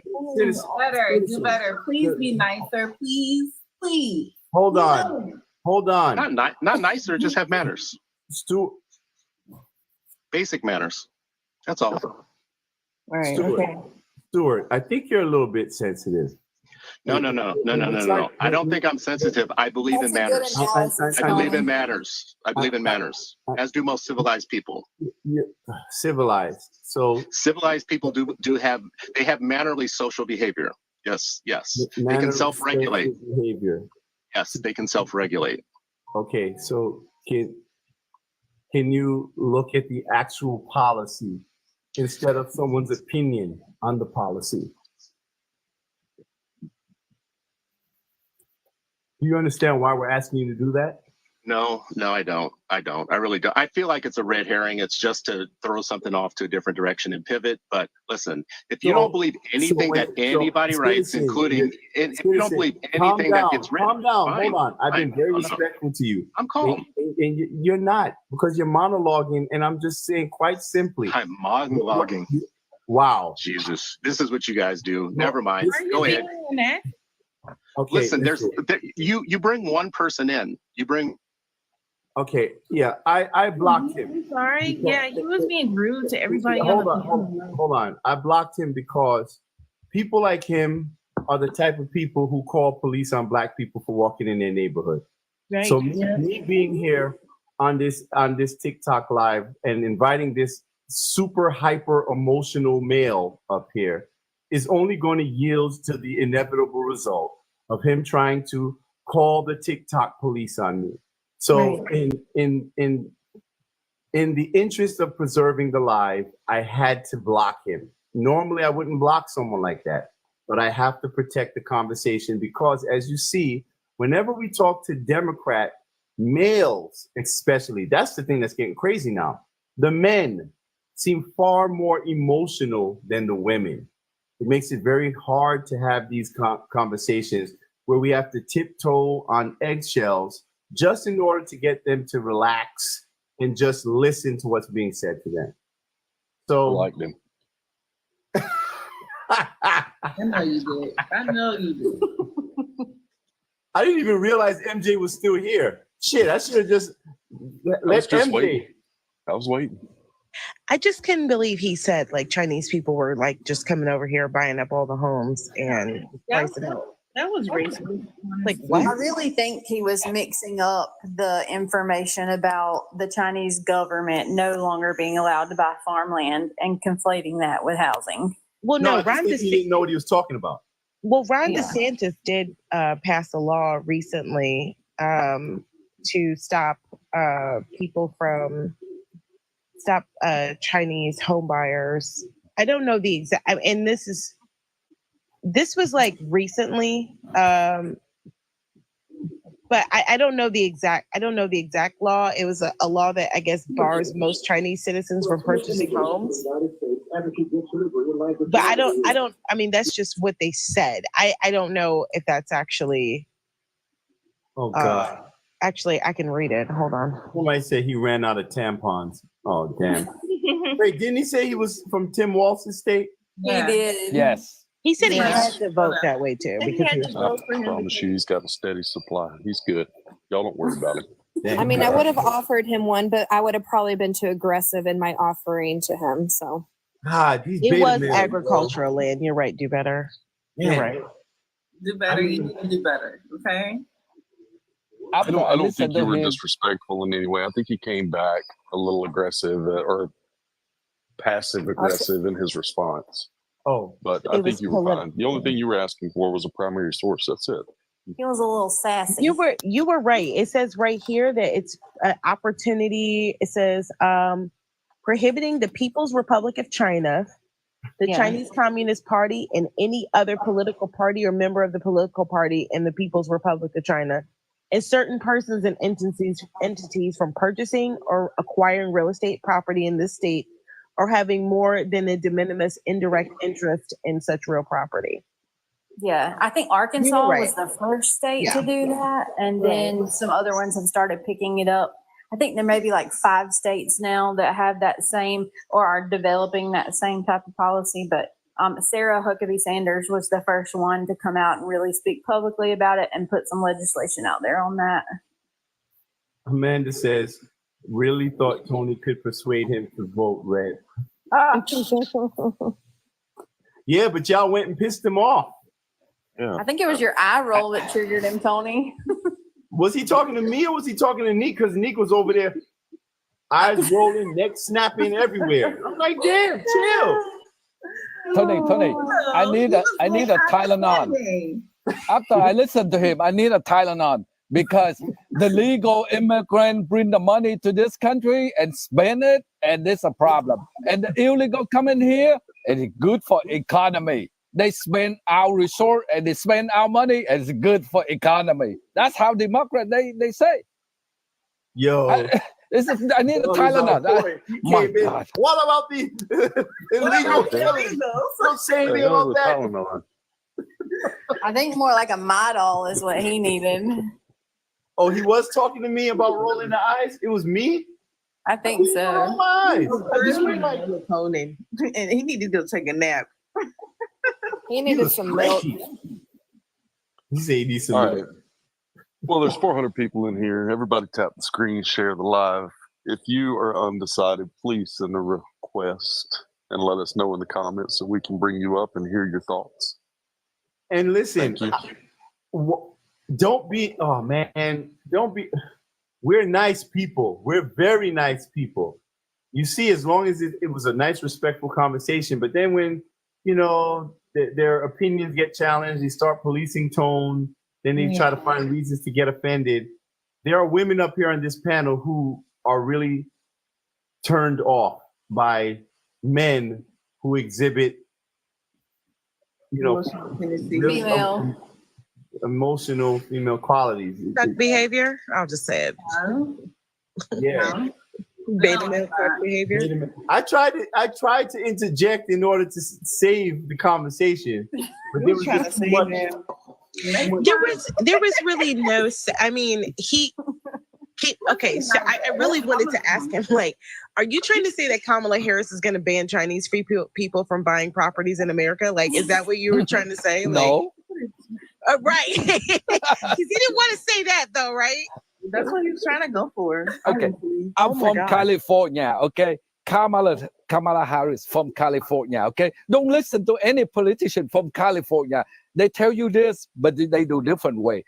If they can do it, they can make California example for all Americans. You know, they have 4 years on the office, and Kamala Harris is from California. Why they didn't do anything? The house from California, what?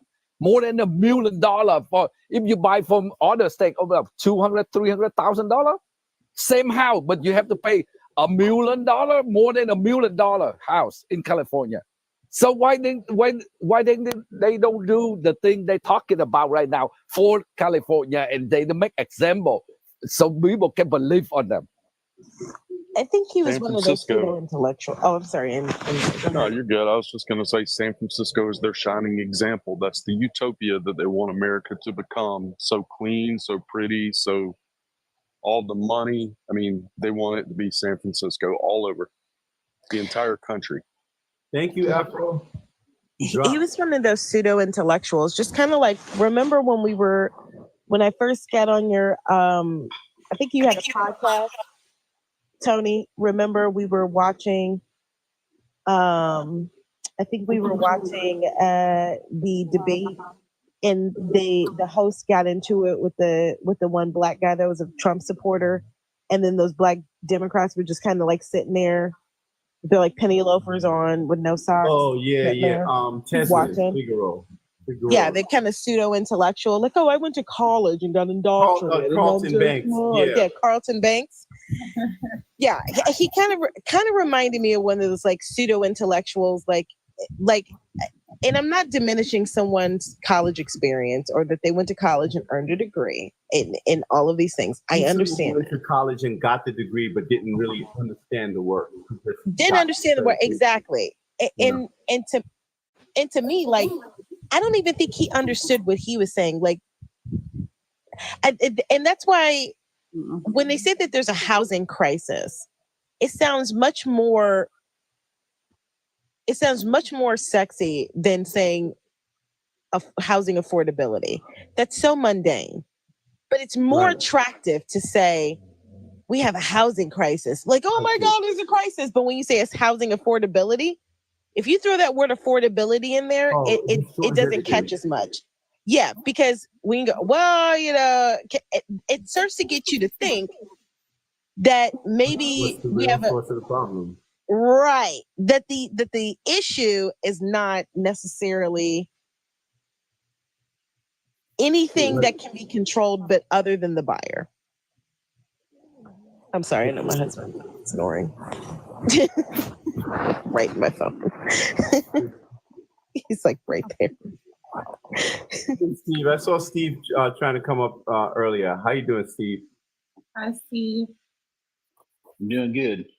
I was actually about to bust at the seams with a citizen in there when you guys were discussing the housing. And first of all, with MOD's knowledge in the market, that's kind of dumb to even try to combat that. But I was going to say too, you know what I do for a living with city management, and so we see a housing crisis here, and it's statewide in the state of Kansas, and it's nationwide. But what we see, and he was really not wanting to talk about, which I believe is the driving reason why we need to get Trump back in office, is what's dictating the housing crisis here is the inflationary cost of construction for new homes. And so what we're looking at, we're dying to build mid-level income homes, but mid-level income homes in this market is 250 to 3.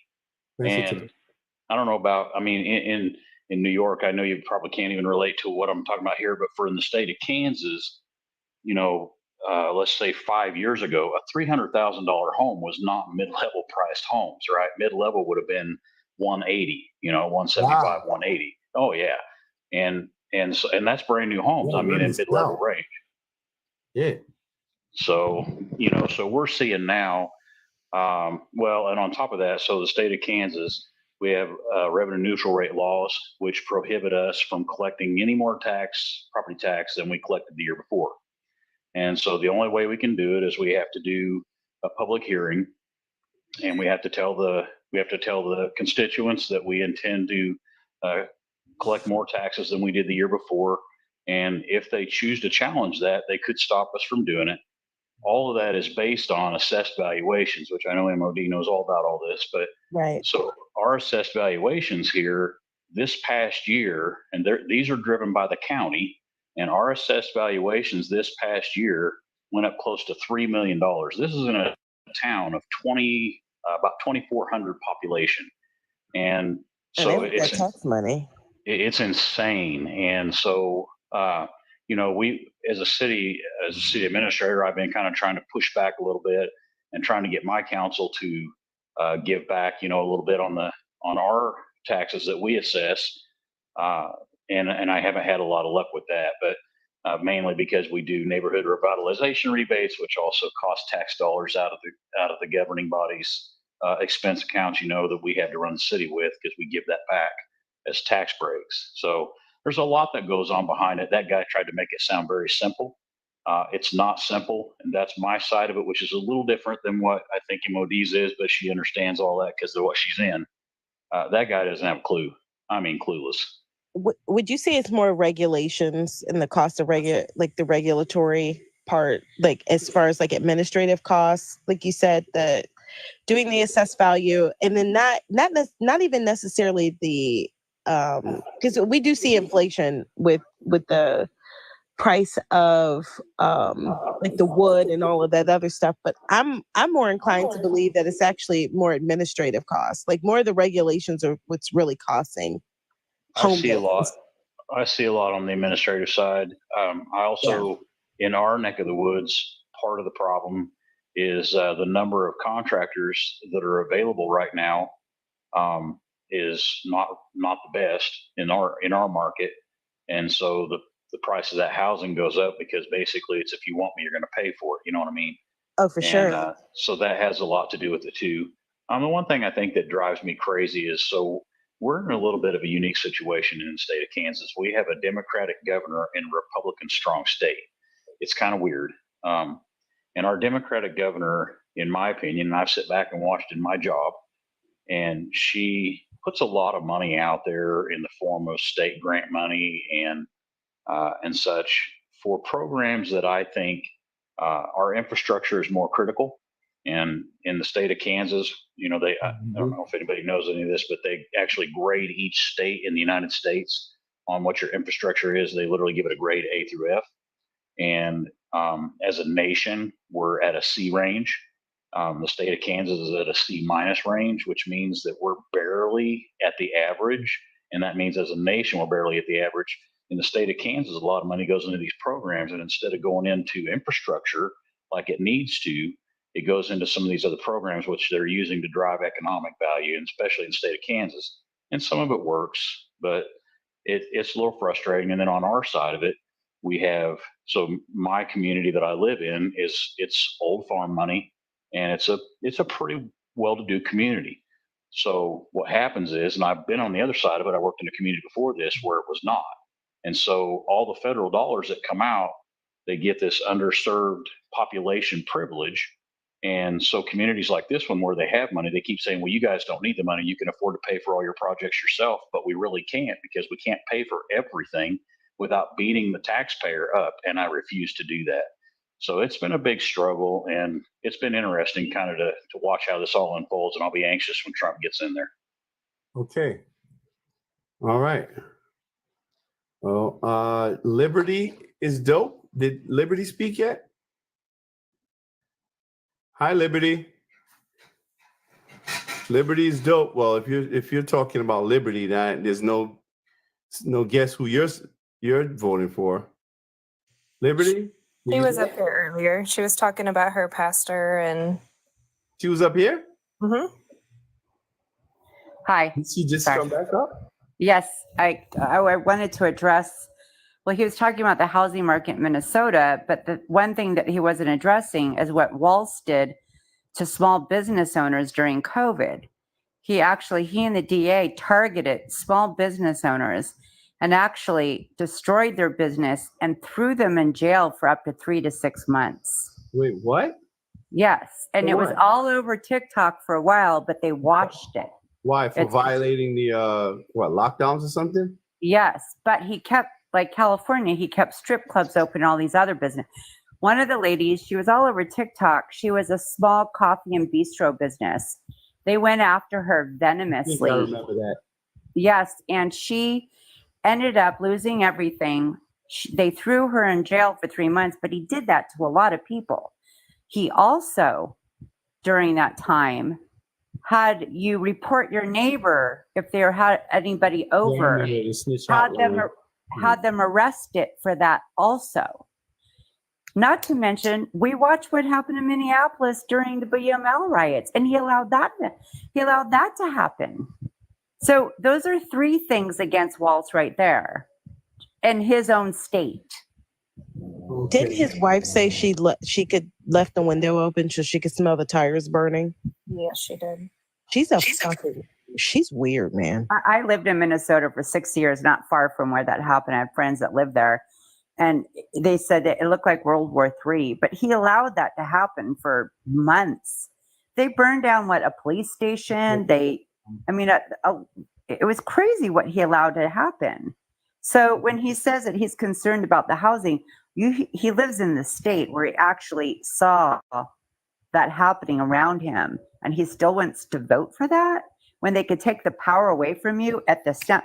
These people, like me, small business owner in California, was shut down, and I had people call me, try to get my license taken. I had death threats, all kinds of stuff. And I live in a very red city. But anyways, I just wanted to bring that up because I was like, is he aware that Walz actually and the DA went after small businesses, took down their business? These people lost everything and got thrown in jail for months. Oh, okay. Well, thank you. You're Okay, right. bye. Thank you. All right. Hi. Well, Mel, you've been up here. I know. Did you speak? Mellow Living? Yeah, I did just a little bit on the housing situation. Oh, hi, Wendy. Hi. Can you hear me? Yep, we can hear Okay, you. great. First thing I want to say, I've already voted for Trump. I'm Okay. a MAGA girl in mid-central Missouri. But when that gentleman was talking about housing, I think we've got a bigger issue with Kamala if she ends up winning, which she's not going to. How can she even handle the world leaders? She can't carry on a conversation where our country is concerned. It's scary thinking about her in being in charge of America and dealing with world leaders. But Trump did say he wanted to put federal land into use for building homes.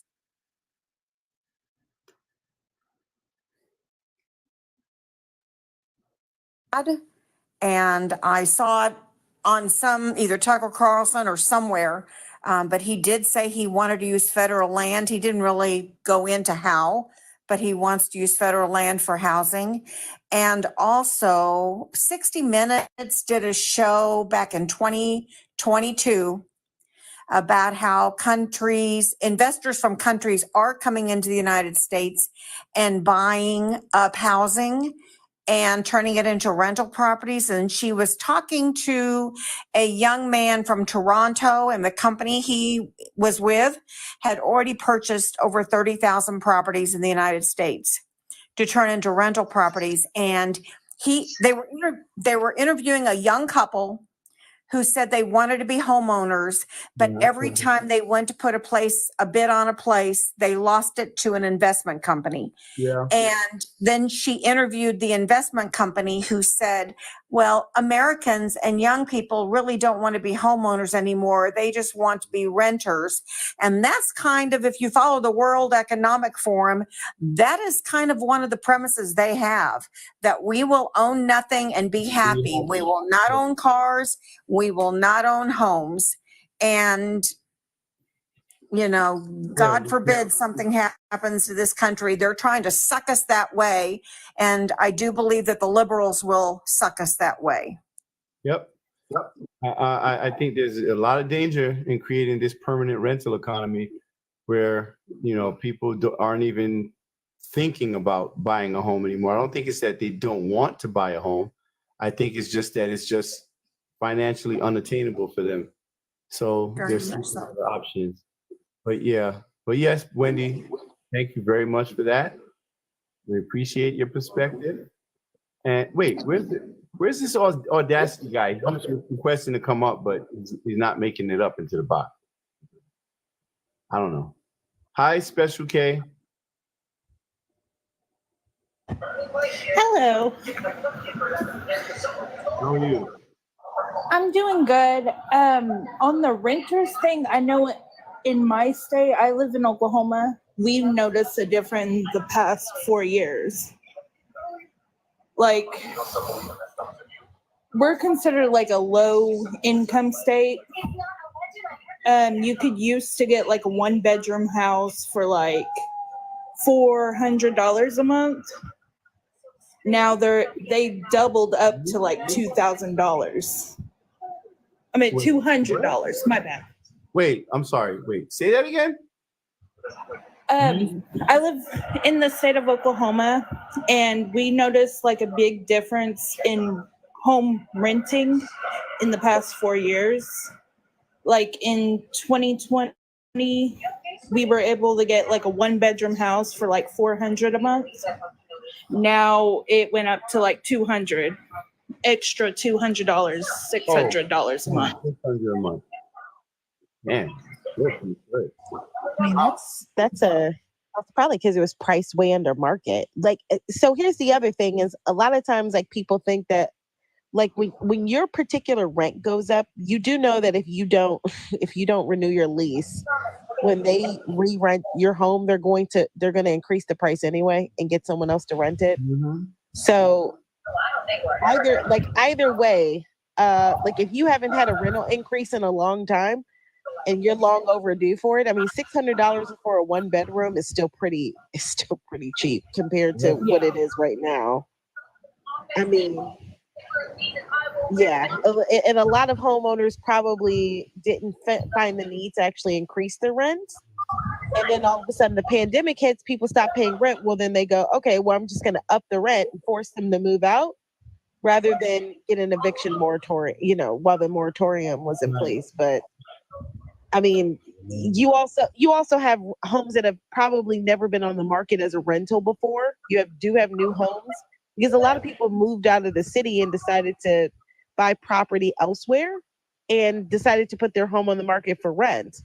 And if it's a good home, it doesn't have any issues or very minimal issues, was taken care of. I mean, a good family that was in there for a while decides to up and move, and maybe they're empty nesters. A lot of people retired, so they didn't want to sell their home. They just decided to rent it out for extra income. I mean, 600 a month nice and get homes. There's a snatched lot up of nice quick homes. here.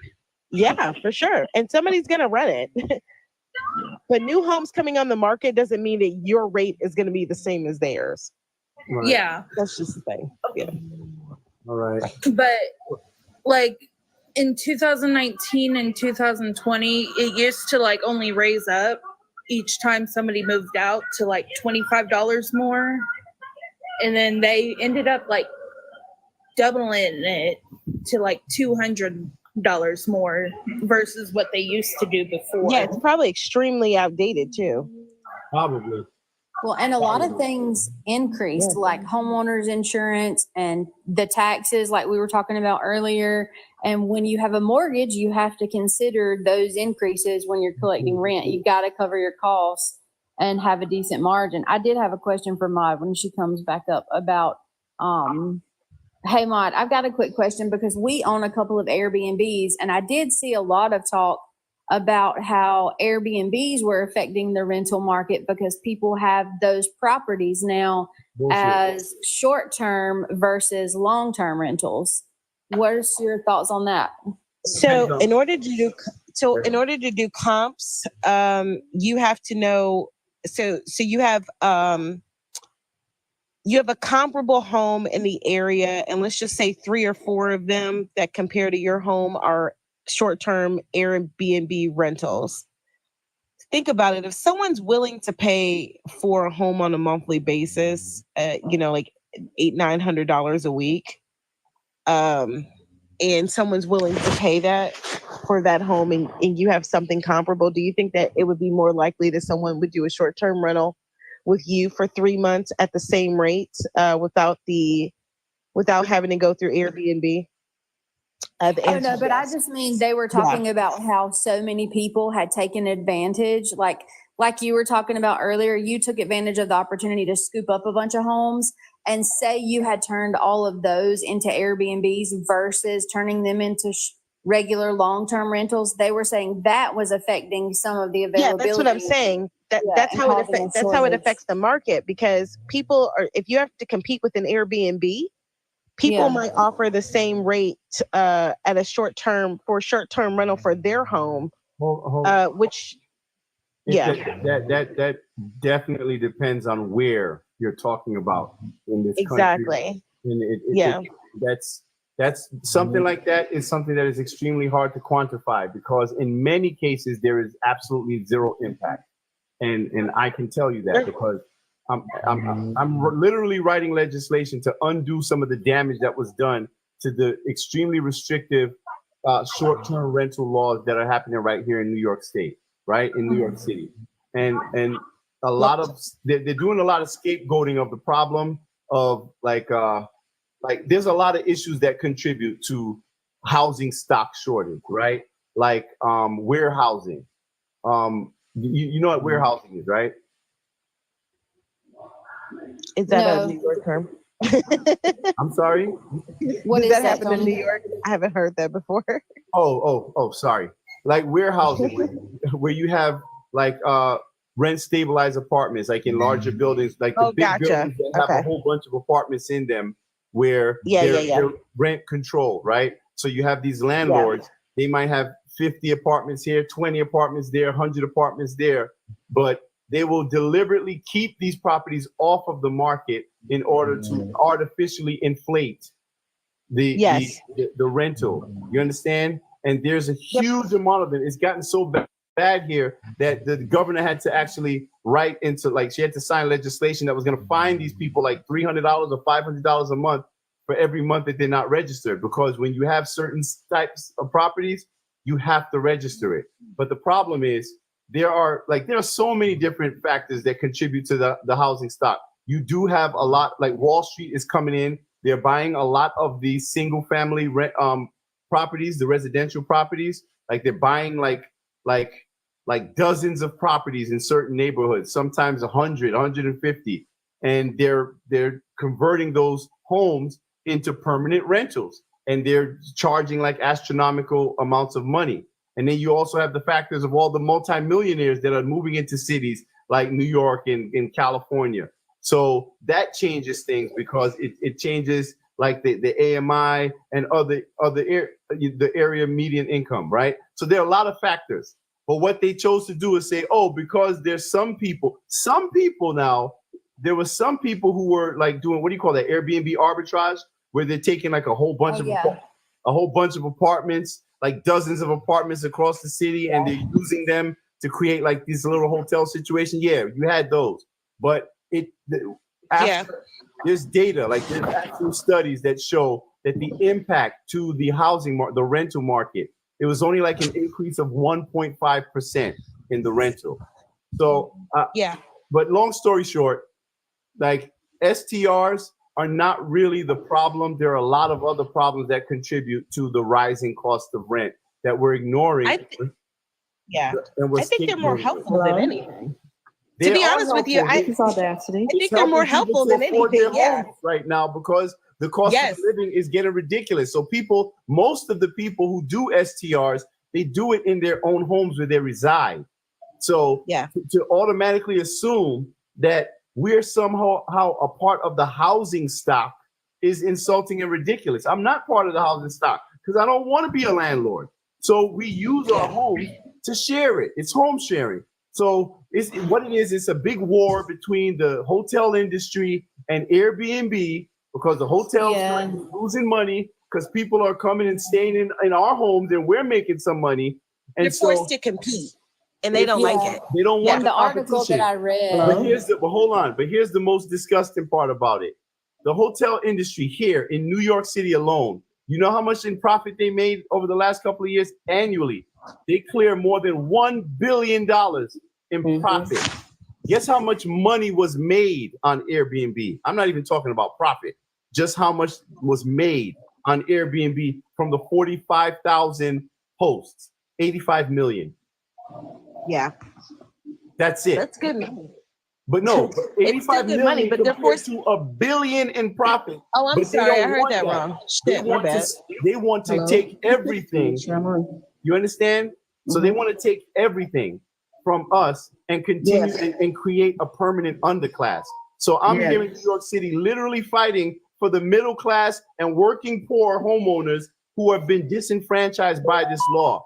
And I can't wait to get to the hearings, because we just got first in time on the bill. So my legislation is literally right now, it's in the form of a bill right now that we're going to be going to get some co-sponsors, and we'll be arguing it in the city council very soon.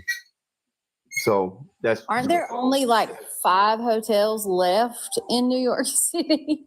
Yes, because they're all packed with migrants. With they're immigrants. all packed with illegal aliens who we're paying for. So imagine this. We're not even allowed to rent our places short term, but we're paying for all of these illegal aliens to be in these luxury hotels. Yes, same in Denver. We're paying for the shit. Yeah. That's liberalism. That's the Democratic Party. And that's why I got to get the hell out of New York City, bro. Well, don't come to Denver. It's no Why difference. I can't come to Denver? Hey, Wait. and what about Denver is a blue state. It's a sanctuary city. And I live here. Oh, you're in a sanctuary city too? Yes, and we need help. We need a rescue. We need Donald see what Trump, she's saying? somebody to rescue us. It's true. Let me tell you something. People in the far south countries, like in Atlanta, Georgia, and in maybe even North Carolina, where they have governors who are Republicans, they're protected, and they don't even realize that they're being protected. Yeah. And I call up to Atlanta and talk to my people up there. Said, do not vote for Kamala. Yeah. Don't do it. She's a puppet. I said, number one, well, we don't have the problem you have. I said, no, you don't have the problem we have because you're not in the sanctuary city. We have been invaded. I think Kamala and them should be arrested for treason. Come on. Huh? Come on. That's right. I agree with you. And because they let everybody in here. They did not vet them. I was in Walmart and my daughter's, one of the immigrants tried to take my granddaughter and my daughter jumped on him and beat him up. And the police told him, well, you did the right thing, but they did not arrest him. Wait, what? And then I talked to another policeman and he said, well, you know, they have protective status. We take them down there and they release them. Wow. Oh, right. Yeah, We have been through some scary things down here. How do they drive and can't read English? There's so many, I'm just getting a little emotional. Let me calm down. No, What no, I it's call to tell happening you here guys, you too. guys got to hear this. So on my ballot, when I went to vote, in Denver City County, it's called ballot issue 2T. Let me read this to you. Shall the charter of the city and county of Denver be amended to remove the requirements that police officers and firefighters be United States citizens? We are being invaded. Wow, they did the same thing in California. Wait a minute. Did she just read something that said it removes the requirement for police officers to be United States citizens? If this ballot passes on Tuesday, if it passes, it was on our ballots. I was shocked when I seen it, guys. You know, I tell people who live in Atlanta and who have, like I said again, I don't want to be repetitious, they have, they're protected by those Republican governors because they're not sanctuary cities. We are a sanctuary city. And it is bad news. When you were talking about rental property, I had a friend tell me that, and I've seen it with my own eyes, and I went and questioned people. And I went to a really beautiful new build apartment complex, and I was talking to the manager, and she told me, unless you have a credit score of 7.0, they're not going to even hardly look at your application because our owners they're getting money from the state of Colorado, 2 years up front for each migrant that they put in our property. She says that I'm mad about it, but I can't say anything about it. Yeah. See, people, I don't know. I need to talk to Trump and tell him what to say because this is getting, people need to start saying invasion. They should have been saying treason. They should have been saying we're occupied. And then on top of that, California has a law where you can go vote without any ID. My grandchildren were telling me. So that means if now this is going to be funny. If Putin crosses the border, comes in through the border, he can vote. Not Putin, honey. Oh, he can vote. He can get through the borders, the open borders, and go to California and vote because they don't require any ID. And you can't ask for citizenship. You can't make them prove citizenship in California. The way that this is going, I kind of believe you. I feel like Vladimir Putin would just walk right across and it would be on the news and they would be like, that's fake news. That's what they would say. Photoshop, you guys are lying. That wasn't Vladimir Putin. That was just a guy that looked like him. And, you know, the other thing, no one ever talks about what they're doing to our kids. I took my grandchild, well, I have 14 grandchildren, and I'm 73 years old, and I work for Audacity TV, which is on the Roku channel. I'm not trying to advertise because they're still producing it. They're still working with the app. But I had to take my grandchild out of school because I went to pick him up early. He's 5 years old. He was using the bathroom. There's a bathroom they had in the room. That's fine. Okay. I kept watching. They said, there he is right there in the bathroom. I can't speak his name. And I said, well, I looked at him and said, what's taking him so long? I kept looking, he's washing his hands and looking back and washing his hands and looking back. And I said, come on out. I have to go, come on. So as he came out, I stepped forward to see what he was looking at. It was a little girl pulling down her pants, trying to put her pants on. No one's talking about this stuff. I took him out the same day. I was told this is normalized. I called CPS, Child Protective Services, wrote them a letter. Wait, y'all ain't heard nothing. They says, nothing we can do about it, ma'am. That's just the way it is, gender fluid. I said, okay. No. All right, How old y'all. is he? He's 5. Gender fluid. What they were saying is this is the way it's going and there's nothing really we can do about it. So they might as well shut down CPS and especially shut down what is it called? The apartment, I can't think of it, I'm sorry. The education department, what is it called? The Department of Education? They need to shut it down. Yeah. And so I took him out of that school. Then I had 2 relatives who teach in schools and they want them to teach pre-K through 12. I understand when they get in high school, that's one thing. They have a book called, I want y'all to look it up, it's called My Shadow is Pink. What? Yes. That's what they do to us in blue states. We have been taken hostage. We have been taken hostage in this country, in our own country. You know, I'm Black. You heard of that book? And I used to, Maude, you heard of that book? Hold on, what? My Shadow is Pink? Yeah, look it up. No, I haven't heard of that. Oh, Lord. The liberal, you know, Malcolm X even said liberals are the worst thing that could ever happen to, and I'm going to put minorities. You see it? Oh my God, yeah. Oh no. If you don't mind me asking, what is it about? Gender fluidity for children. It's grooming our children. They're grooming our children. And did you know that the Democratic Party almost a month ago, they had something come up in the House about parental supervision of schools. I could send it to you if you want to see it. I have it. Where the Democrats in the House in Washington voted against parental rights. See, it's more than just the economy. It's more, I mean, you know, if you guys live down here, you know, I have to pray every day. You got people, you got gang members, they're not lying. Yeah, there it is. My shadow is pink. Oh my God. They're grooming, they're a perverted party. Tim Walsh, Tim is perversion. They're perverted.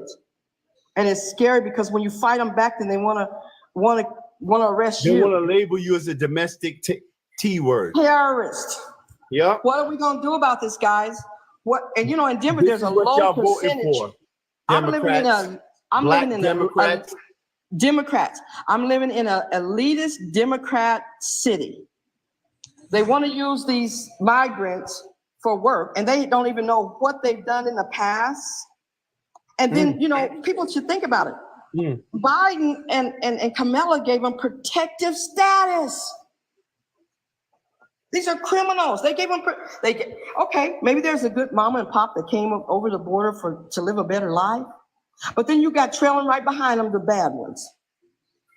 And you don't know. And they let them guard us already in our banks. They're Y'all don't unvetted. know. A banker told me they can walk in here with just a piece of paper because they're mad about it, but they can't say nothing. I went into American Bank and he told me, he said, they can walk in here with a piece of paper and get a $30,000 loan for a new business.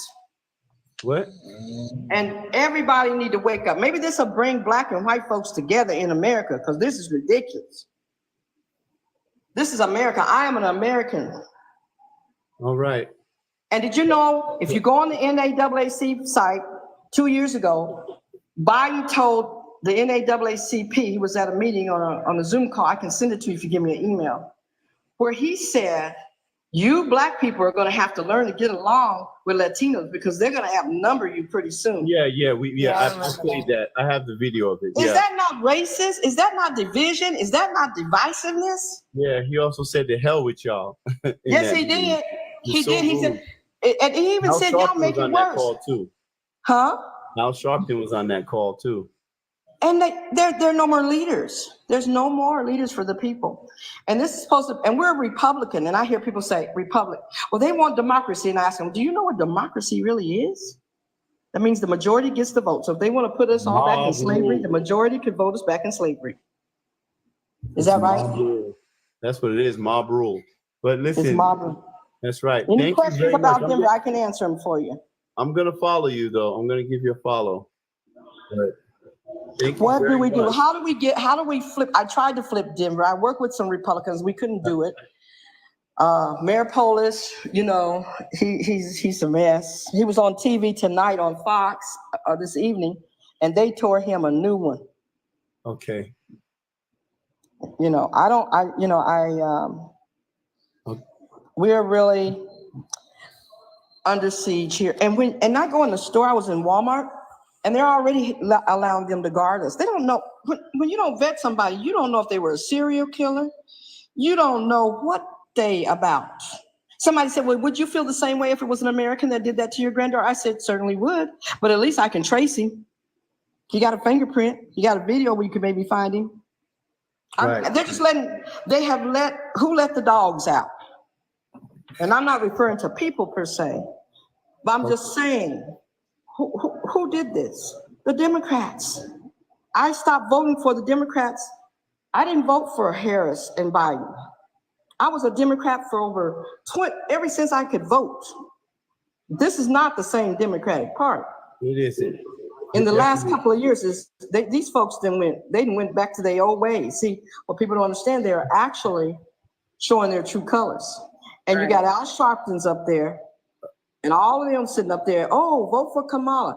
She ran on reparations. Remember, she said she was going to give us reparations? All right. And it was, to me, it's an insult to Black men what Kamala offered them. Right. Yes, I agree. Definitely. I'm sorry, I'm done. No, that's all right. But yeah, so I was trying to, who was it? Was it Special K I was trying to give the mic to? Oh, I think Special K, she was the one that asked the question about the rental. And they are they are displacing homeless U.S. citizens. It was on the news. I can send it to you. I'll find it to you if you give me a link. Oh, no. We know they were doing it. They took them homeless people out because they have to now house families, they said. And Mayor Johnson said, we have to sacrifice. What? You're putting veterans and elderly people on the streets? I have a home. I've been a nurse for over 40 years. You're in Chicago? No, I'm in Denver, Colorado. Oh, Denver. I'm sorry, I'm getting loud. Oh, okay. But yes, they're doing that. They're displacing, replacing. They're doing everything the Marxist Party does, everything. And people don't understand what Marxism is. Oh, okay. All right, cool. All right. I'm done. Thank you for letting Grandma talk. Thank you, Audacity. All right. Thank you. Nice meeting you. I gave you a follow. All right. Take care. I followed you too. All right. Okay. Take care. Are y'all calling people in those southern states and telling them they can't see it? Yeah. Oh, they do. They see it. Well, what's the vote looking? It's looking. And Denver. One more thing. Griswold is here in Denver. She released PIN words into the internet on our machines. Did y'all hear about that? No, I didn't. But look it up on your computer right now. You will go into shock, and they have not fired her. She released it, the pin words to the machines, and then tried to hide it for 2 weeks, and a Republican caught it on the internet. The pin words are on the internet. They cheat. Well, careful. All right. Bye, I'm sorry. All right. All right. Y'all have a good night. You too. Good Thank night. you. Bye-bye. Thank you Next so time. much. All right. Bye-bye. She just straight up said everything. She said everything. She put said it all out everything. there.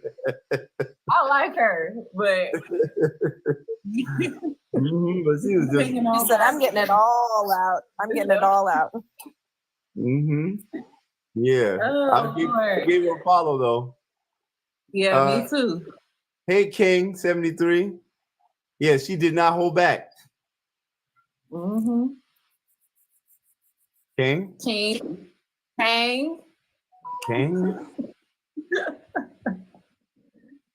are you there? King going once. King going twice. Maybe it's King. 73. All right. Sorry. Is there anyone else? You should have. What? You should have kept that What? one guy. The one That guy. that one guy from Minnesota. The one that MJ like. Stewart. Not butt hurt. Yeah. You want me to risk the live? He was getting ready to call the police. I heard him. He was setting up to do it. He had the phone in his hand, was getting ready to dial 911. He was at 9-1, and I was like, block. Sorry. You think he police? Yeah. Nah, he was calling the police. I'm sorry. Hey, Miss Linda. Let's. Go Oh, ahead. I'm sorry. No, go ahead, MJ. Wait, Miss Linda. Go ahead, Go MJ. ahead, MJ. I was just gonna say, let's run a poll. Let's see if there's anybody in here undecided. I did, and it came back with 0. It came back 0. 99. But one here is. Hold on, I'll tell you what the poll came back.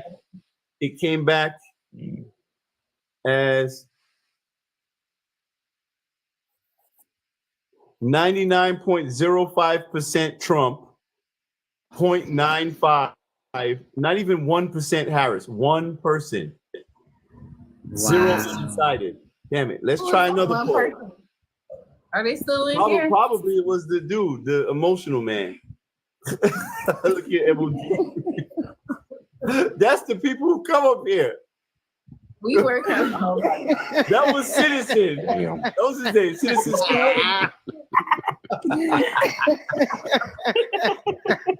Excuse me, officers. Oh I've got to make a report.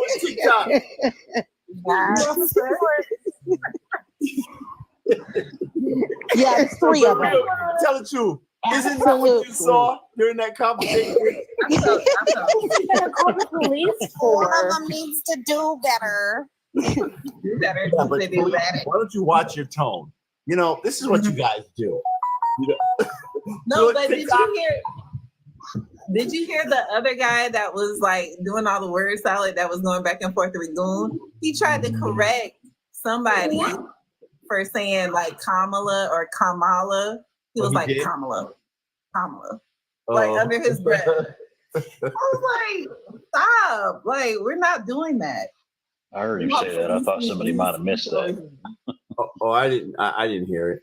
Oh boy, here we got another one. Here we That's the go. part I don't understand. We have another loquacious Trump supporter. What's up, Louis? Wait, isn't Louis? Didn't Louis start off as a Kamala supporter? I gotta be careful because I was in Angel Live and I was talking political, and I got this weird tag, and Angel kept seeing it, and it stayed. And so I saw the count down there. There was somebody who went exactly out of my count. I was in a Democrat live, and I changed some of the opinions of the Democrats, and they came after me after they followed me from the live. I saw the name, but they reported me on some kind of way. But it's weird. They reported me, and what it is saying, what it kind of came as a flag, like you can't say certain things. So I couldn't. I got to be very careful when I come here. So I'm not going to talk political too much. Talk. All I'm going to say is that I'm going to poll, and I know what I'm voting for, man.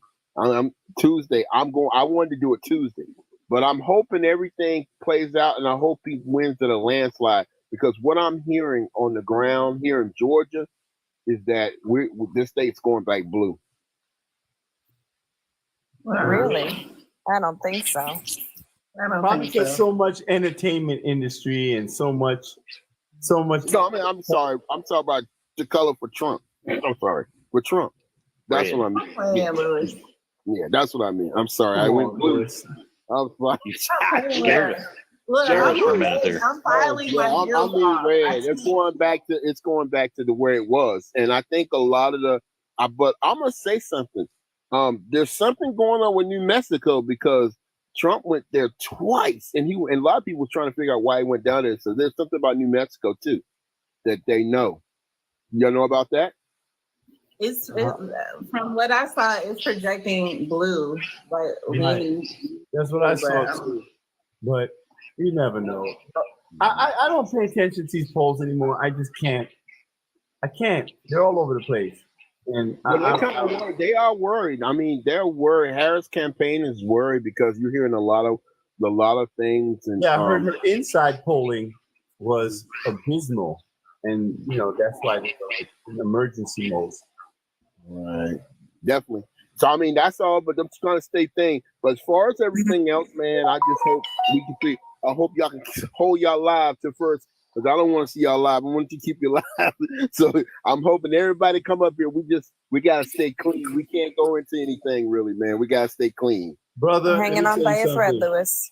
Brother, let me just tell you. They got me because I'm very tight now. Because I know whenever I go into anyone else live, I gotta be careful now because, like I said, that was a weird flag, and I don't want to see y'all.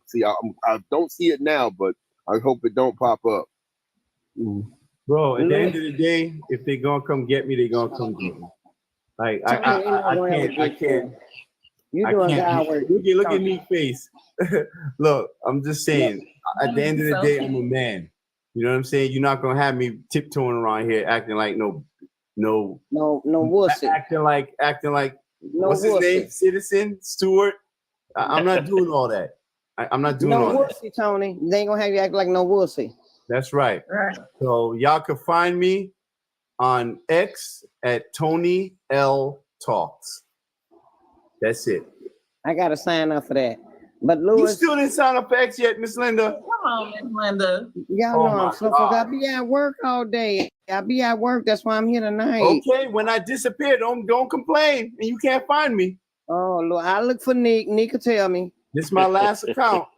And you're gonna still be here. Who know? I might be next. That's Guilty by okay. association. Yup, because I walked into I just Don't peeked just into her follow, live the just other day. follow on They this took it down. panel. It's a lot of them I follow, and I go in and I ask them where Tony at. They'll let me know. Well, how about Trust you just me. go and find Tony? Just go sign up for X and come. Okay, I will. Right, sign up for X. Hey, I will, MJ, I I will. just did another poll. Trump. Where the poll is at? The Trump 9 is 100% Trump. Zero Harris. Ain't seen it. I Zero didn't see the poll. undecided. Yo, we've taken Hi, like 4 guys. or 5 polls today. Damn. I came up here because I was trying to respond to so many things. I know I'm 60. I can't remember my own name. What picture behind you? Why? You trying to get me in trouble? Who? No, You I'm want trying the to troll lure, to come pouring into want here? to lure in.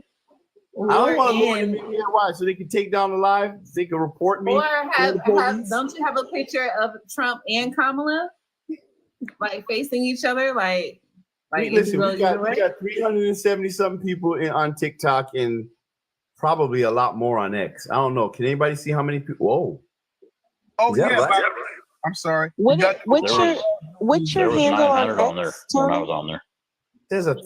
Tony L Talks. Yeah. Tony That's L right, Talks. Tony. 1,000. There was like 906 when I was on X a while ago. It's 1,043. Yeah. We've been tell you that right. 1K on X. Yeah, we gotta go to X, y'all. Yeah. Yeah, X is where it's at. It's a party. Tony, X duplicates viewers somehow. It duplicates viewers somehow. How can you explain that?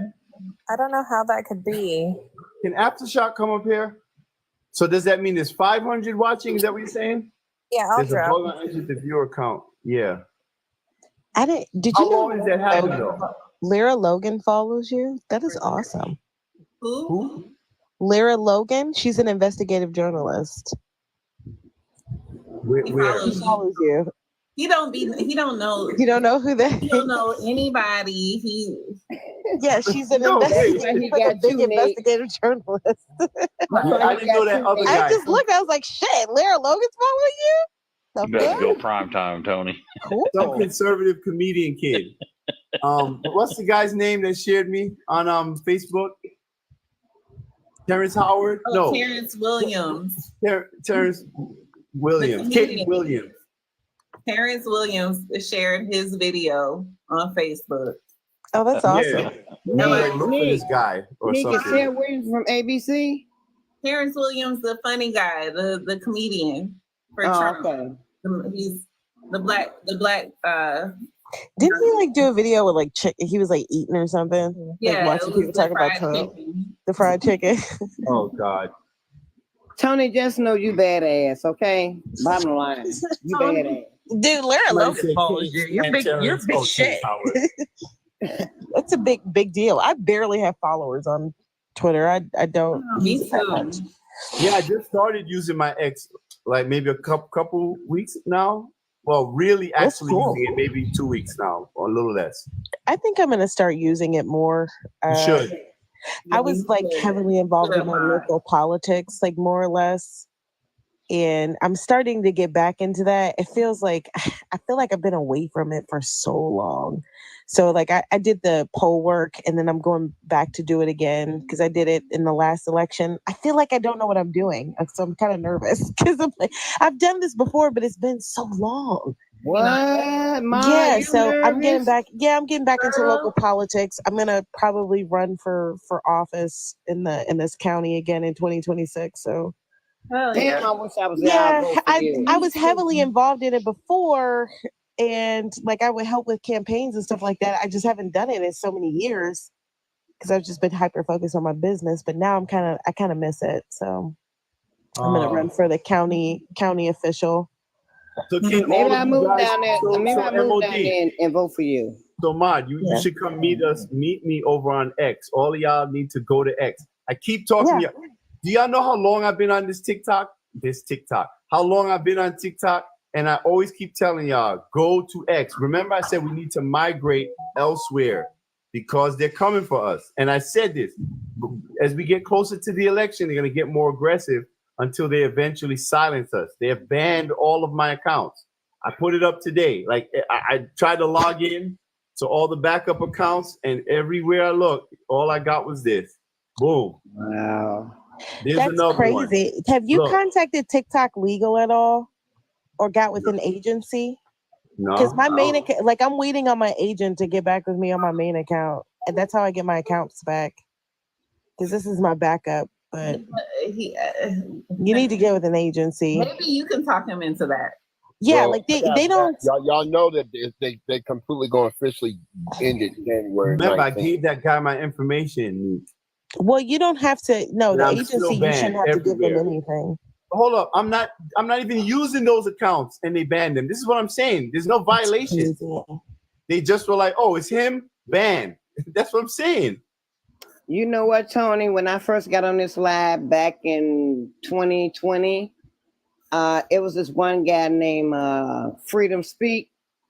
He was so awesome on this app until he can't come up under another person app and speak. Because I posted something up when that was the first time I got in jail. I posted his page, I reposted his video, and they put me in jail. And I couldn't understand why. They said because I reposted Freedom Stick video. And right now, today, he's not on TikTok no more because they won't allow him to come on TikTok at all, period. Yeah, I know a guy that's like that. Anybody remember Freedom Stick? I don't know if y'all heard of him, but he used to be awesome on this live. It'd be one thing, right? Well, I don't condone banning anybody, but it'd be one thing if I was on here, like, you know, like spewing violence and hate speech or whatever you want to call it, right? But what am I doing? All I'm doing is having conversations and pulling people in from all sides to have discussion. Yet I'm You're being so, a black conservative, okay? Stop it. Stop being black. Stop being black. Can you just be brown?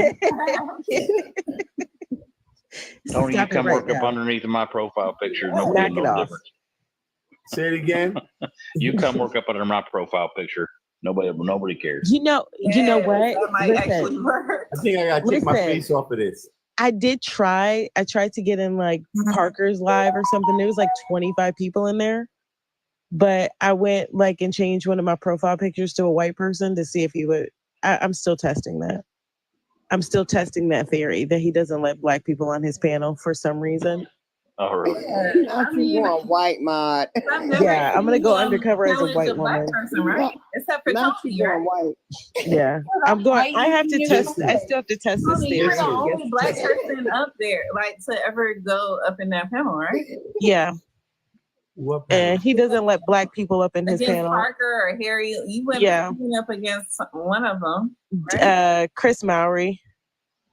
But I'm convinced they don't let black people on their panel. I've never seen a black person on their panel. So I was thinking, I was like, okay, since they won't let me up there, I'm going to change my profile picture to a white person and see if they let me up. Did they? I haven't tested it yet. Because my I haven't seen them live. For some reason, they used to pop up on my feeds. I don't see them live anymore. Because job done. I guess. We've been busy doing all of these Jubilee, those debate interviews. You've seen those Jubilee interviews where they're going up against like Charlie Kirk and Ben Shapiro. And all I get these. aggravated watching. Yeah, it's like a spectacle. It's turning into a spectacle. A Yes, spectacle of misinformation and foolishness. I can't.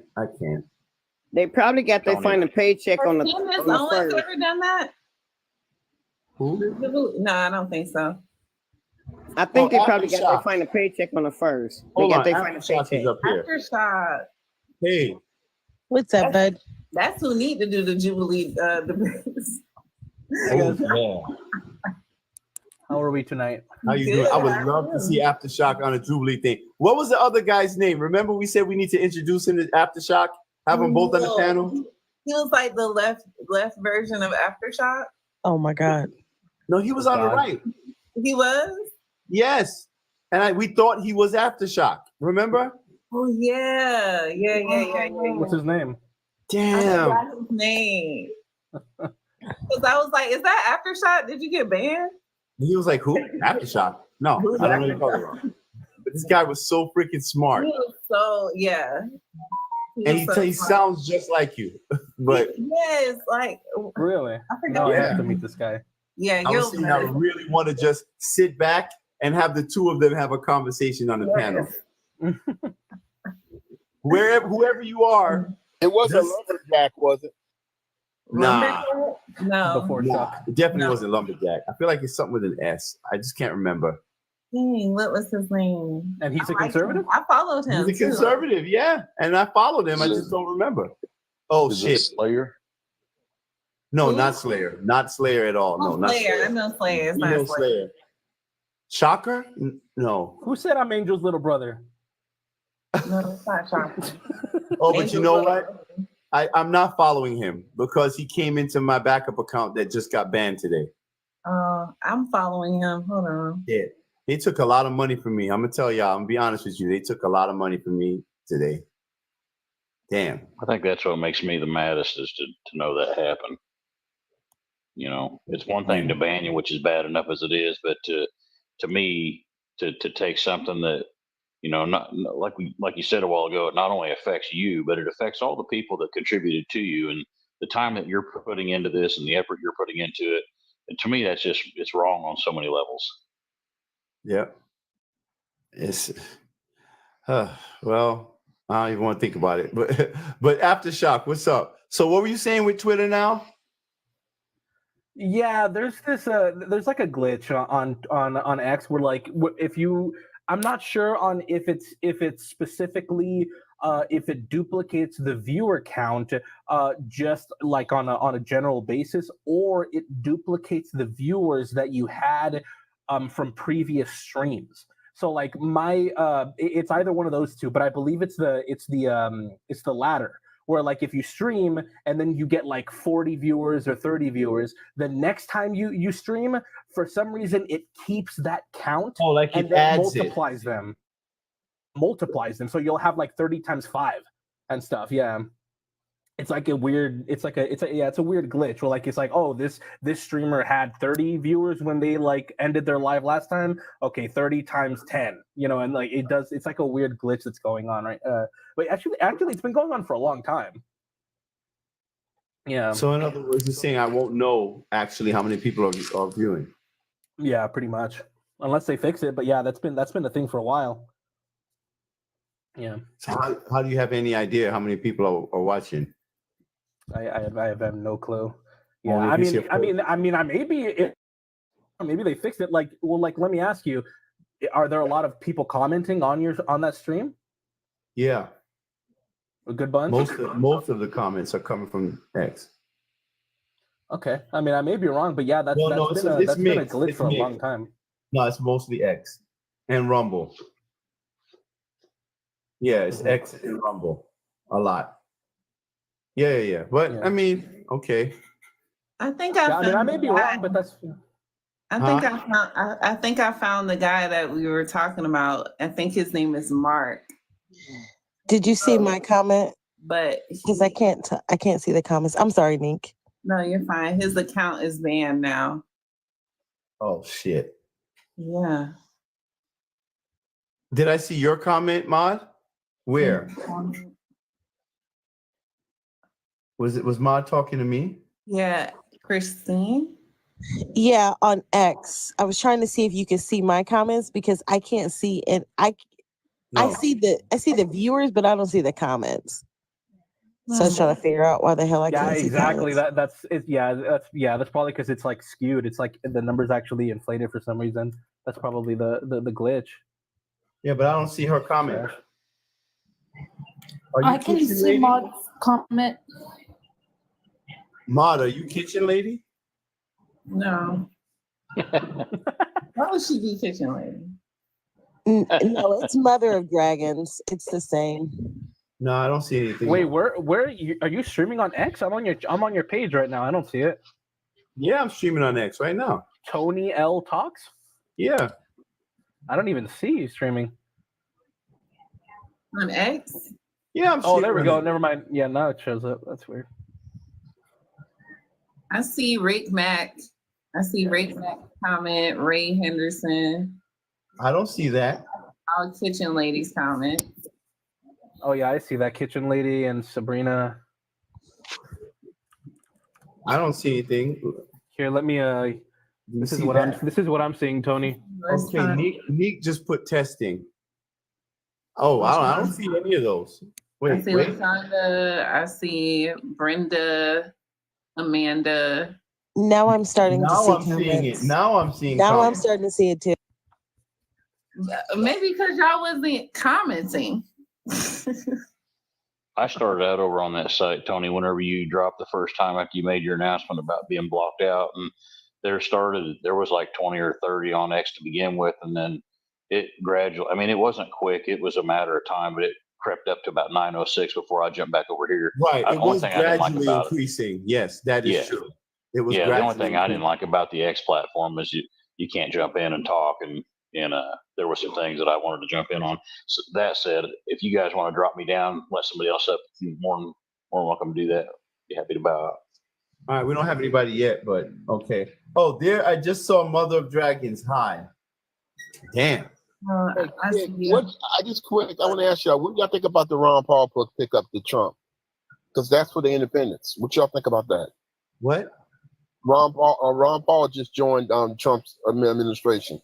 Well, I don't know if he joined his administration. Hold on. I know he expressed interest in wanting to work with Elon Musk on the Government Efficiency Commission, but I don't know anything beyond that. We got to be careful what we say. I don't want to just... Okay, all right. I didn't know. I had got that source from a Dem Live too, so they were talking bad about it. But I was like, "Whoa, that seems interesting." And I was saying that I wish that was knowledgeable way before ahead of time. That'd be awesome, though. Yeah, it sure would. Somebody said Rand Paul is a snake. Y'all think Rand Paul is a snake? Rand Paul? I don't know. None of the polls. No. I like Rand Paul, unless there's something I don't know. You're not giving me snake. His father's Ron Paul, but Tony, what's your page name on X? It's right here. Y'all can't see it? Tony L Talks on X.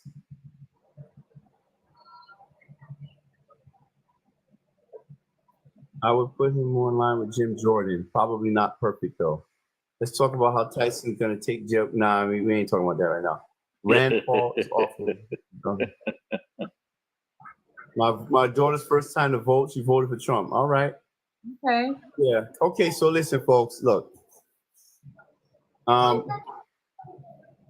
You've had a few hours to see all these brilliant people, these intelligent people, and get an idea of who is supporting Donald Trump and why. And it's not even just about Trump. It's about the team that he has put together that I think everyone should be really impressed with. Because if he does bring on Ron Paul, look at the people that he's bringing on. Independents, lifelong Democrats, Kennedy Democrats, even with Tulsi Gabbard, who was a Democrat. I mean, a more, I guess you can say what, conservative, centrist conservative Democrat, I guess we would call her. But, and wasn't she like the co-chair of the DNC at one point? Does anybody know? Yeah. And I think that's when she's kind of stepped down to endorse Bernie Sanders. Yeah, but so I'm just saying, to see Donald Trump, reach across the aisle to work with these different people, I think that shows us something, doesn't it? I mean, look at the team that Donald Trump has put together thus far. I hear he's even funding his own transition team. He wants to make sure. Yeah, he wants to make sure that he's not going to go through the same mess that he did the first time. That tells us that he's learned. He's learned from the mistakes of the past, knowing who he can rely on and who he can't rely on. Just to hear the names that the guy is bringing in and he's going to be working with and bring into his cabinet, like the people who's going to be working with him on everything. Elon Musk. I mean, like y'all got a problem with that? I think that's one of the things I respect the most about him is the fact that in one of the interviews, I believe it was the one with, oh gosh, his name is slipping me from the UFC. Can't think of his name now. But anyway, in that interview, he had made the comment that his lesson that he learned was he admitted that he maybe didn't quite understand really what the role was and what he was getting himself into, had an idea what he wanted to see accomplished, and but he learned. And I think that's evident with the group that he's assembling around him. Not only are they strong in their classes, but the other thing is that he's showing that it's a bipartisanship. So it is really more back towards what he started with. Let's drain this swamp. Let's start this thing anew, and let's build a party that is here for the people. And what's interesting is all the people that he's pulling together, these are people that have all been under assault by the same corrupt politicians that we've always wanted to get out. They're all under attack by the swamp. Yep. And I'm sorry. Go ahead. Well, another thing is, I think it speaks volumes for this individual to even go out and reach out to other people who have spoke out against him. That's true. I mean, J.D. Vance has spoke out against him. He's reached out to him. Tulsi Gabbard spoke out against him. He's reached out to her. I mean, all of these individuals are. Kennedy has spoke out against him. He's reached out to him. Nikki Haley. He has been the one who has been willing to actually reach out and have conversations with these people and find mutual ground. And you want to sit here and say that this is the one that's spreading hate and divisiveness? That's not true. Yeah, that's exactly right. And I would add on to this is that the thing that the Democrats, because they're so effective in spreading a narrative, right? Because honestly, they control everything, right? They control mainstream media, they control academia, they control Hollywood. Is the dirty little secret here that they want to try to gaslight you on, but it's actually just the facts. Donald Trump is the moderate here. Donald Trump is the centrist here. If you take a look at their record and their policies and the people that they have around them, Donald Trump is the moderate. And these people try to look at us and try to gaslight us as though we haven't been through 4 years of Donald Trump, when the reality is, it's funny, I laugh because one of the things that Democrats try to force on us is this idea that, like, they come up to us and they say, but what are you going to do if Donald Trump gets in there and he does conservative things? And it's like, I want him to do conservative things. That's what I want. And they try to gaslight us with Project 2025. And you know what the dirty little secret is? Some of the things in Project 2025 are actually fucking based. They're actually fucking based. But you want to know the truth? Donald Trump is not that conservative, guys. Donald Trump is not that Republican. Now, I'm not going to say that I wouldn't say like he's not a Republican, right? I think he's far more conservative. And even if you believe that he is not as conservative as you want, the simple fact is, if he appoints judges, and there's about a 90% chance that he's going to choose at least 2 Supreme Court justices if he gets in office, he's going to choose conservative judges. So the people that are like, oh, Donald Trump is, 180 on, his AB stance, even if you believe that, he's going to appoint the same type of people to the Supreme Court who ultimately ended up overturning Roe v. Wade. So that's just a simple fact. Don't let them gaslight you into believing that implementing your conservative agenda is bad, and don't let them gaslight you into this idea that Donald Trump is this radical when he's the centrist here. He's the one with Democrats on his team. Yep. There you go. Yep. Yeah, he just some from Minnesota today too. Yeah, I'm wondering how the vote in Chicago is going to go, because from all the city council meetings and stuff like that, it seems like there's a lot of pissed off people. Pissed off at the administration? Oh, they're pissed off at everything, just like what we were talking about with Aurora, Colorado, how they were taking over the hotels there. It's also happening in Chicago. So I'm wondering how that's going to affect, especially the Black American population. It sounds like they are very, very pissed there. They should be. Shit. They are. Hell yeah, they are. There's people. Well, I think the last poll I seen that came out today with him, they're estimating he's pulling around 21% of the black vote right now. In Chicago? In Chicago or just overall? Nationally, 21%. I think it's going to be more than that.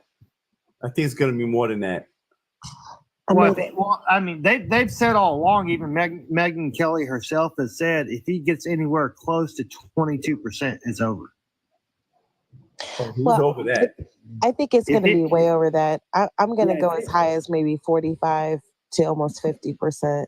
Yeah, I mean, because wait, hold on. Of the black vote or the black male vote? The black male vote.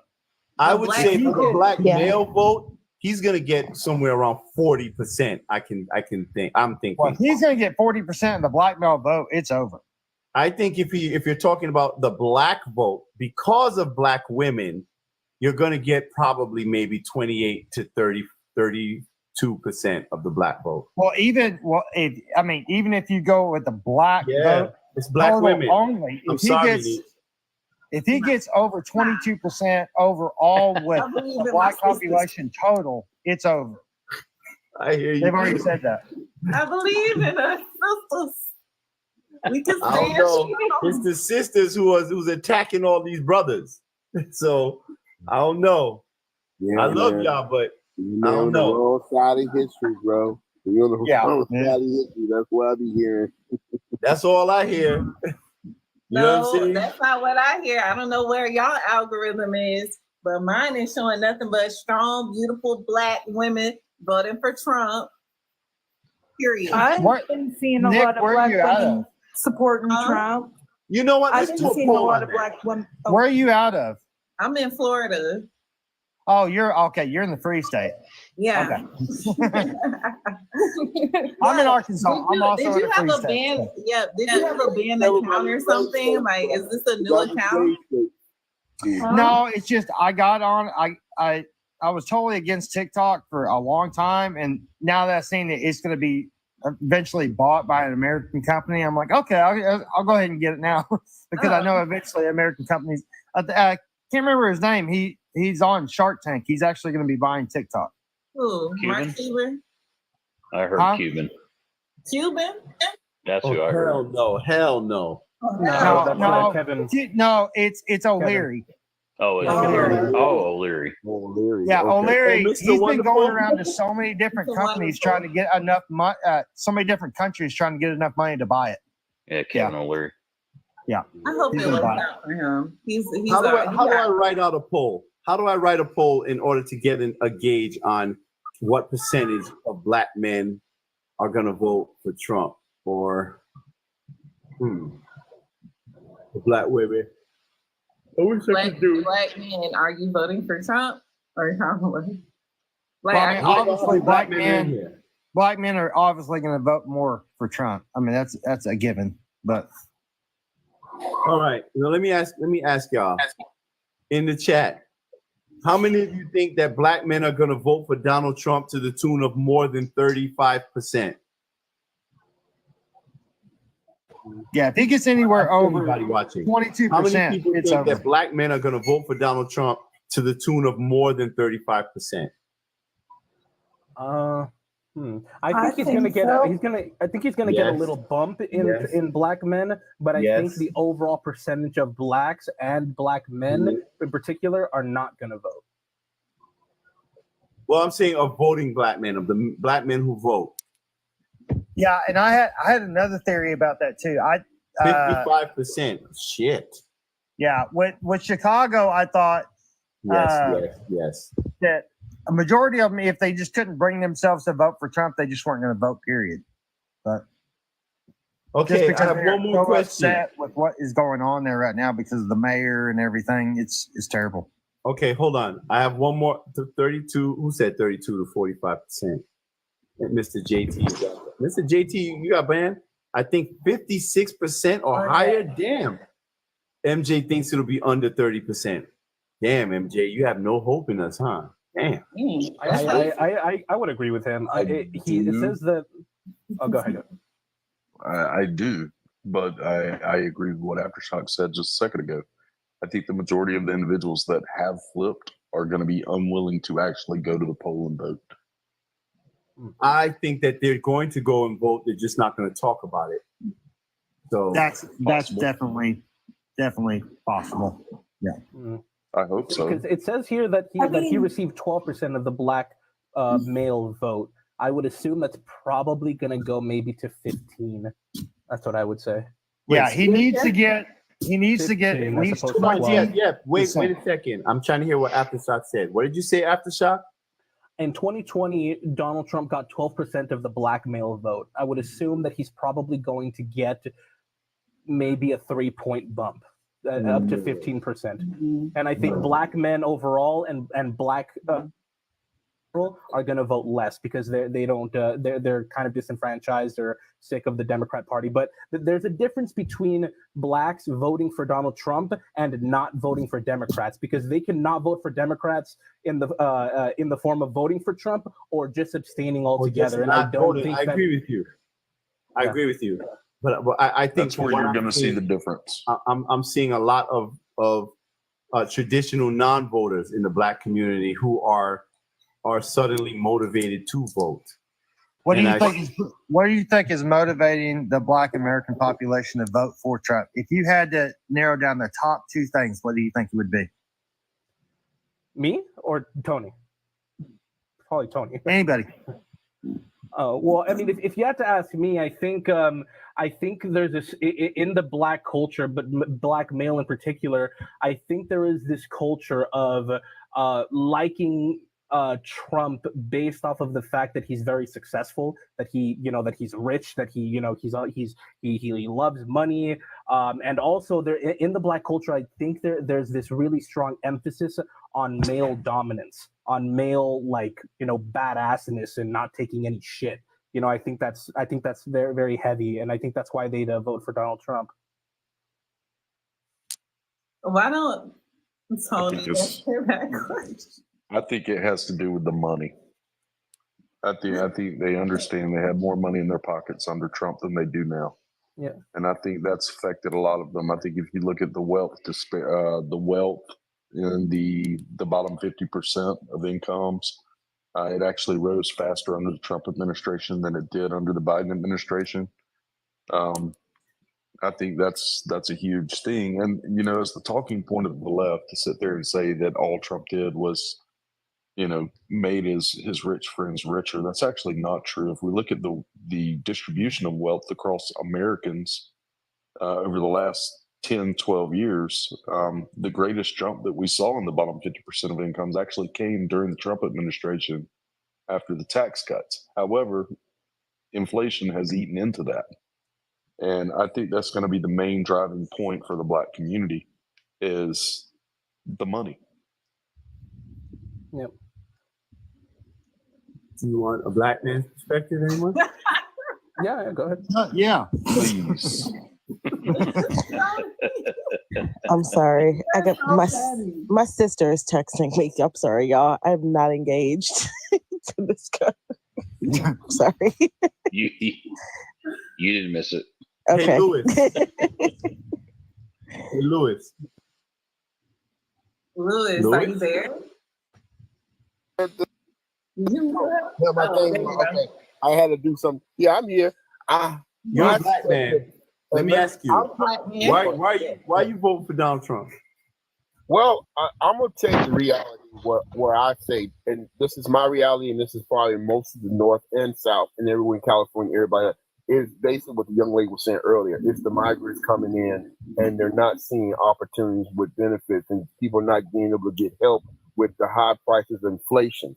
So I believe a lot of folks are seeing that from the government, and they're seeing that the Biden administration and that is kind of have put a strain on that. So when it comes to urban and Black men and Black people, period, I think if most of them are going to vote for Trump, they vote for Trump because of the fact that they know that they're not having access to the things that they should have access to, which is coming from their tax dollars. Okay. And that's the best way to sum that up. Okay. So I will say, now I know MJ put it, he articulated it, but he kind of summed it up to money. I wouldn't say so much money. I would say the economy. I would say our ability to take care of ourselves and our family, which are inherent to Black men, the sense of being able to protect and to provide. And what we've seen is an erosion of our ability to do that. And I think Black men are looking logically and saying, hold on, this shit just ain't working. And I also think that they are now identifying that they've been lied to. And I know a lot of people, they tend to kind of overlook Black men and their level of understanding and cognition. But the biggest mistake we make in our politics today is assuming that Black men only think based upon this machismo or bravado type of thing, or you know, this idolizing of material goods and wealth and you know, Trump, he's a baller, or the $1,400 check. I think a lot of times people have this unintentional condescending view of Black men and how they view their politics. So while I say the primary motivation is the economy, it relates to several areas, like the illegal immigration that Louis just talked about. Because Louis, as a Black man, understands, as many Black men do, how illegal immigration directly impacts our ability to take care of our families. It goes back again to protection and providing, right? So whenever you have a political party that continues to infantilize Black men by continuously putting them in the position where they must default follow their women and just sit in the background of their own lives, their own homes, their own families, they just get tired. So it is a logical decision about being able to work within an administration where they will be better positioned to provide for their families and their communities. That's one aspect. The other aspect is our children. I know a lot of people, they seem to have this view of Black men being deadbeat dads, but we actually tend to be the most active in our children's lives, whether inside the home or not. We care about our children. And we also care. And I know there's a lot of beta men out there, but black men, the ones who are walking away, we actually care about that AB issue. We care about our legacy. We care about having someone to carry on our last name. So these are issues, just like all the rest of the men in the country are concerned with. These are the same things that we worry about. So what I would say is, if you're a white man, Asian man, Hispanic, whatever it is, think about the things that are most important to you in your community and in your politics, and understand that black men, we have the exact same concerns. So it's not about gold chains. It's not about rappers. It's not about the $1,400 stimulus check. And it's not about the bravado and the macho-ness of Donald Trump. It's none of those things. It's about our ability to be men and take our position in our homes. Now, I will say that there is something that is attractive about Donald Trump and his unwillingness to kowtow to the pressure, because that is something that black men relate to. Real black men, real men, they understand, they relate to it. But I would say, if there's anything from an emotional or a feeling standpoint that would probably help to motivate more black men to go out and actually vote for Donald Trump, as opposed to just stepping away from the Democrat Party, it is the constant stream of disrespect. That, I can say, is a motivating factor for so many black men to get up and go out and vote in the other direction. Because while we're watching people like Sonny Hostin and Simone Sanders and all of these black women, and not even just black women, honestly, but all of these liberals who are getting on TV, getting on these social media platforms, talking shit about black men as if we are political children or we're uninformed voters because we're not voting for Democrats, you have more and more black men who are saying, we don't have time for this bullshit anymore. You know what? We're going to go and do it. So that's just a few of the factors that I just wanted to let you guys know about. But one of the largest reasons is the protection of our children and our ability to provide for our families just like anybody else. But see, Tony, that's one of the things that, I think the stereotypical crap and the division that's been sown in this country, and it is from the political aspect. I mean, it's driven down from the top. And even as a white man, I mean, I look at things very similar to what you look at them. And so it's not for me. I guess that's been the whole thing for me, and especially coming into your platform, listening to you guys all talk, I can develop a deeper appreciation and a better understanding of how you feel with what you guys have seen in your side of things, and relate that to what I've seen on my side of things, and say, you know what? We're not any different. I mean, we're all the same people, and I've always known that anyway. But to actually have these conversations in an intellectual dialect, and to see the way that you guys challenge people to, I mean, in this panel, challenge people to bring receipts. Don't just come in here spewing crap. Bring your receipts, back up the truth. Otherwise, it's just garbage. And I can appreciate that. So I just want to tell you, I mean, in terms of, and I've said this multiple times in this room, but I'll echo what Donald Trump has said. I don't care what color your skin is. We all bleed red. We're all Americans. We're all patriots, and we all want what's best for this country.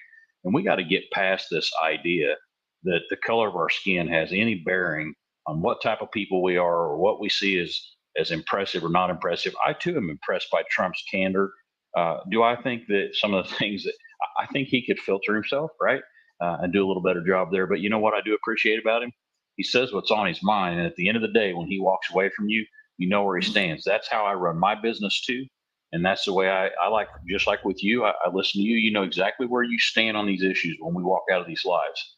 I know where Neek stands. I know where MOD stands. I now know. I still dig MJ's voice. I know where he stands. I mean, that's what I appreciate about these things that we can do right here in this room, is we do know when we part company, we know exactly where everybody stands on these issues. That's right. That's right. Yeah. And I wanted to jump, because I'm not necessarily saying that that encapsulates. No, that's not to you, Aftershock. Yeah, that wasn't to you. I want to be clear. I hear you. I just wanted to say, here's my problem, right? And I mean, obviously, my biggest two issues are going to be corruption and culture. Culture being at the forefront, because in order to change the corruption, you have to raise a culture that actually cares enough to change it, right? Yeah. But here's the problem that I have right now is that at the moment, the culture is lost. Conservatives do not have the culture whatsoever. I mean, we're making comebacks, but it's nowhere where it needs to be. It's like maybe 95-5, in my opinion. We're making a comeback, but we're not anywhere near where it's going to be. So I'm not necessarily saying that, the black people that support Trump do it because of X, Y, and Z. Of course, you're going to have, a mixture, obviously some more than others and stuff. But what I'm saying is this. There is a difference between the reasons why you support Trump, whether it be social issues or whether it be family issues and things like this. But you have to think of it this way, I think. And this doesn't just apply to black people. It also applies to Hispanics. It applies to some extent Asians and things like this. Is that when you look at the Democrat Party right now, they would rather burn the country down than let Donald Trump win. So even though I can agree with you that black people, Hispanic people, Asian people care about the economy and they care about family values and they care about money in their pocket and all of these kinds of things, it does not matter, because at the forefront right now when it comes to it's just the fact that these minority groups, Hispanics, my group as well, Hispanics, Asians, they're all in the mentality that they would rather burn the country down than let Donald Trump win, because at the end of the day, social justice is the number one issue for them. They believe that the white Republican, the white old men are going to put them back in chains, as Joe Biden said. And that's I think where we're at right now. And the idea that we're going to change that in like 1 to 3 election cycles is just not feasible. This is going to take generations and generations to turn around. Well, it's also going to take. Hold on. We know what leads to revolutions, right? And sometimes it takes a spark. It takes something that sparks a change. But I get what you're saying, right? But what I'm saying is I was explaining the reason why you're going to see a precipitous rise in black men, especially moving in the other direction.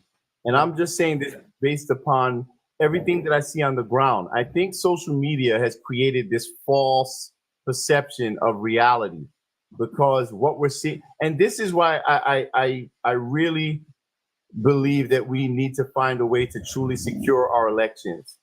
Because I feel like we're given, there's so many additional factors that get in the way of real data and real information. I feel like we've been lied to for the past, I would honestly say like the past 4 or 5 elections, to be honest with you. I want to know what's really going on, because I feel like we've become so dependent upon the mainstream media, certain polls, and all of this information that's been streaming into us, that we're not getting an accurate view of what's going on.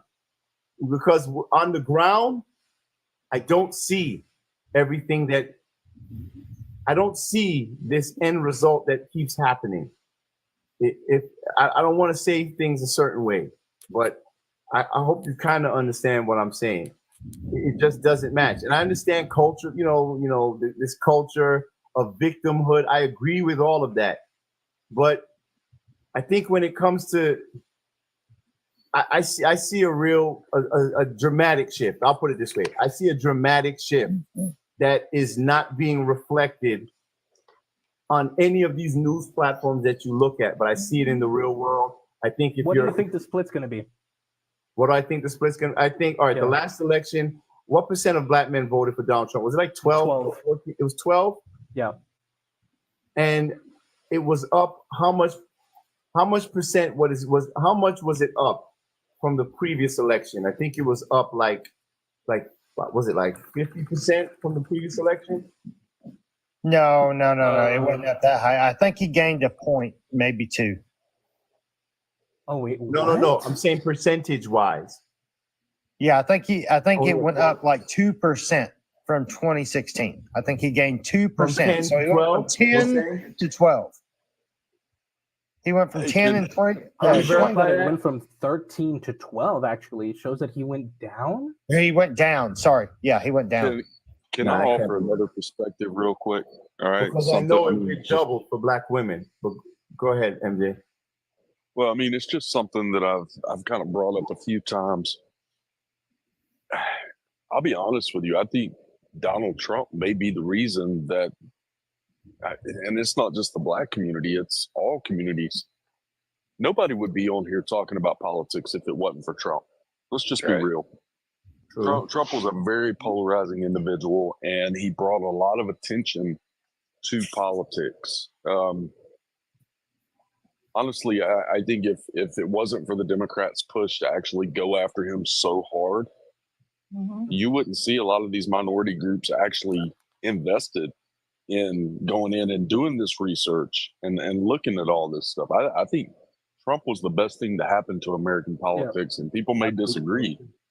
I agree with you on that, MJ. I agree. People are actually doing their research now. Oh yeah, It's like the Streisand effect, or what's her name, Barbara Streisand? Yeah. Yeah, the Streisand effect. Yeah, I know. I completely agree. You know, every time that's a really, really good point, Andrew, because I always think about that, and I came to that realization maybe like a month ago, maybe like 3 weeks ago, is that every time, you know, I think that Donald Trump kind of steps on the rake, you know, and like hits himself sometimes. I always, you know, I do get pissed, right? Like I'm no stranger to criticizing Donald Trump, but one thing that I've realized is when you take a look at all of the things that have happened to the man, right? It's really hard to, you know, feel bad for him, right? Because he's like this, you know, Manhattan billionaire, you know, silver spoon in his mouth and everything like that. But the simple fact is he doesn't have to be there at all. If it were me, dude, I would have split. I would have been in Cancun with, you know, with my family and everything like that. He doesn't have to do that. Instead, Well, not he's only getting that, shot he at. worked for free. And, yeah, exactly. And so, you know, when you think about that, it really just goes to show that Donald Trump is exactly who we needed.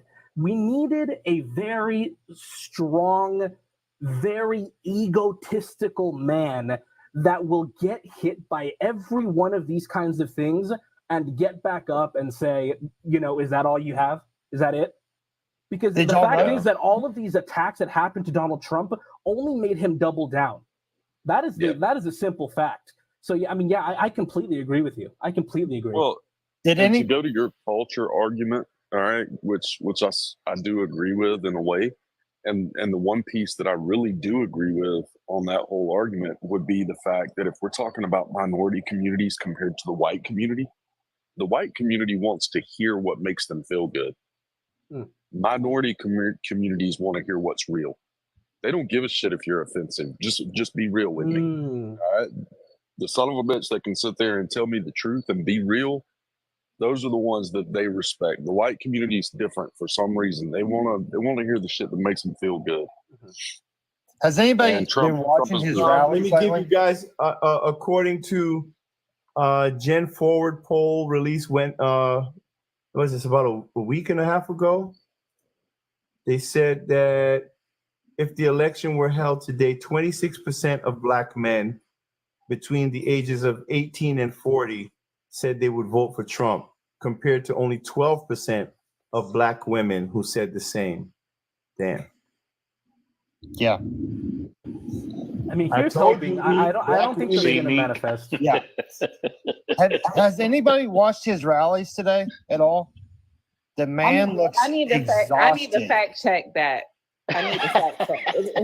Who is your source More than again? twice as many black men are voting for Donald Trump than black women. Wikipedia. I just look. Here's the thing: is that I mean, here's what I think is going to happen, right? And no shade to anybody or whatever. I'm not trying to be a downer or anything like that. I really don't think Trump's going to win. I really don't think so. I think what we're going to see is, a lot of shenanigans and such, but ultimately I think it's going to be a close race. Kamala's going to take it, but I think you're going to see a good nudge culturally showing that, okay, Kamala may have won, but the Democrat stranglehold on the culture and the social issues is slipping. I think what's that quote from like Star Wars where it's like, you know, the tighter you hold the galaxy, the more stars like slip between your hands or between your fingers. I think that's what we're going to see. Nah, No, I definitely I don't think think that's it's what gonna we're go see, that way. because it's not even just these factors of race. It's also the fact that if we're going to be real here, this country, including women, are not ready for a woman president. Sorry. No, Aftershock. Why would you think that she's actually gonna win legitimately? Well, She's again, not. it was from one of the points that I made earlier. I just think at the moment the Democrat Party, their tentacles are just too deep when it comes to these institutions of power, and more importantly, the culture. At the end of the day, Democrats would rather the world burn than Donald Trump win. They do not care. We can talk about the economy, we can talk about the border, but the fact is there are just so many people in this country that do not care. They don't care. They do not. And if Donald, we understand that they don't I hope I'm care. wrong.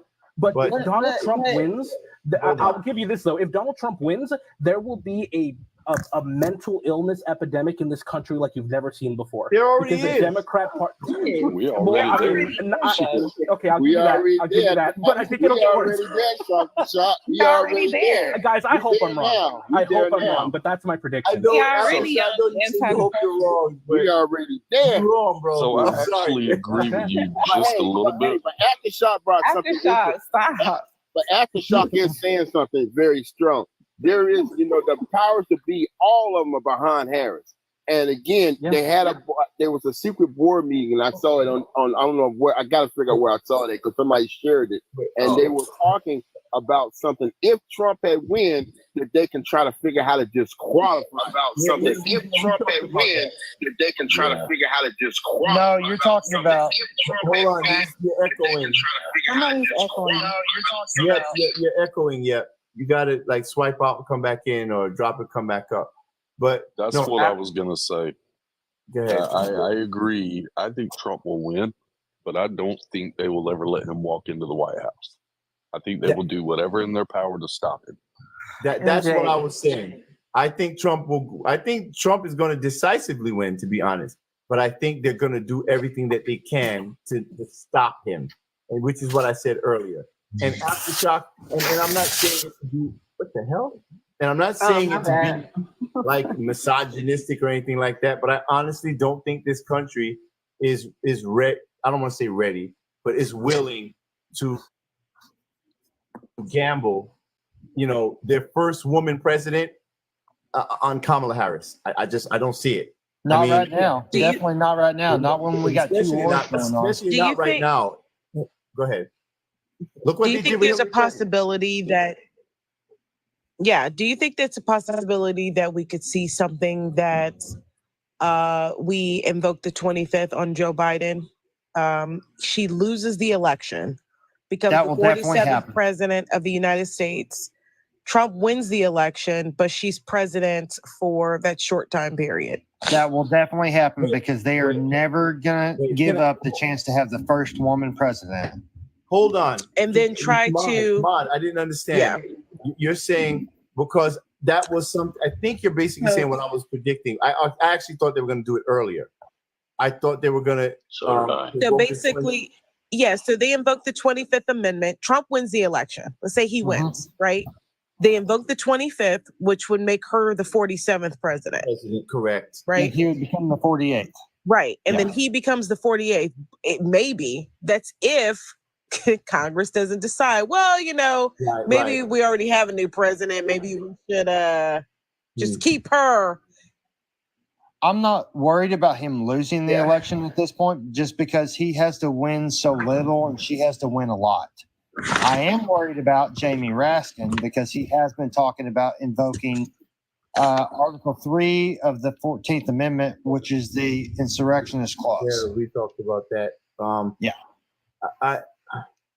He would really have.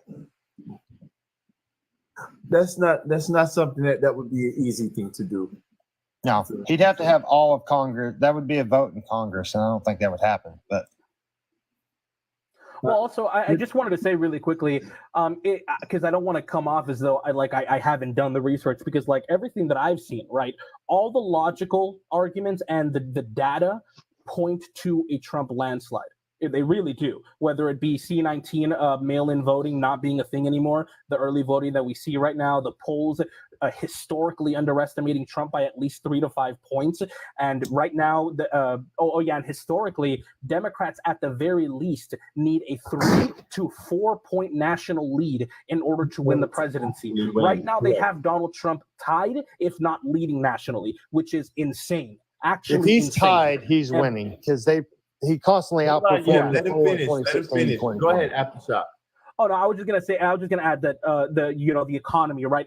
Every single thing when it comes to this presidency, you can gaslight the American people on exactly what's been happening with the economy, with the border, with foreign affairs and things, but you cannot lie to them about things that they feel. You cannot lie to Americans telling them that the economy is great when grocery prices are up 20%, and so is cost of living, so is rent, so is gas prices, and things like this. You cannot lie to them about that. The approval ratings as well, the economy, the percentage of people that think that we're on the right track is pointing to a Trump landslide. But to me, and I know this is irrational, it basically feels like a winning the lottery kind of thing.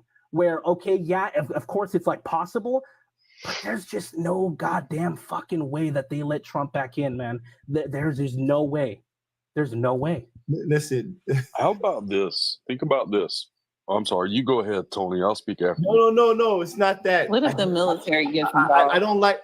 Listen. I get it. I think there's so much power in language, in words, and there's no way that they're gonna let him get in without a fight. I'll probably just say that because I feel like there's so many people who watch these conversations and who even you just never know who takes motivation from certain things.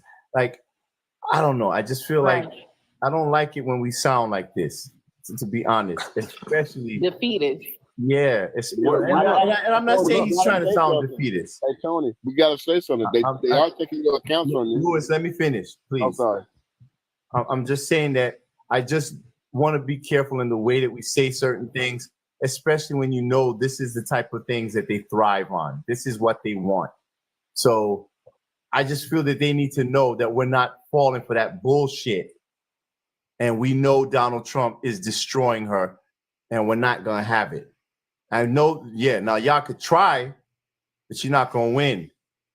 And we're going to know exactly what you try to do. So, yes, I think Donald Trump is going to have a decisive victory. And I know they're going to try some bullshit.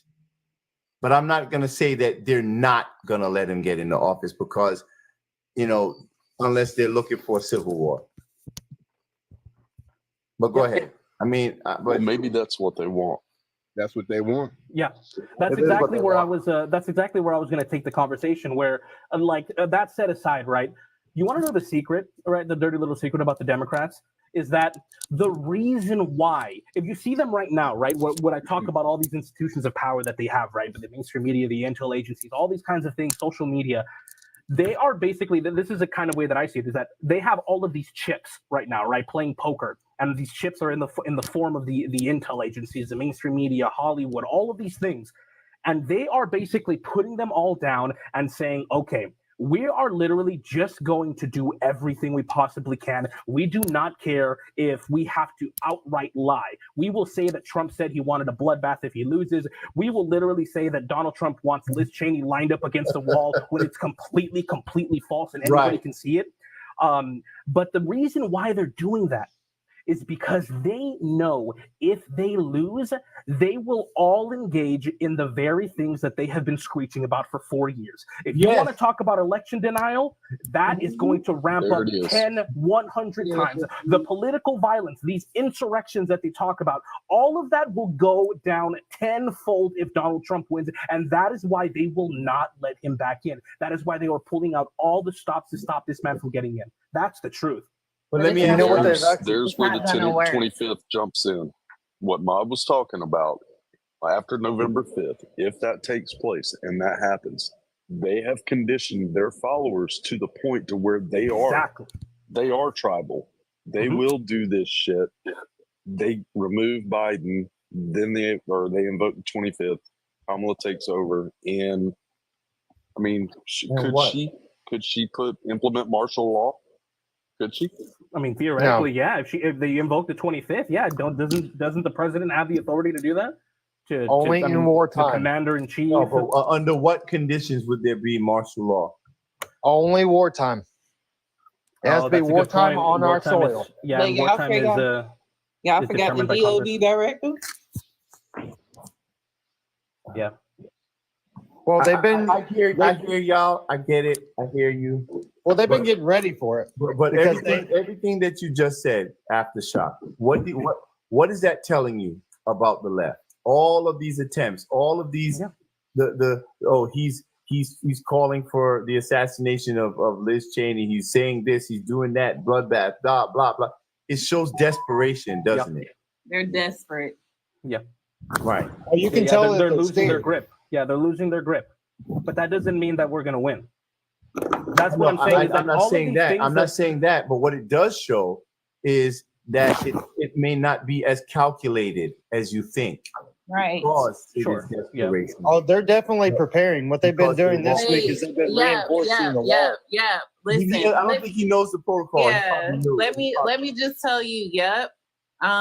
When the host, which is Tony, when he's speaking, don't speak at all. Well, Okay? just we don't And talk just over try each other. to- yeah. That's all. Because That's all. it gets very difficult for everybody in the audience to hear what we're saying when everybody's talking at the same time. So I know sometimes we like to kind of, we go back and forth, we talk. It's a fluid conversation, but when you hear somebody like kind of talking, just try to let them finish what they're saying so it doesn't come out to just a bunch of noise to everybody else. That's all. But yeah, so go ahead. Go ahead and say what you're saying. Go ahead, yep. Oh, I don't think you unmuted. Okay. Yeah. No, I said they've been preparing for it for the past week. They've actually been reinforcing the walls or the fences around the White House and the VP house. Yeah, So- I saw somebody I guess saying that just a second ago. Right. Somebody said don't speak it into existence after shot.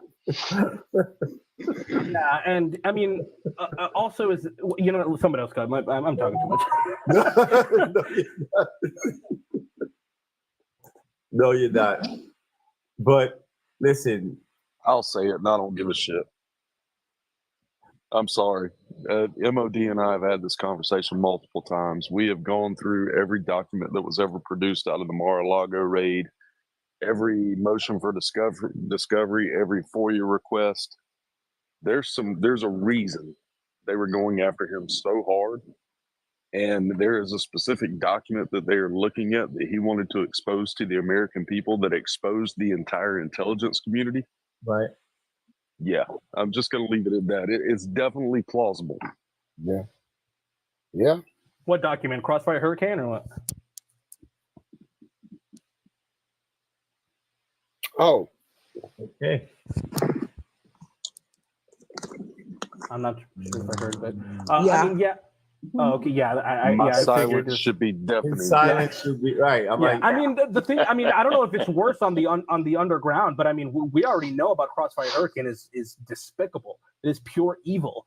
But one thing that I did want to say, right, was that when we talk about the Democrats getting desperate, right, it really makes me think about 2020, right, because it's basically like a good back and forth, right, because on one hand, Donald Trump got the most votes out of any incumbent ever, right? Which is insanely impressive considering how much control the Democrats have, right? Yes. But at the end of the day, though, Joe Biden still got so many more votes. And when when we talk about the 2020 election, there's two options, right? There's two options, and one is scarier than the other. And I'm taking the unpopular opinion here.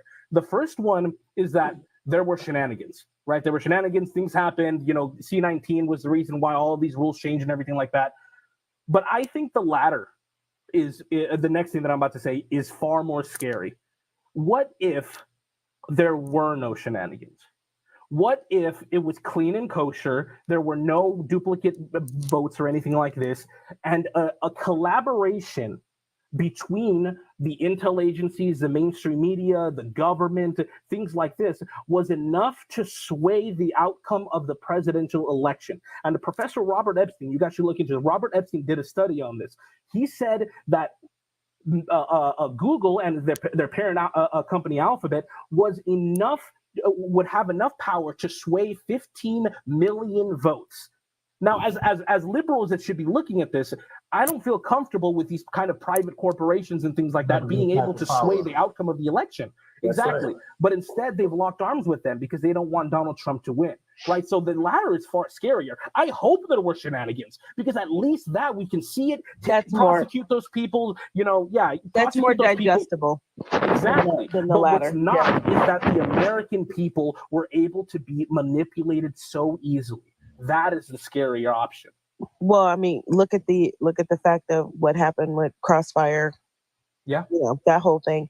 But look at it in the sense too that we were, if anybody was like paying attention to what was actually going on, we had our intelligence agencies as deep as the CIA and things being done over in London and all of those other things. We had two individuals by the name of Peter Strzok and Lisa Page that essentially fabricated and collected evidence, so-called evidence, fabricated FISA warrants. Yeah. All of these things just to go after him, which is in effect, it's a coup. He was the sitting president. Exactly. They were still going, it was a coup.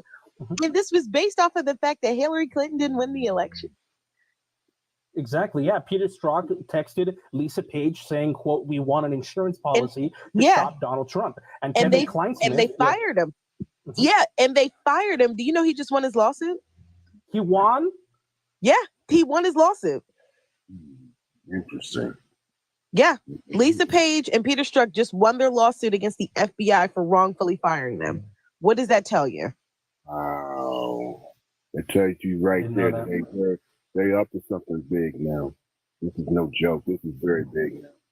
That's why I thought I saw that secret meeting, and I'm just telling y'all, I can't remember where I saw it at. I saw it 3 days ago, and there was a table, and they were saying that whatever is going to happen, Trump is not going to become president of the United States of America. So you said that they won the lawsuit for wrongful termination? They sued the FBI, basically saying that, well, in a sense, we were doing our jobs. This is what we were supposed to be doing. No, not and they fired them. Yeah, they fired them. And because obviously they didn't want the backlash from Trump's DOJ, so they fired Peter Strzok and Lisa Page. Then after he leaves office, they decided to sue the FBI. And they won. Wow. What, suing for what? Monetary damages or? Oh yeah, big time payout, millions of dollars. But they're not back in the. No. That sounds like hush money though. Yeah. Yep. It is. Yeah. Oh my God. I mean, I'm optimistic, right? But at the same time, knowing that the things that we know and the things that are still so much up in the air, we still don't even know what happened to Crossfire Hurricane. We still don't even know where that document is. Like Trump has so much. If he was trying to drain the swamp in 2020 to 2024, or I'm sorry, from 2017 to 2021. And you see how much resistance he got. He's going to come back into a new presidency with not only is the swamp back, it's chock full of new people. True, but he's also coming with new people as well. Yeah. Yeah. Some heads are going to roll for sure. He's coming with new people. The military is the answer. Well, at some point, the military is going to have to be the answer. I mean, you're right about that. Now. Yeah. Well, He's This is gonna have why- to- anybody that's like listening, the right? first thing he should do is fire the CIA director. That's Yes. like the first thing he should do. Like as soon as he gets in there, he just calls But he down the already CIA director. and promising like to you're fired. clean up. He's probably saying he's already saying he's going to clean house with all the he needs to. He can fire the CIA director and the Oh, FBI immediately right? fire that bitch. Yeah. Hell yeah. Get rid of him. Well, it might be harder than it is because there's a lot of federal laws preventing, like, you know, the firing of federal employees.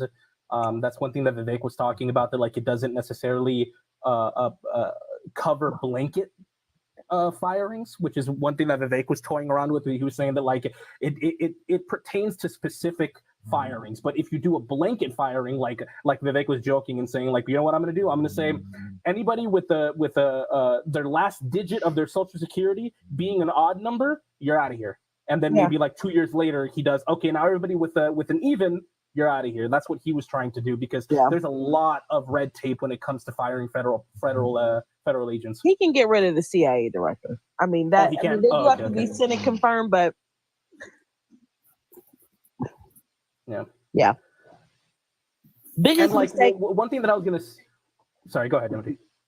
I was just saying I think one of the biggest mistakes he ever made was elevating Gina Haspel to CIA director, but I think he kind of did it for a reason. And the reason why I say that is because our intelligence apparatus and the way that they operate overseas, and the fact that how they operate on U.S. soil and what they were heavily involved in with that whole investigation, it would be prudent, I think, for the continuity of our government to remain a republic, is to, and I think that maybe that's one of the things that he didn't think about at first, because I think that Trump respects our law enforcement so much. But he obviously had to fire James Comey after a year, because we know what James Comey did. But I think that he waited too long to fire the CIA director or to get rid of them. And I'm just saying, the way that they operate, and remember what Vladimir Putin told us, he needs to get rid of the CIA director, like immediately. Yeah, right. Day Yes, one. yes, got you. Yes. Hold on. If anybody's watching on Instagram, can you see? Like, is anybody here? Because I'm getting ready to shut down the Instagram live. You know that I've been streaming on Instagram for hours, and it's showing me 0 people watching. 0. If you're there on Instagram, let me know before I shut this down, because like I'm so shadow banned. I might as well just say banned on Meta platforms. It doesn't even make sense for me to stream. So if you're watching on Instagram, just type something in the comment section so I know you're there. I just tried to, okay, so I'm on Instagram. I see that you're live at the top of the screen, but when I click on it, it just takes me to your page. So you can't see anything. Right. Because I see all these people.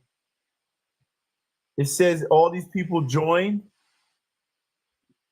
But it's just taking us to your page. But no one can see anything. Yeah. All right, then let me end it. They always do this to me. So whatever. I'll just throw it away. Forget it. Okay. What about Facebook?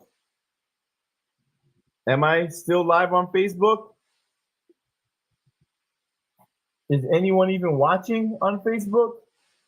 Somebody check, because I don't want to log on to Facebook. Oh, it just says one person is watching.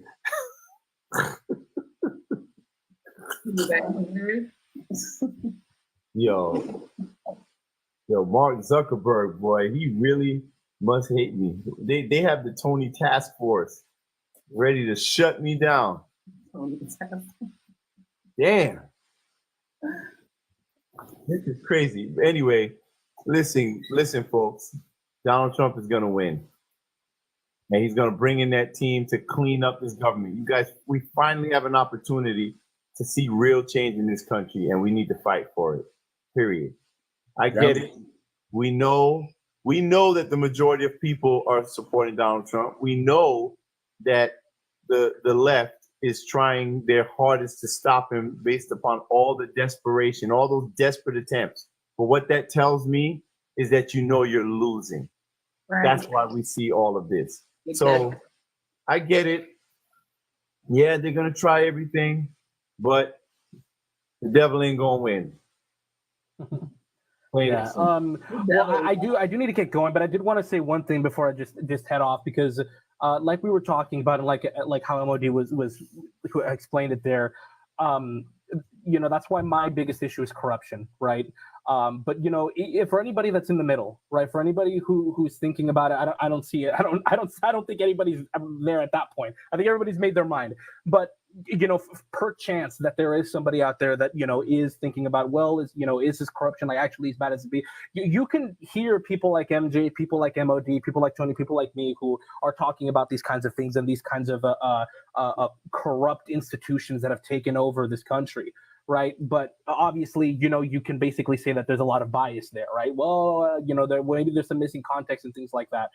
But and if you don't mind, Tony, could you place me on the big screen here just for 30 seconds? I show this a lot here, but I just think it's extremely important. It doesn't get talked about enough, right? Because again, you can listen to people like me, people like MOD, who but at the end of the day, we are conservative. We are more right leaning than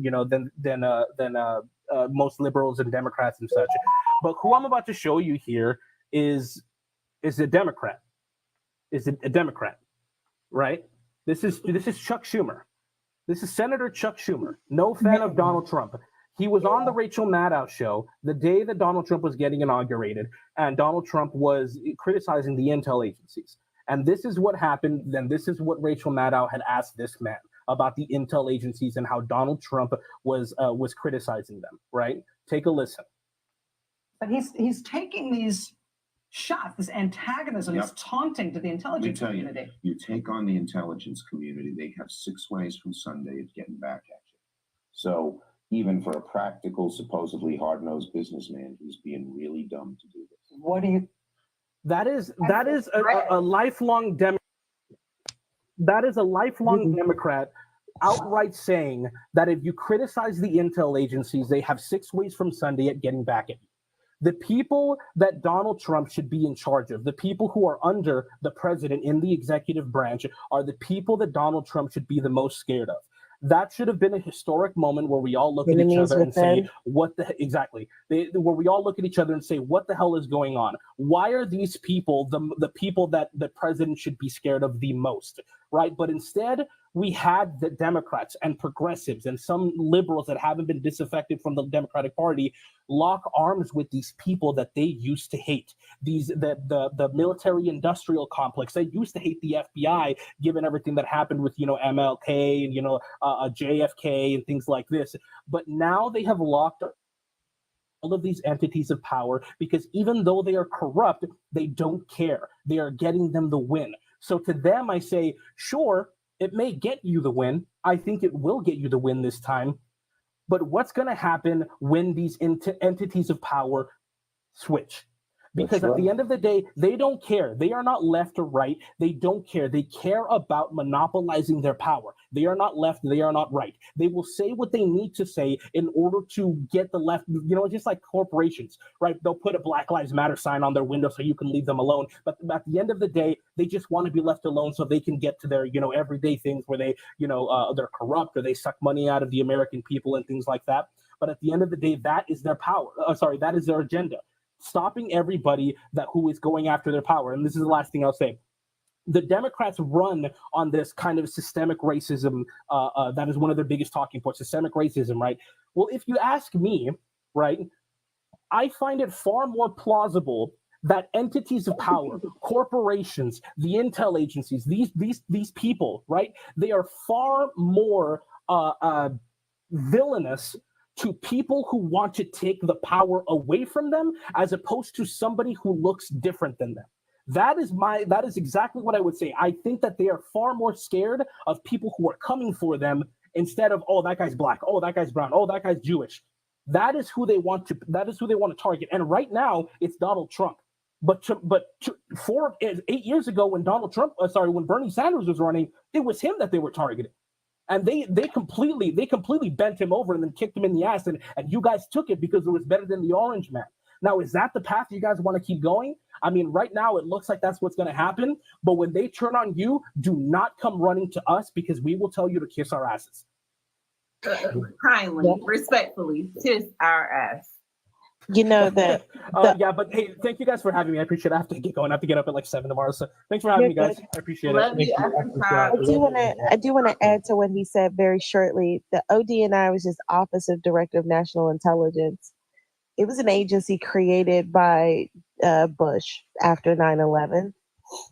That agency historically, it was never a cabinet level position, and conspicuously.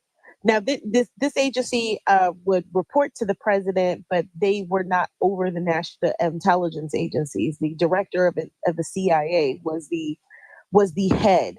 They would assign station chiefs around the world and all of that other great stuff, right? And you know what I find interesting is that after Trump became president of the United States, he elevated the director of national intelligence to a cabinet level position, effectively making the CIA director report directly to the ODNI, so the director of national intelligence, who reports directly to the president. And him pointing out that video, I think that kind of reminded me of the fact that, I'm just kind of wondering whether or not Donald Trump did that for a specific reason, and maybe the reason was because he knew he couldn't trust the intelligence agencies. So he quite literally put someone as a proxy between him and the director of the CIA, because the director of the CIA no longer reports directly to the president anymore. They report directly to the ODNI. And that was Trump. Trump did that. So, yeah. Who was next? Was it Special K? Nikki is new to the panel. Oh, hey, Nikki. Hey, you guys, how are you tonight? Good. How are you? Doing good. Just got off work. Hey, I have a theory with some of this stuff that I've thought about for a while. You know, I think the reason why he is going after people in the swamp the way that he is, you know, he's hung in the same circles with all the wealthies. You know, he's seen and what's going on with your Steens and your Diddies, and you know, they've all got pictures with him. They sang about him. He hang in that circle for quite some time and saw everything. So he had an eye in, almost like an informant. I think they're scared of him because he hung in their circle and he saw all the dirty that they've done. They are so scared. And the dirty is in all ranks. It goes through all of it. I think. I mean, that's my theory. What's that high-pitched whistling sound? Do you guys hear that? Yeah, I think it's coming from Nikki. Hold on a second. It is. Hold on. What's going on? Sounds like the CIA. Sounds like we're being tapped, guys. No, it's my car. I'm sorry. When it goes through the system car here, bugged by the CIA. CIA. You can hear me push the gas pedal. No. Oh, Wait, gotta drop you right now. You gotta come back up. No, she told us you can request back up. Yes, she said that she was doing something she's not supposed to be talking about. Okay, yeah. Yeah, because TikTok will, you know. That sounds like some shit in 007 car. MI6 shit. When I tap on the steering wheel, it taps into the frequency. And no, we ain't doing no 007 shit. Okay, can you hear me better now? Yes, as you're walking down the street, yes. I'm walking from work, yeah. Yes, please get out of your CIA car, ma'am. Thank you. So I think that he's hung in the circles with all these people that have been doing all this crazy, the trafficking, all of this kind of stuff. You know, they all want to say, oh, he's part of it. He's part of it. He's been hanging out with him and he's had pictures with him. I don't think so. I think he was like an informant. I think he stood back and he watched all of this. I think he really is out for, you know, the U.S. people. I think he wants good for humans. And I've always felt that way about him from the very beginning. I think he wants good for us. I think he's fighting for us. I think that's why, you know, border. But I just think that they fear him. And what they're looking for has to do with all of that because it goes deep and it's a huge operation. Lots and lots of money. The cartels are tied into it. Okay. I don't even, and that's just my theory on all of it. Okay. But I think I don't have any proof of it, but that's just my personal opinion. Okay. Okay, that's fine. Almost like he was undercover. You know what I mean? Right. Okay. I don't know. I could be wrong, but I think there's a lot of the Democrat Party that's tied into that. Yep. From something. I believe so. Some things that I've seen or read. I don't know if it's true or not. Okay. All right. Well, thank you, Nikki. Thank you very much. You're welcome. And get to it was good listening to y'all. Thank you. And get to your destination safely. Take care. Thank you. All right. I'm gonna listen until you sign off. Okay. All right, cool. Bye. Okay, so everyone, I think I'm gonna sign off from TikTok for now. And I'm gonna run over to I'm just gonna end this Facebook. This is ridiculous. Like, man, they are really playing me. So anyway, you tried MySpace. we might have to go back to. Damn, you remember MySpace? Man, nobody uses TikTok. I mean, Facebook anymore. No, but you know what? I still have a lot of. Well, it doesn't matter because I'm shadow banned. But you know, I have like 8,000 or 9,000 followers over there.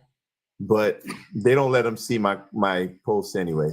Those are people from back when you voted for Biden. They're not trying to hear this right now.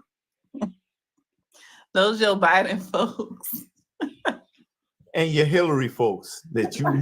yeah. That's why I left them behind on Facebook. Listen, in fairness, I only have my Facebook for my grandkids. That's the only reason I have. Yeah, I don't even go on Facebook anymore. You know, just I might peek in here and there. Like I might put like a little post up just to kind of trigger all of the TDS. Because man, if you say anything like critical of Democrats, or if you say anything positive about Donald Trump, or even something that might sound like you're being critical, you know what? Let me show you. There's a post I put up the other day on my page. Man, the things that I say, it really triggers the left. All I said was, and it pissed people off. And tell me how this was a problem. Words matter, but not nearly as much as actions.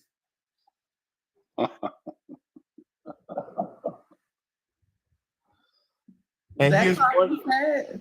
Yes. Yeah, I heard that in the live. Somebody said that in the live, man, in the Democrat live. They went crazy, man. Hold on, one more.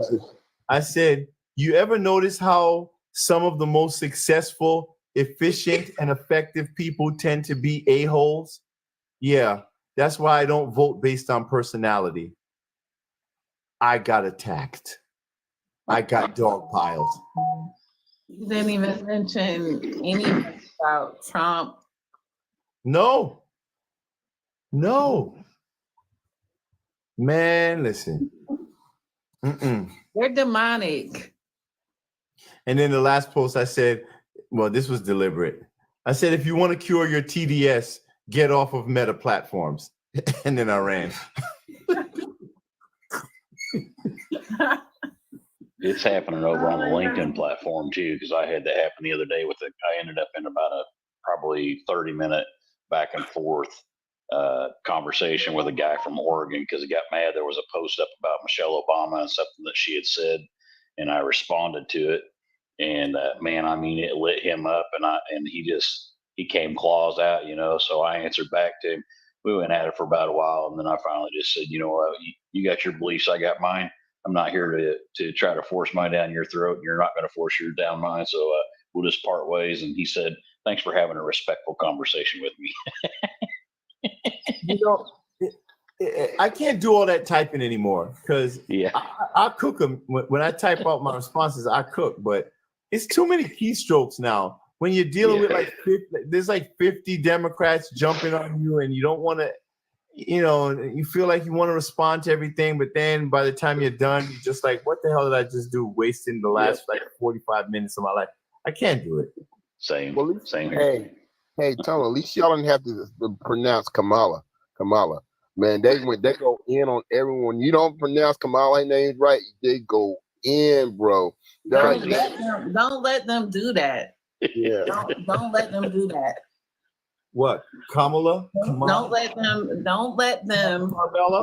them correct you on pronouncing her name. Who cares? Somebody tries to correct me on her name, I just straight up go straight to no. I call her Scamala. I'm being nice. That's what I call her, dude. I call her Scamala. I really call her the whore of Babylon. But just allow me to be as nice as possible and call her Kamalika if I want to. Lord. Because Don told us a long time ago. Don told us a long time ago that is a tactic. It's a Marxist tactic to correct you on your speech, on your pronunciations, how you say things, what you say. And we cannot allow for any of that to ease on by. If somebody tries to correct you on your speech, you tell them, I don't give a damn. I'm going to say whatever I want to say. Period. Scamala. Yeah, all right. Now I'll say that from now on. They can stop calling me. You say it with your chest, and if they threaten to drop you, let them drop you. But do not let them correct you, and do not allow for them to make you say what they want you to say. No, they're not in control of this shit. We are. Hi, Neek. I'm sorry. I'm literally like, listen, guys. We're let's not be tense. We're 2 days away. Don't feel bad because I was trying to get them to tell me a policy, and I kept saying Kamala, and then I said no, I just need the policy. That's all I need. That's all I wanted. And they made me get to the point I had to say Kamala, and then they couldn't tell me a policy. So I said okay. We're officially away. Guys. Today it is now officially November 4th. Oh, one more day. Well, they're getting desperate when they start dropping ads to have men lie to their wives lie. I'm literally having an anxiety attack. I'm shaking. I'm not nervous. I'm not scared or anything like that because I'm down for whatever. But he's gonna have to show me what's up.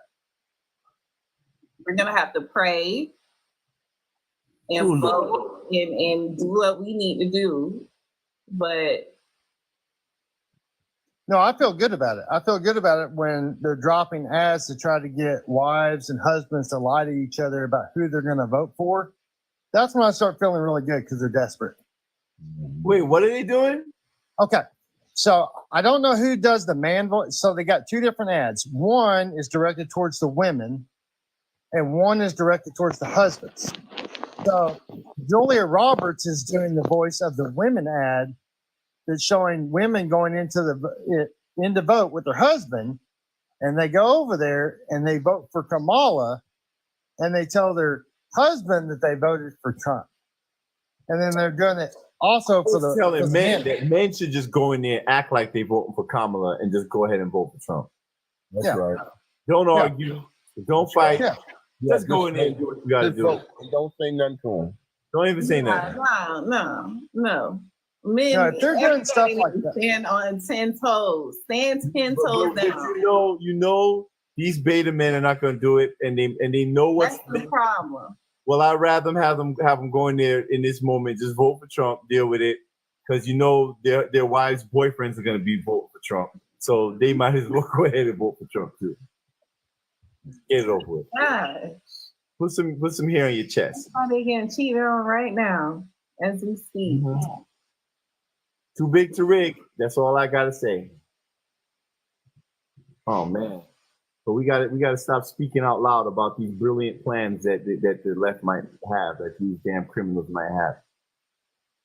You're lying. You ain't lying. Because we gotta back up for all of that. It's That's called- why they know y'all coming up with the stuff. Y'all, we know what's going on. They dying. They dying and they dying in here, man. They're like, whoa, damn. Damn, sorry. Lewis. I'm alive. I'm sorry. Goddamn. Damn, brother.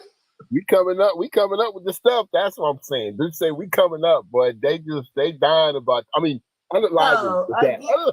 Let me just stop. Let me just stop. Secret word. That's it. Secret word. Yeah. All right.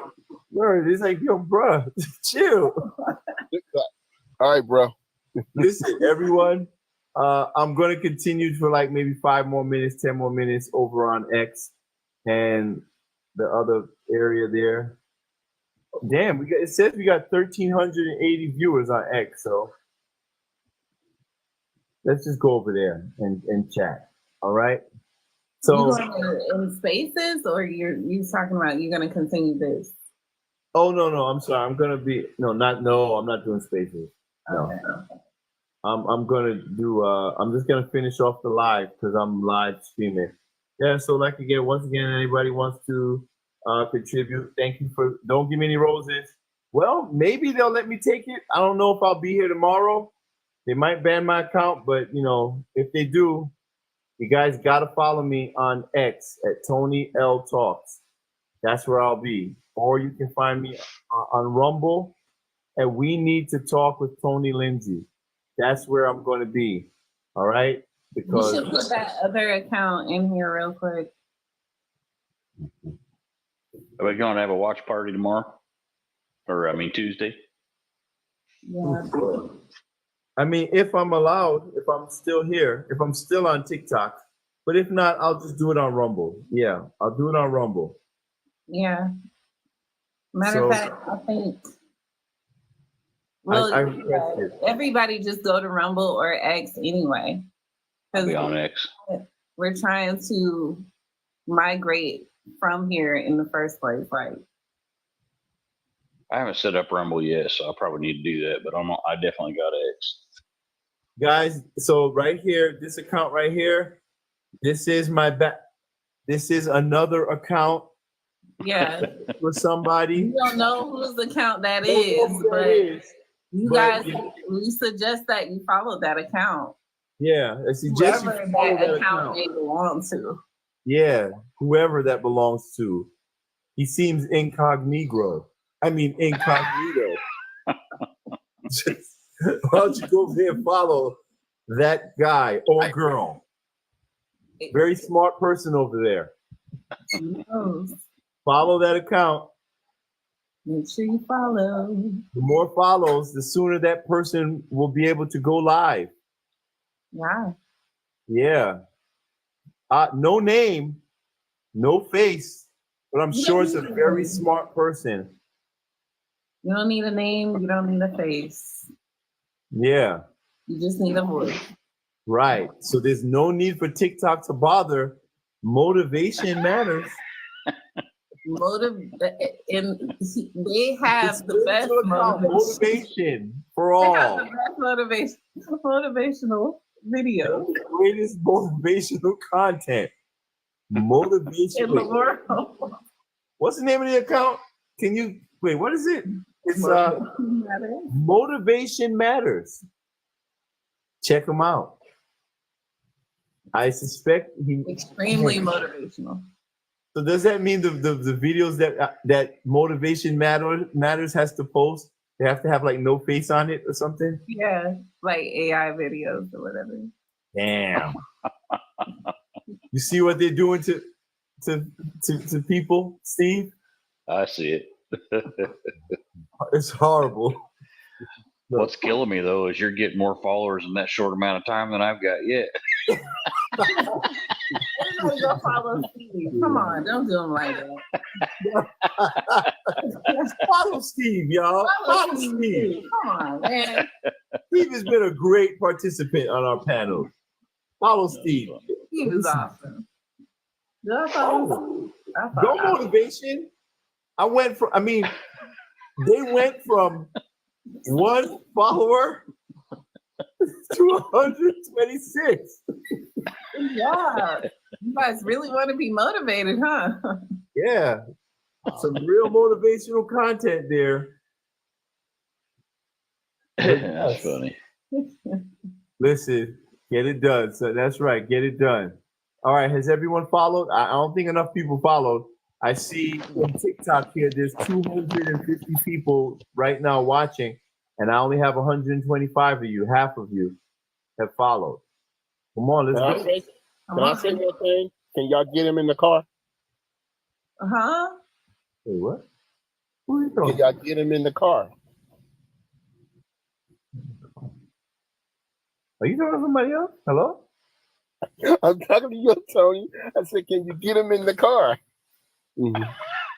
The what? Motivation? Yeah. What the hell? I don't know. It's one of your videos on motivation.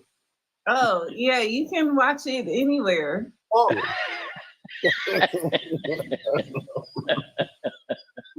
Oh God. Louis, you teetering on every trick. Lottie funny. Yeah. Yeah, I don't know. Mm-hmm. I'm gonna have to just create another account and just call it Incognito. Yeah. So I like that one. y'all look for that. I Or like maybe that. some But type you of said VPN. You need to really. I don't know anything about any of that stuff. I'm old. I'm sorry, I don't know. Somebody gotta do that. I'll tell you. Somebody will show you. I'll show you. Yeah. But listen, it's been an honor to be here to speak with you guys again, once again. Hopefully I'll be here tomorrow. All I know is today when I tried to log in, damn, I can't believe they banned my Tony Got Lindsay too, bro. I had like over 10,000 followers on that. And they just erased me. How do I even get it? Like, is there a way of appealing? Even though they're not going to do it, but what do I do? Because it's just banned. I can't log into it. So how do I even dispute it? That's what agents and managers and all that is for. They know how to do that. But everybody keeps Did talking Mod about, say something about contacting legal? yeah, TikTok legal. Does she have like Mod? I don't know if you did. Do you have like an email for them or something? Or can somebody DM it to me? Yeah, then Mother said down the bottom that Mother said she dealt with and got her count back. She said she was going to help you down to the bottom. I know she's not. I think she's probably sleeping. Obviously. All right. Ask ChatGPT. Oh shit. TikTok legal. Yeah. Man, all I know is I'm gonna sue their ass. I will find a way to sue them for what they did because I have so much evidence that they are definitely, absolutely targeting me. So I need some answers. I don't have all of these strikes like everybody else does. Like I try to be very careful, even though they will give me like these suspensions and bullshit for nothing with no process of appeal. I try to be very careful, even though they will give me like these suspensions. Yeah. So yeah, guys. Yeah, we old people need to sleep. Yeah. So once again, follow Motivation Matters. He's a very smart guy. And I think you all would really enjoy his content and his lives when he gets enough followers so that he can start going live. because just in case I disappear, I would love to refer you guys to Motivation Matters. Whew. And I'm yawning, I'm tired. So thank you everyone for joining me on TikTok. I will see you all later, and then I'm gonna go right over to finish off here on what do you call it? So let me just Neek, where do you want me to send you the link? Because you want to join me over there real fast. For how long? Just 5 minutes. All right, 5 minutes. You know I'm gonna hold you to it. Hey guys, I forgot. I was in what's his name live today. When I came in early. I told you I had got shadowed. I got some kind of strange band. You need to talk to what's name. He had some kind of story that came across, but he's going to be quiet about it. But he wanted to talk to you about that, Tony. He knows all y'all, so definitely catch up with him. But I can't remember his name right now. I can't recall. I was in his live this morning, man. I just forgot his name. I forgot the name of the gentleman live. I don't know why. It's okay. Yeah, No, it's only gonna be 5 minutes. He's with Lou. He was with Lou. He's always with Lou. Okay, PR conservative. Not PR. I don't know. I gotta figure it out. But the one that he went Angel? to the Angel. Yeah, holler at him because he had a story. He didn't want to talk about it, but he was telling a lot, and it seemed like Angel's always in here. He was a part of this panel. Okay, Angel. Yeah, what's up, Angel? He's not in here now, but he's Right. always here. He's part of the crew. Yeah. Right. Did he tell you about that story already? Nah, we'll find out though. But yeah, I got to get off of TikTok now because I've been pushing Just it. in case. Yeah. Good night, y'all. Good night, y'all. Whoever's still around, you can welcome to just go over to X and just check it out as we finish off the show. All right. Just to get a look, to see what it looks like over there. Yeah, come on over there. X now myself. I'm going to X.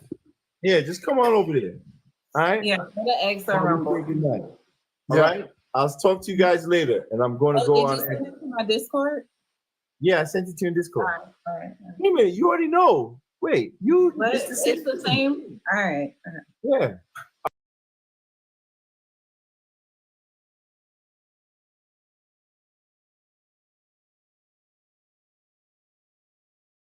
I'm still here. I'm still here. Don't worry. Here I am. I'm still here. How is everyone? Let me make sure that you guys can hear me. I think you can still hear me. If you can still hear me, say something in the chat.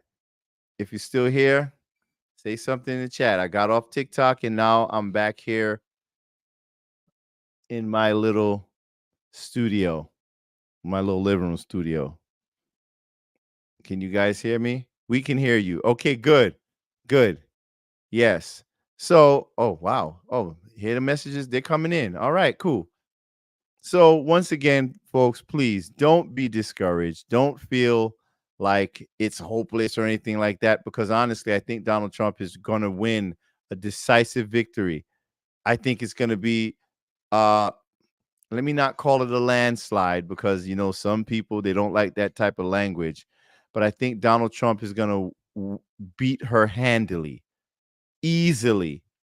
The only question is how bad or how much are they willing to do to try to stop this man? And that's the crazy thing about it, because we've gotten to a place in our politics today where we are just so far removed from the ideals that we stood on as a country. We have to be able to, you know, respect the process, respect our Constitution. You know, things have just gotten so far out of whack. If we don't correct course now, I fear that we are not going to be able to turn back. So this is a very, very important moment in our history. We can't play around with this. We can't. Hey, Neek. Hi. How are you? I am here and I am just ready for the end result. Yeah, I'm ready for whatever, but I'm just ready for it to be this Over little with. talk to be over with. Yeah, I think they've been trying to stress us out on purpose. I Yeah. think they've been doing this. I mean, when they do this type of crap, it gets a lot easier to convince people that the steal was real. I'm just being real with you. I'm just being honest with you. You know, I just say, just go out there, everyone, vote, tell people, share information, tell them the truth. You know what I'm saying? Because the biggest thing that's missing in this whole process is information. A lot of Exactly. people, they just don't have access to information. Most people Mhm. are just misguided. They don't understand what's going on. They're checked out of the political process. And so a lot of them, they just don't even want to know. They don't even want to talk I about it. think a lot of them have access to the wrong information, like literal lies due to the media. But yeah, then you have some that are just, they don't have the time and they rely on people like ourselves who take the time to actually Right. gain the truth, the real information. So That's true. yeah, we're That's in an true. info war. We're in an information war right now. That's true. That's true. So An info war, an information war. Yes. yeah. Yeah. We don't even know what's real or not. We don't know what actual information is because we're so heavily inundated with propaganda. Somebody put Jill Stein 2024. Jill Stein well, it's too late now. She should have just dropped everything and endorsed Donald Trump. Yeah. Get a little position somewhere in his administration. I don't know where it would be, but I would have thought that would have made sense. Mhm. She should have done the smart move like RFK Jr. did. Get some sort of a position. But I just think there are a lot of people now who are standing on the wrong side of history. Yeah, I know you were joking, Jake. I know. A lot of people are standing on the wrong side of history. And I don't know. If you mess this up, I'm blaming you. And don't come to me when the shit hits the fan. Do not knock on my door. Mm-hmm. Matter of fact, you don't even know where I live. That's true. And never will. Mm-mm. And it's so crazy. Because I see someone here, they said a lot of people use Google and aren't able to decipher what's true or false. That's Exactly. true, And not even true or false, but what's opinion and what's fact based. Like Mm-hmm. we got to know the difference. Yeah. We Like, where do we find actual information? That's the thing that's crazy. I remember when the internet, was deemed a place where you could find everything, where you had access to all information. But it's become quite noticeable that,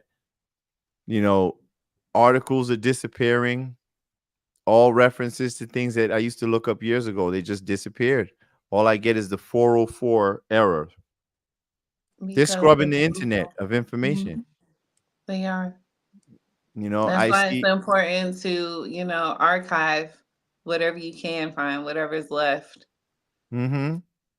Save everything, PDF format. The moment you see it, just go to print and then print as a PDF right on your desktop. Save it because they're Yeah. scrubbing the information from the internet.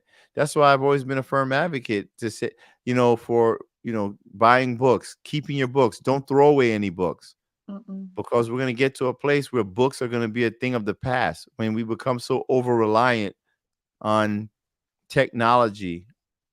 What happens when it shuts down or when someone takes it over? Exactly. What happens when you save, like, how many of you guys have a shitload of family photos and videos and all this stuff saved on your social media platforms like Facebook and Instagram? That's a huge catalog of information. What happens when Mark Zuckerberg decides to press the button and And stop shut you all of down. that shit? Yeah. You remember Yeah. when that happened a couple of years ago? It might have been during COVID. when Everybody was freaking out. everybody panicked. It was And it down was like for for what, an hour? like an hour. Facebook was gone and the whole world just turned upside down. Crazy. That was a test. That was an exercise because that's when they had done that little hard reset and they decided on who they were going to start banning and throwing off the platform because a lot of people, their accounts disappeared. It was a purge. People don't even realize it. Yeah. So I still have a bunch of books. That's right. Good. I like Not this only on X. that, but I encourage everyone to write a journal, like jot down, their ideas of what's actually happening and just keep a journal. Yes. I think I it's used going to to be do a that. part of history. It's going to be a part of history. Wow. Yeah. So Misty asks, Tony, do you think the polls are real or are they scaring us? I don't follow these polls because I think they're all bullshit and it's all a way of just manipulating data to your advantage. I don't follow polls. I mean, especially we know that Donald Trump consistently outperforms all of the polls. And if you look at even with all the bullshit you're seeing right now where they have Donald Trump kind of tied with her or slightly ahead, that says a lot. That tells me that he's going to destroy her. Yeah. Because remember, in 2016, they had Donald Trump. What was it? They had him losing by like 12 points against Hillary, and he beat her. Mm-hmm. So yeah, I'm not worried about that. I'm not worried about him What I do actually know, winning. Go ahead. What I do know is that those polls are meant to give the illusion that this Indian woman has a chance of winning. And she doesn't. She doesn't. And you know what, too? Right. Those polls, I think they're a way of discouraging people from going out, whether the news is positive or negative, right? Because if they present you polls that make you think that Kamala Harris is going to win, some people will just feel defeated because I'm already seeing a couple of people acting defeated. I don't know why. Don't let that stuff get to you. This is what they want to do. It's marketing. That's all it is. But then you have people that will give you polls showing Donald Trump handily defeating her. Nah, I'm still going out to vote anyway. Don't let that fool you into thinking that you're not needed. Yeah.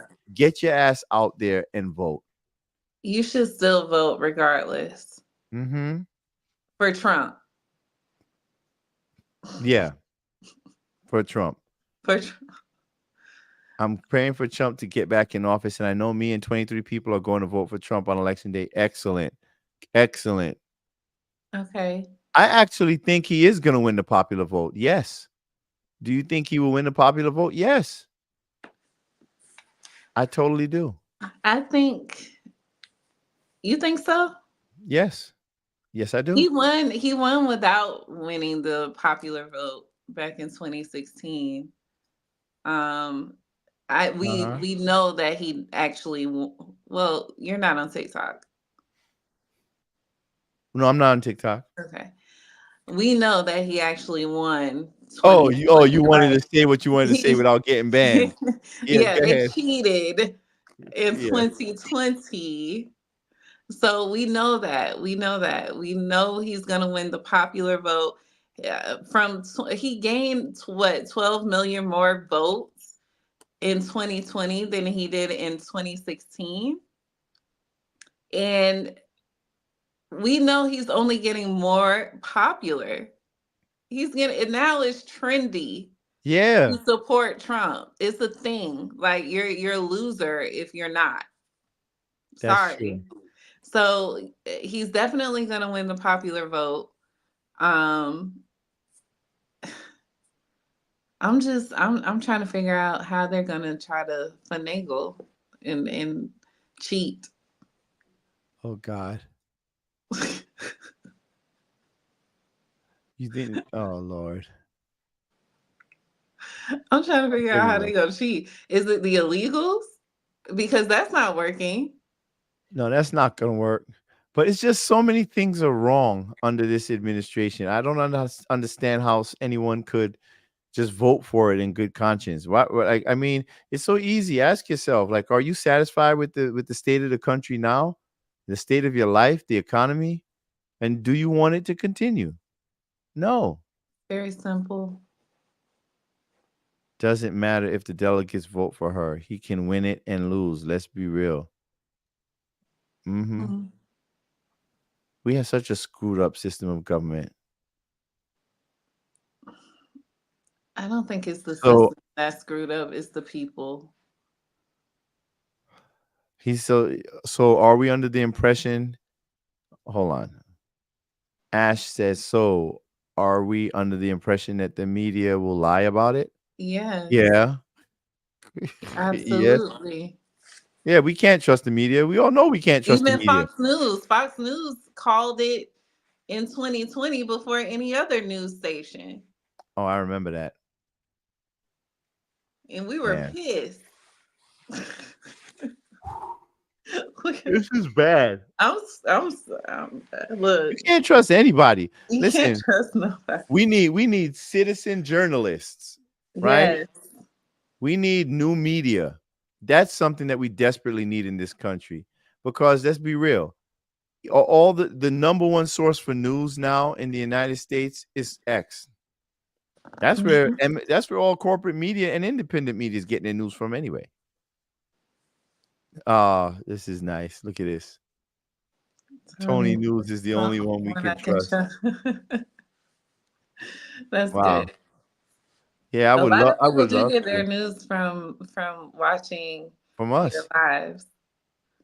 Yeah. And we get news on the live. Yeah, we get breaking news all the time on the live. Yeah. Then we have to verify and fact check.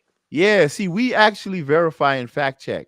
And we fact check at the source of the information, not by reading articles, because articles, these are people feeding you their opinions on the information that you should be disseminating yourself. So we just go right to the source of the information. So I'll read an article. Yeah. Oh, okay. This is what the subject is. I immediately look for their source. I look for the source of the information. Hopefully there's a hyperlink, or they mention like a bill number, so we can look into the information and figure it out for ourselves. So then we can actually present it to you. That's They the want way. to spoon feed whatever their narrative is on Right. the subject. And that's not right. You got to use your own critical thinking skills. Yes. Oh yeah, we definitely strive to be honest. And that's the thing. A lot of people don't appreciate honesty anymore, because the truth can be inconvenient. And that's the problem. When you give people the truth, some people get offended, they get upset. It contradicts or clashes with their sense or understanding of reality, and then it just creates conflict. But I just want people to be informed. I want to give you the information so that you can be as informed as possible in your decision making. That's it. I'm not going to tell you what to do, but I'm going to give you the information and tell you what I think you need to do. But at the end of the day, you can lead a horse to water, but you can't make him drink. So, yeah, I wanted to come over here to, I guess, end the live and, close off with all you amazing people. See, I had to get this pretty lady to come on here with me. So we do what we do on We Need to Talk with Tony Lindsay. I really want to build this media platform. I'm really trying to do it. I mean, it's so messed up. I was doing all of these TikTok lives, and it was a little monetization. It really wasn't much money, but it was good. I mean, damn, I had a decent amount that was supposed to be coming from those last. Remember that live we just did? We were on there for like 12, 13 hours or something like that. And I had gotten a lot of This gifts. one? Yeah, it was all day. Yeah, I remember we had like 800 and something viewers on TikTok at one point. And all of those gifts that they sent, they're all gone. All of it. So it's so frustrating. So, like I said, It's okay. X treats their creators very well. So we're gonna support X. I hope so. We're gonna prioritize X. I mean, you have just you doing your last 2 videos, you're going viral every single time you post. You know, Isn't that crazy? this is a platform that is showing you, hey, I appreciate you. I appreciate the things that you are saying. You know, feel Yeah. free to do more. Feel free to speak more. You Yeah. know? So Yeah. let's prioritize them. Right. And So they do have a really good monetization I you gotta know, figure that out. I gotta format. figure that part out though. And I guess that is good, right? Because there were a lot of people using my videos to go Yeah. viral over here, but nobody knew who I was. But now I'm putting up my own videos and people are sharing it. So now they can find me. So that's good. Exactly. Because I got a few thousand followers just in like the past 2 days. So that's good. Right. Yeah, I can say he just left there. You can say more here. Yeah, you can actually speak. You can Yeah. actually They cheated. yeah. You can say words over here like gun. The election was rigged. Wait, hold on. Am I still streaming on Meta? Oh, it doesn't matter. Who cares? Forget Meta. They only got like one person watching me over there. I think I already ended the did I Jake end said gun. what happened?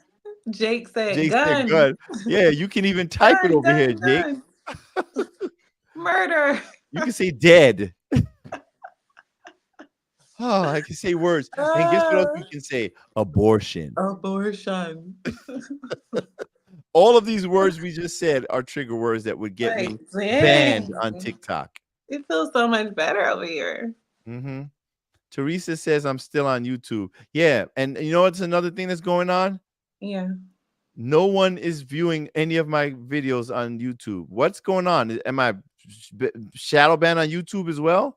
No, they prioritize shorts. Yeah, And the but shorts will bring the people to your long nah, form. it's not just the shorts. Cause I'm telling you. Have you posted shorts on Yeah. your YouTube? Yeah, there's like 5 You of them. did? Yeah. And they got And a what couple are- of views, but whenever I go live, there's no one watching. Yeah, but it's about consistency But on I used to go live on my account with my name, like a separate account I have, Mhm. and it has less followers than that one. And but when I more go, views. yes, definitely. But this new one is my name toxic or something? Because my main account, the one that I said I had views on, my name is not on it. My name is not on it. Which one? No, my personal Mhm. YouTube, where I have views on it, it doesn't have that many followers. But I had way more views than my YouTube account with We Need to Talk with Tony Lindsay. I'm saying my main account doesn't have my name on it. Maybe your name is toxic. Yup. let me I'm gonna just call myself I don't know, the Black TL. I don't know, the Black Knight, Incognito. Incognito. That's what it's gonna have to be. Incognito. Yep, I'm gonna be incognito at all handles. That actually, I like that. To be honest with you. Wow. It rolls off the tongue. It's amazing. Yeah, I watched it. Oh yeah, we can see if you say any of those names right there, you getting thrown off of TikTok. That's right. We hate TikTok shop, bastards. That's right. F TikTok shop. Yeah, Matter of fact, everybody that's in X right now, okay, don't leave the live, but when we're done with the live, I need everybody to just post hashtag boycott TikTok. That's Boycott it. TikTok. We need to make that trend. We need to post that every single day until Susie Loftus or whatever her name is out of there. I like that. Boycott TikTok. Word. You know what I'm Hashtag. saying? Just to say, everybody leave TikTok and come to X.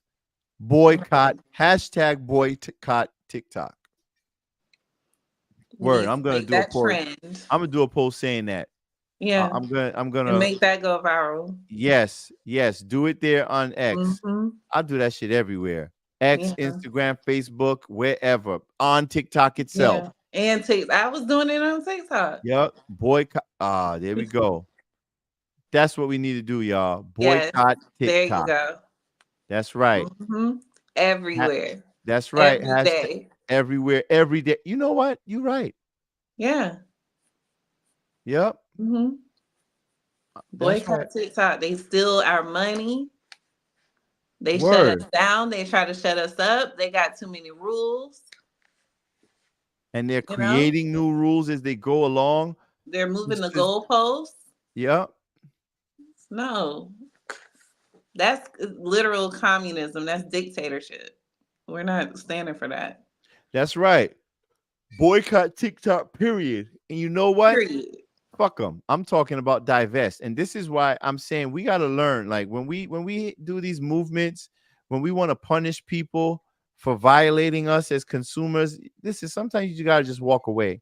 The only reason why I still I try to stick in there a little bit. I agree, boycott meta platforms, but you know these people ain't gonna do it. I will do it. I think we I should all don't just even go. be on there like that anymore. Me neither, because it's a DNC echo chamber.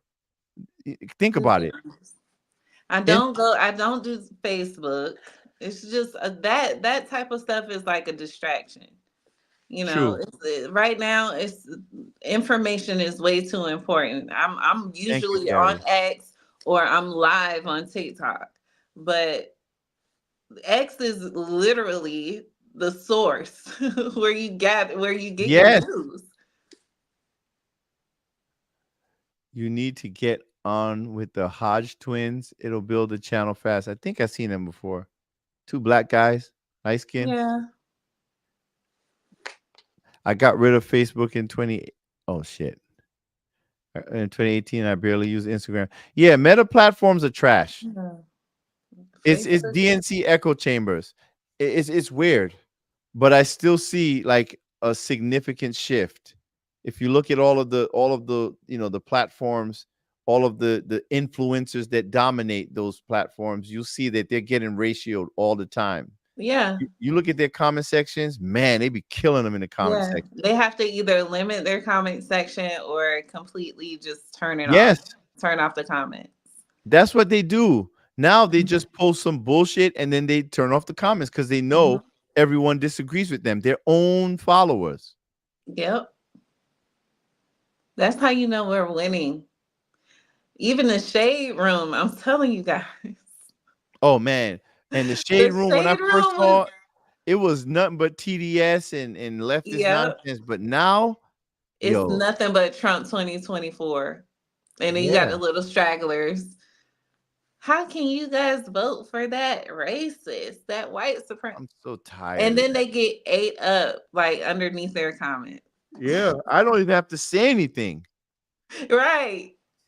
And then what's crazy is if I just say, hey, I disagree, you are suspended for hate speech on Instagram. Like literally, I'll say, hey, I'll just say hello or some simple shit, like one sentence, and then I'm thrown in jail in Facebook or Instagram. Damn. So I can't do it anymore. Yeah, a few of my posts have the whole fact check and Yeah, I'm just tired. Community guidelines and I'm tired of it. I went live on Instagram for the first time in a while the other day. I sat down, I was talking to a friend. I was like, hey everybody, I'm back on Instagram. I'm gonna try, see what happens. I was talking for like 10 minutes. It was a regular conversation, wasn't even about politics. came back the next day, your live was removed for hate speech. This is crazy. That is crazy. Why they treating a black man like this? Yeah, racist. This Mark is Zuckerberg is a so racist. racist. Mm-hmm. Discrimination. Mm-hmm.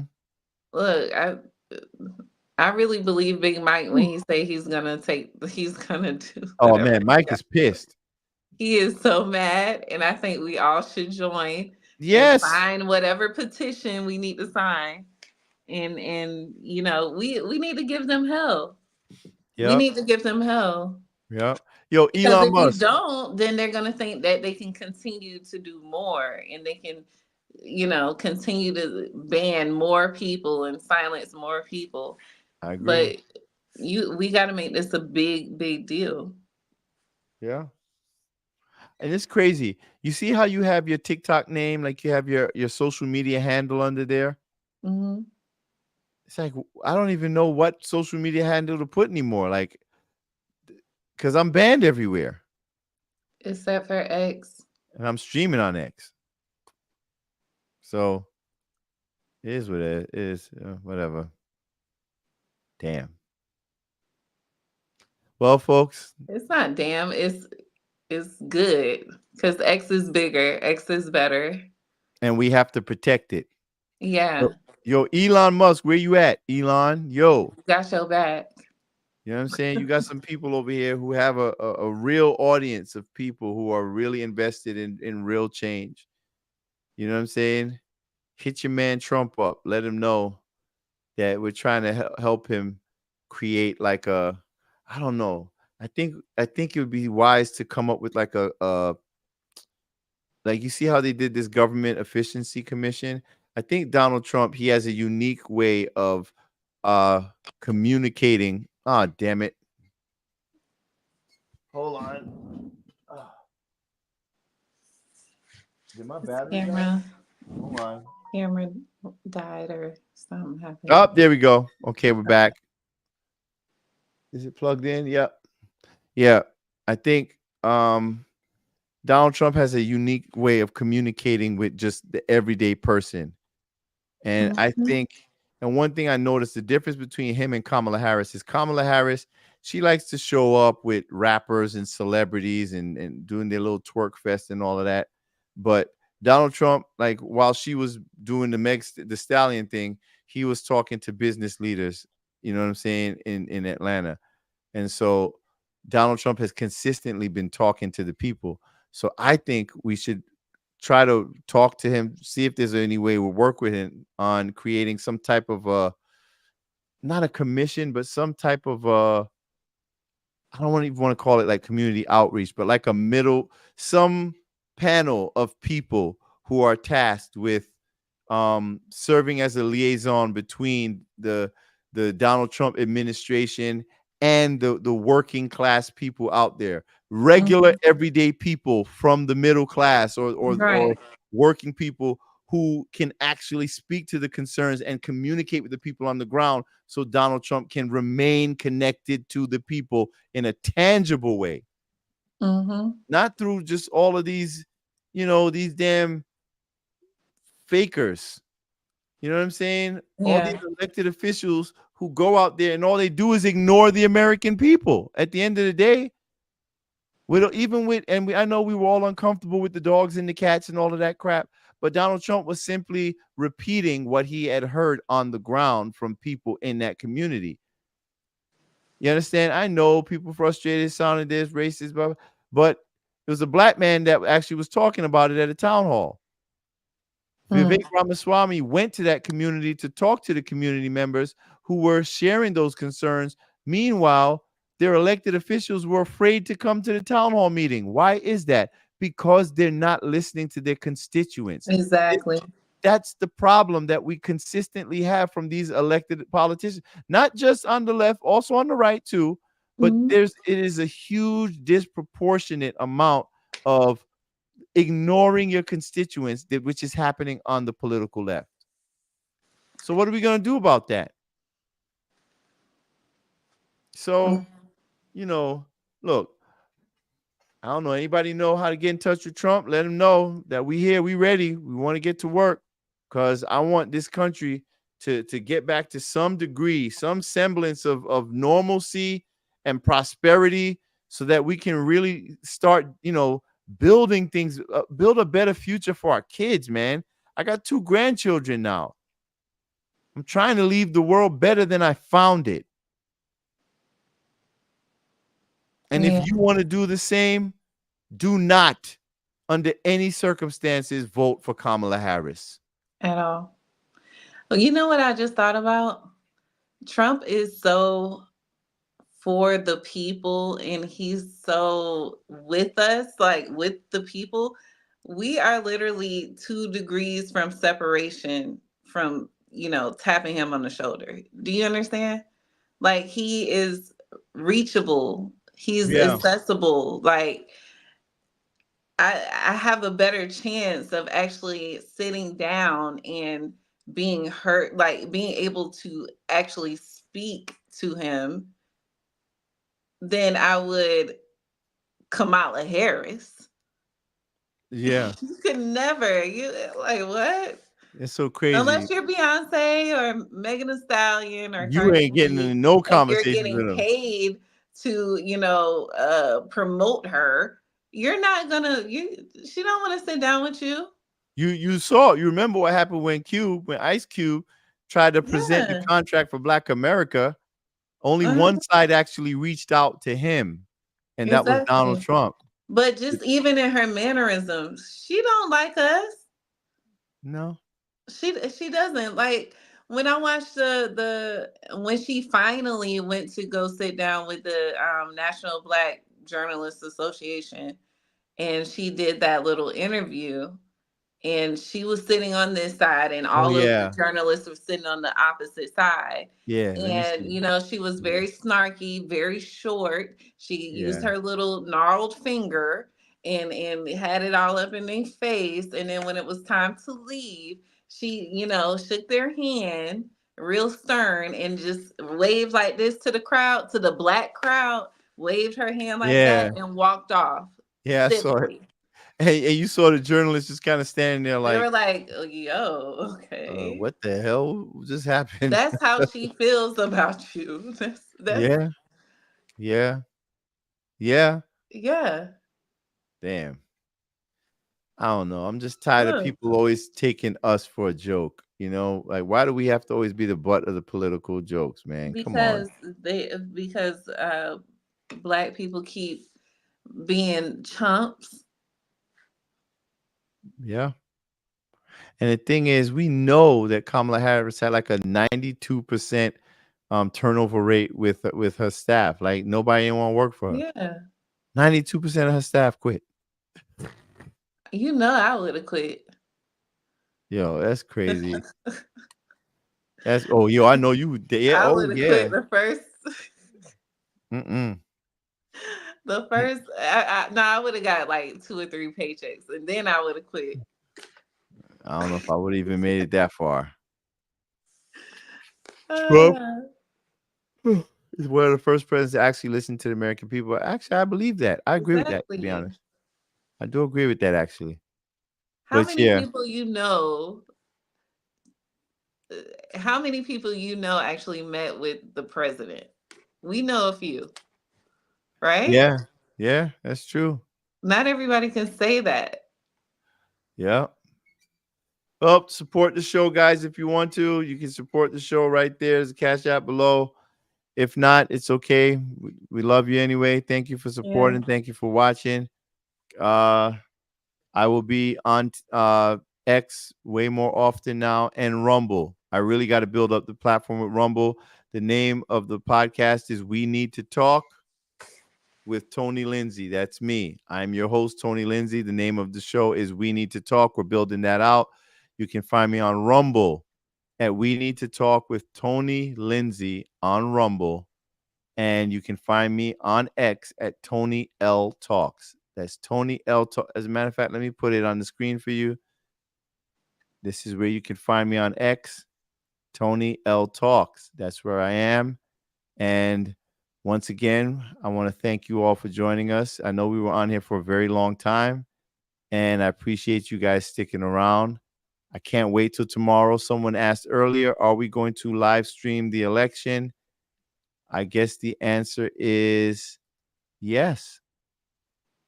We'll be here live streaming in real time the election results. We're going to watch. We are going to audit. We're going to have like the counter right there where it's counting all them votes in real time. We're going to be recording it. Everything. Because what I saw last time didn't make no damn sense. And I was How watching. you lose votes? They cheated. It was election fraud. You just couldn't wait to say that. Hold on, we still on meta. Well, I don't care. Nah. Yeah. But yeah, listen, we need integrity in our elections. Otherwise, we don't even really have a country. I mean, let's come on. Let's push back against all the nonsense that we're seeing. Like, all of these weird open border policies, these Democrats always suing to allow non-citizens to remain on voter rolls. Like, what are we doing here, folks? What are we doing here? Come on, cut it out. The voter base, you should be more insulted than anyone. I'll bring the drinks. I'm nervous to watch. Don't be nervous. No. We're confident. Don't be nervous. Yeah. Thank you, guys. Thank you. Tony, you will have to be live for weeks. Word. What they talking about? No, They're not going to have the seriously. result. You know what I'm We're saying? not gonna have the result. Since when? That's Ugh. crazy, right? And Oh, since thank you, when do Brenda. people act like this is like this is a normal thing? No. Right. We usually get the results election night. Right. We cannot normalize Stop this. normalizing this. It's That's not right. normal. Don't let them normalize this stuff, folks. This is not normal, and we're not going to let it happen. All right. And we know they're going to try some bullshit on election day, but we got to be ready. Plain and simple. We're not having it. All right. So I'm marching. I'm storming somebody's capital. If it's something. Is that too far? Maybe. Yeah. Oh, God. But listen, everyone, like I said, thank you for joining us. As you can see, I'm exhausted. And we will talk to you guys very, very soon. Neek, make sure to hang out in the green room when we're done. And this has been another episode of We Need to Talk with Tony Lindsay. And remember, as I always say, always question things. You don't have to disagree, but you must always question them. Otherwise, you will serve as nothing more than a mouthpiece for someone else's point of view. And just remember, no matter how offended you may be, how much you may get into your feelings, even if someone has wronged you in the past, ultimately, in the end, even enemies need to talk. Have a good night.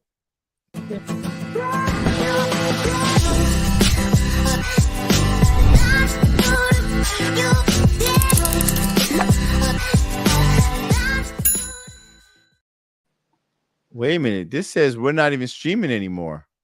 From where? Hold on. Are we not streaming anymore? You were streaming on X. Hold on. Let me make sure. I think we're not streaming anymore. You're done now, right? Nah. Hold on. This says we're still streaming. We just stuck streaming? In Rumble? Yo, it says we're still streaming. Yo, look. The app crashed. Y'all. So we're still streaming? We're literally still streaming. I was about to let my hair. Hold on. You about to let your hair out? Yes. Hold on. Oh my gosh. Wait. Oh, shit. Let me remove that. Hold on. Oh, this is crazy. All right. maybe you should check Rumble. Look, I'm they're saying looking welcome at back. us now. Hold on. Let me remove the Rumble stream. I removed that. All right. Let me know. Let me know if we're still streaming on Rumble. Let me end the stream on Rumble. Okay, it's over. It's not over on Wait, X, hold is on. it? It's over They're on. still typing. Huh? It's not over on X. It ain't over on it. Damn, the party ain't over. Look, Oh they're shit. talking about yay. No. They said, yo, look. They said Elon said no, don't go. I wish, right? Oh my gosh. Yo, hold on, we can't get off of X. Wait. Oh shit. They said it ain't over. Round 2. Oh no, hell no. Round 2. Hold on. Wait. This is funny. Okay. All right. Am I still streaming on YouTube? Is anybody from I YouTube forgot there? about YouTube. Let me see. I think everything right now. I should only be on YouTube right now and X. Okay. We're going to try it one more time. All right, I'm about to remove YouTube. Are you ready?